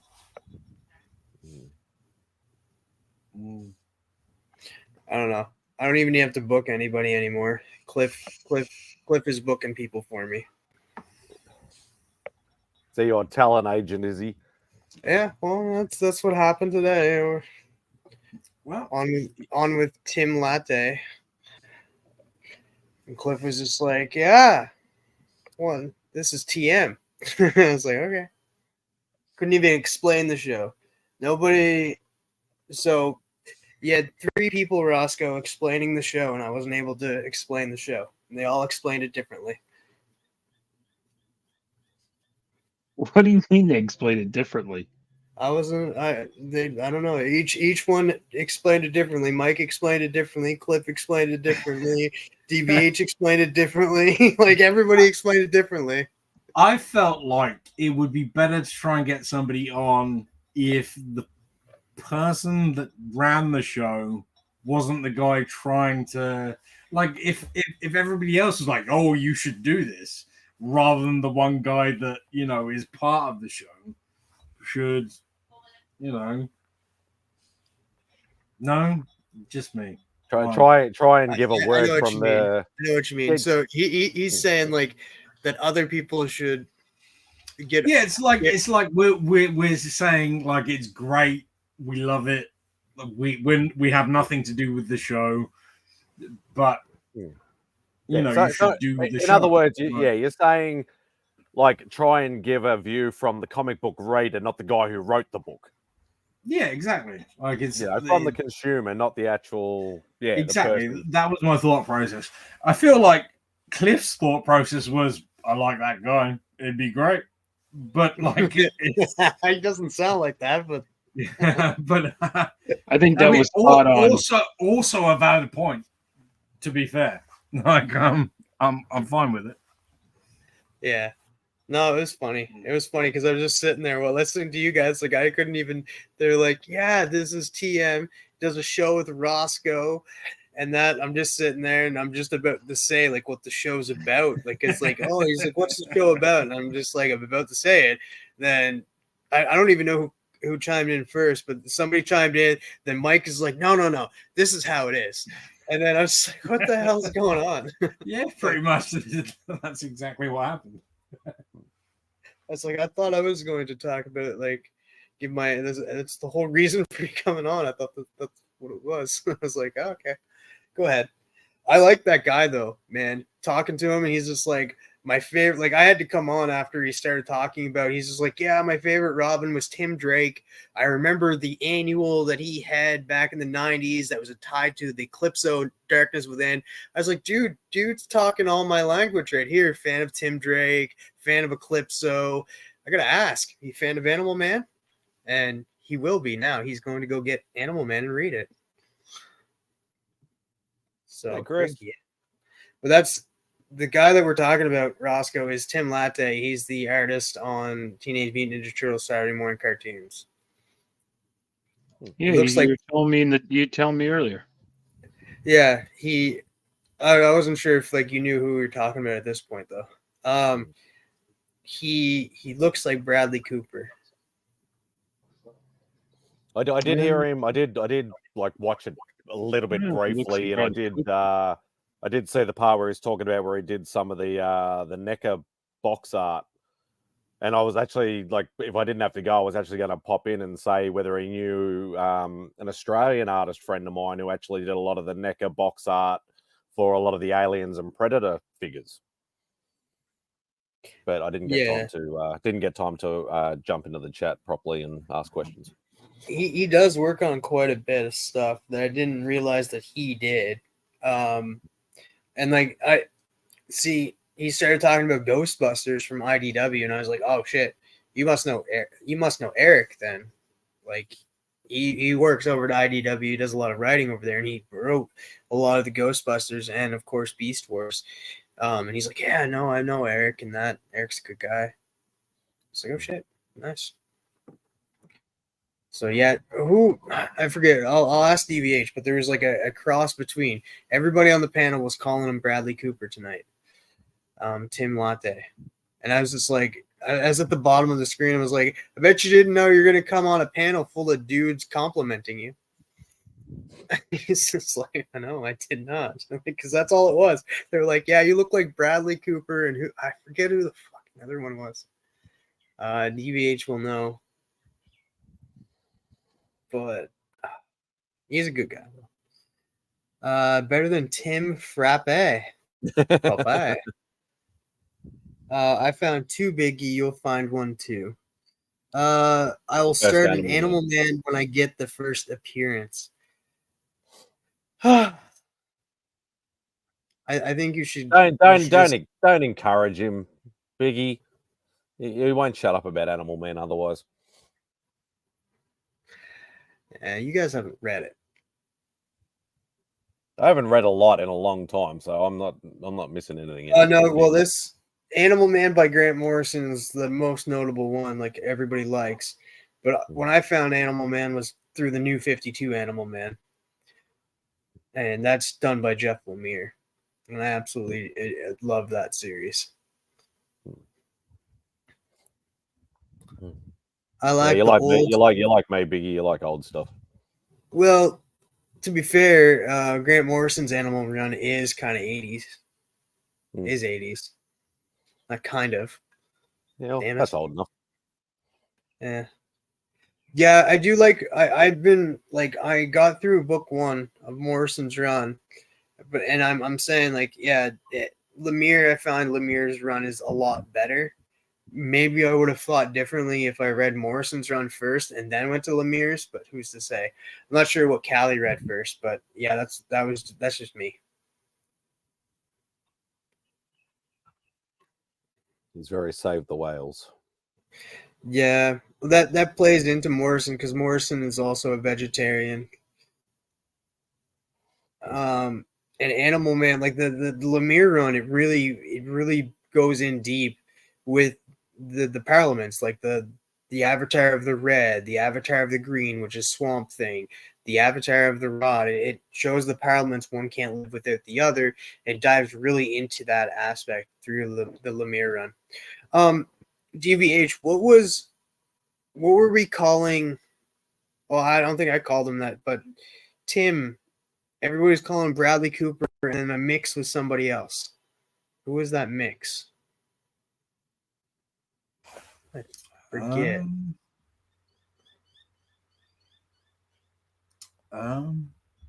See the thing. Yeah, I do remember what you're saying, but I was thinking Sabretooth, Leaf Schreiber of the time, because he had the.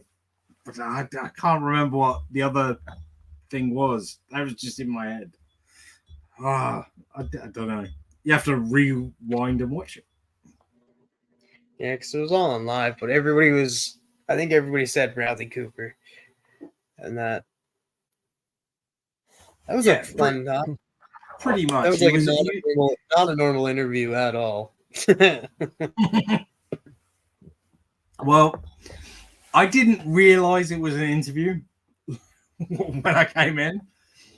I like maybe I just misread what Tony said to me, but like it was the one guy from his LCS, and but I didn't know that Tim was an artist when I came in. So, but he seemed like a great chap. Like seriously, like seems like an awesome dude.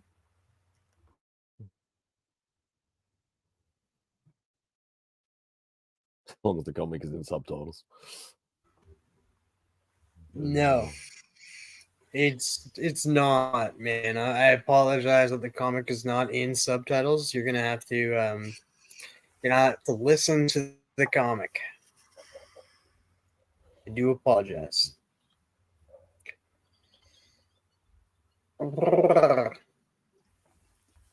Okay.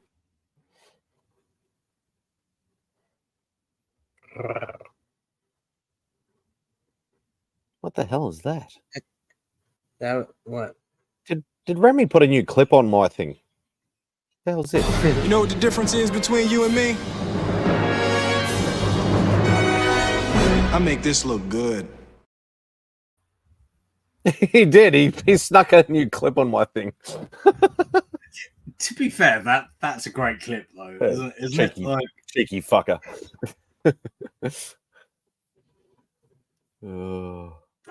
Yeah, I need to get some more. I'll get some more eventually. This is still my favorite. This is terrible. Do you even YouTube, bro?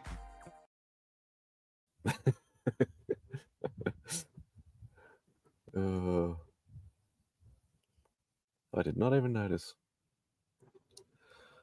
Anybody watch Mr. and Mrs. Smith yet? I feel like DVH has. no, but I heard it was good. So at first I dismissed it as a thing that I don't need to watch. And then I heard things which were good. So now I'm thinking maybe I should watch it.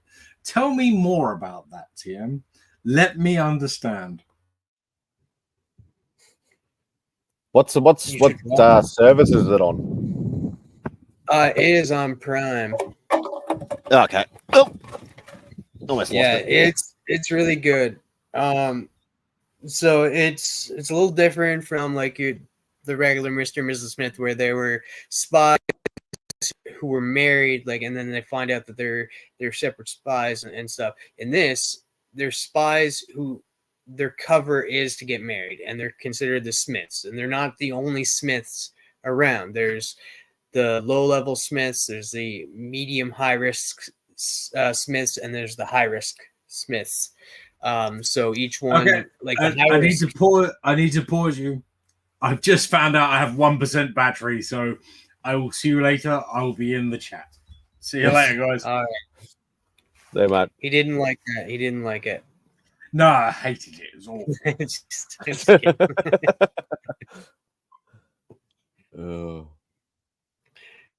But like the high risk Smiths are like they're the ones that like do the high risk jobs. Say Obviously. it's a little slow to get into the first episode, but after that it starts getting its pacing and it ends in a pretty good way. I'm sure there will be a season 2 just by the numbers it's getting for ratings and stuff. So I guarantee you there will be a season 2 of the show. But Donald Glover is great in it. I forget her name, but she's most notably known for 15, which I didn't watch. So this was my introduction to her. She's great.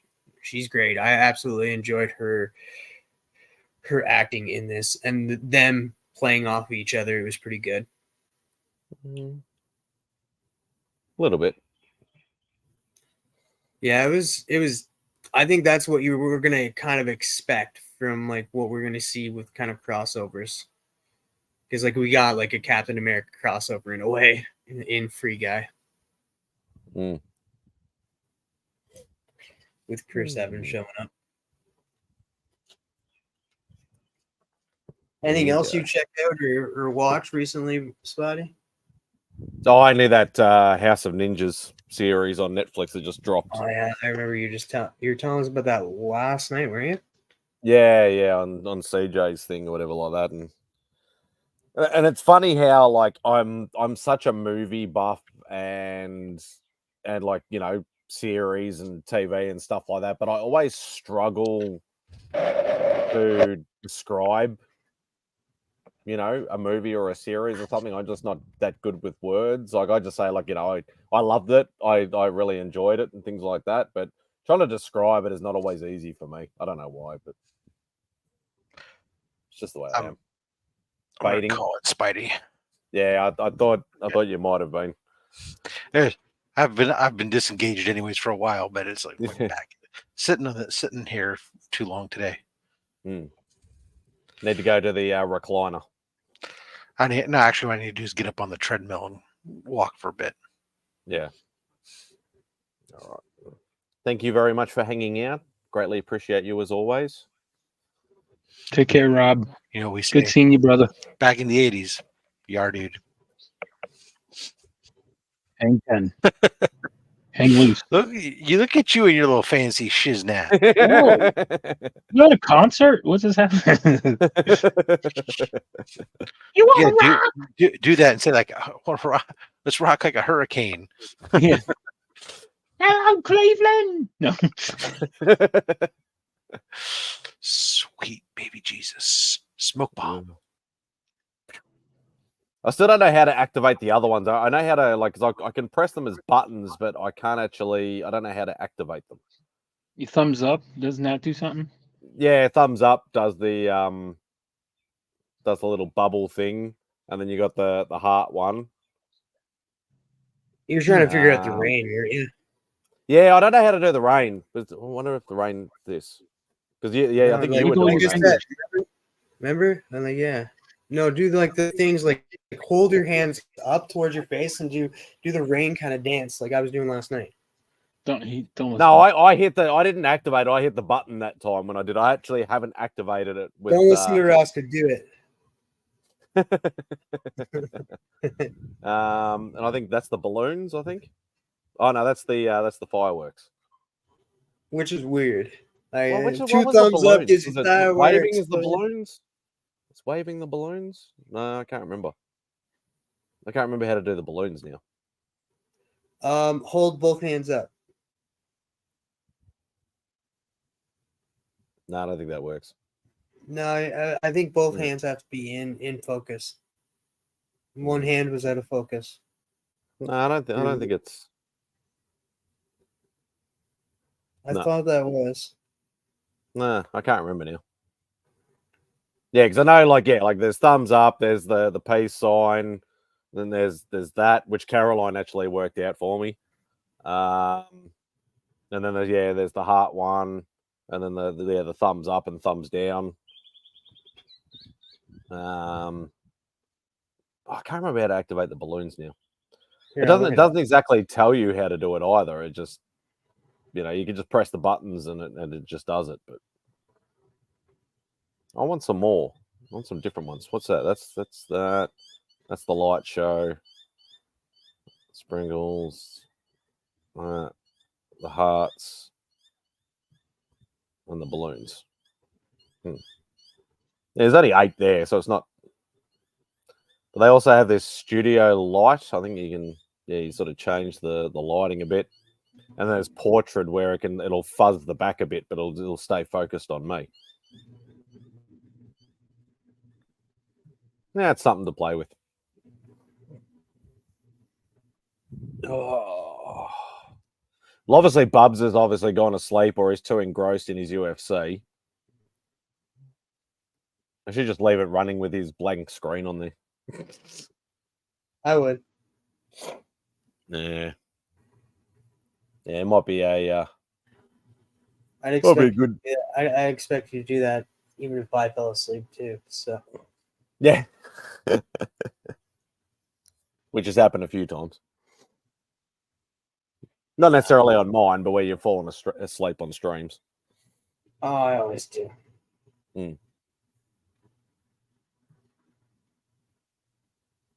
Yeah, only a little bit, less Scrooge. Only a little bit. MadSpidey's getting fancy. Yeah, it might be a good time to call it. Maybe I didn't think anybody else. I thought we'd have a few people on because there's not many people running streams or anything. I thought, maybe there's multiple streams going on at the same time, but I don't see much going on. Just a weird Saturday night. I know Popper's typing something, so I'll wait to see. Oh, no, not for me. Okay, cool. Not for you. No time for you.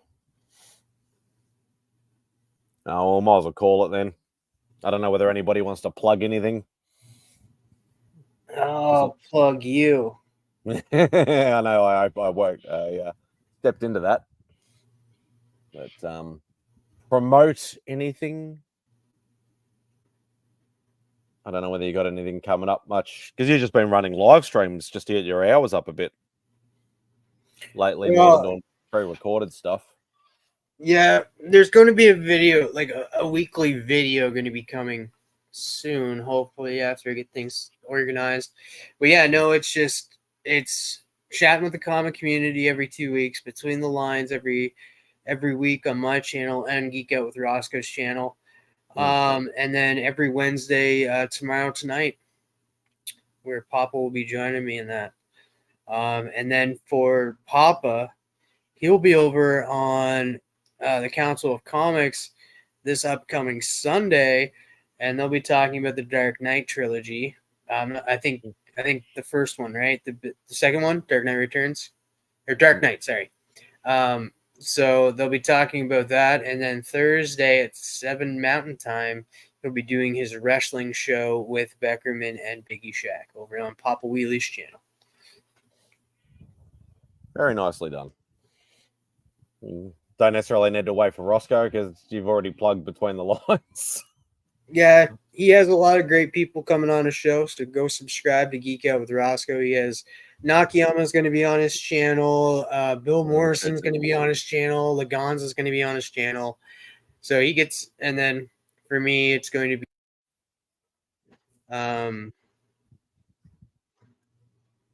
what happened? Oh, you cut out for a second or two. Am I still here? Yeah, no, still. We can hear you now. All right. For me, this week it'll be Pocan Joe, and then Papa Wheelie's going to be on there, and yeah, some Big B McFly, Comics Unlimited. Yeah.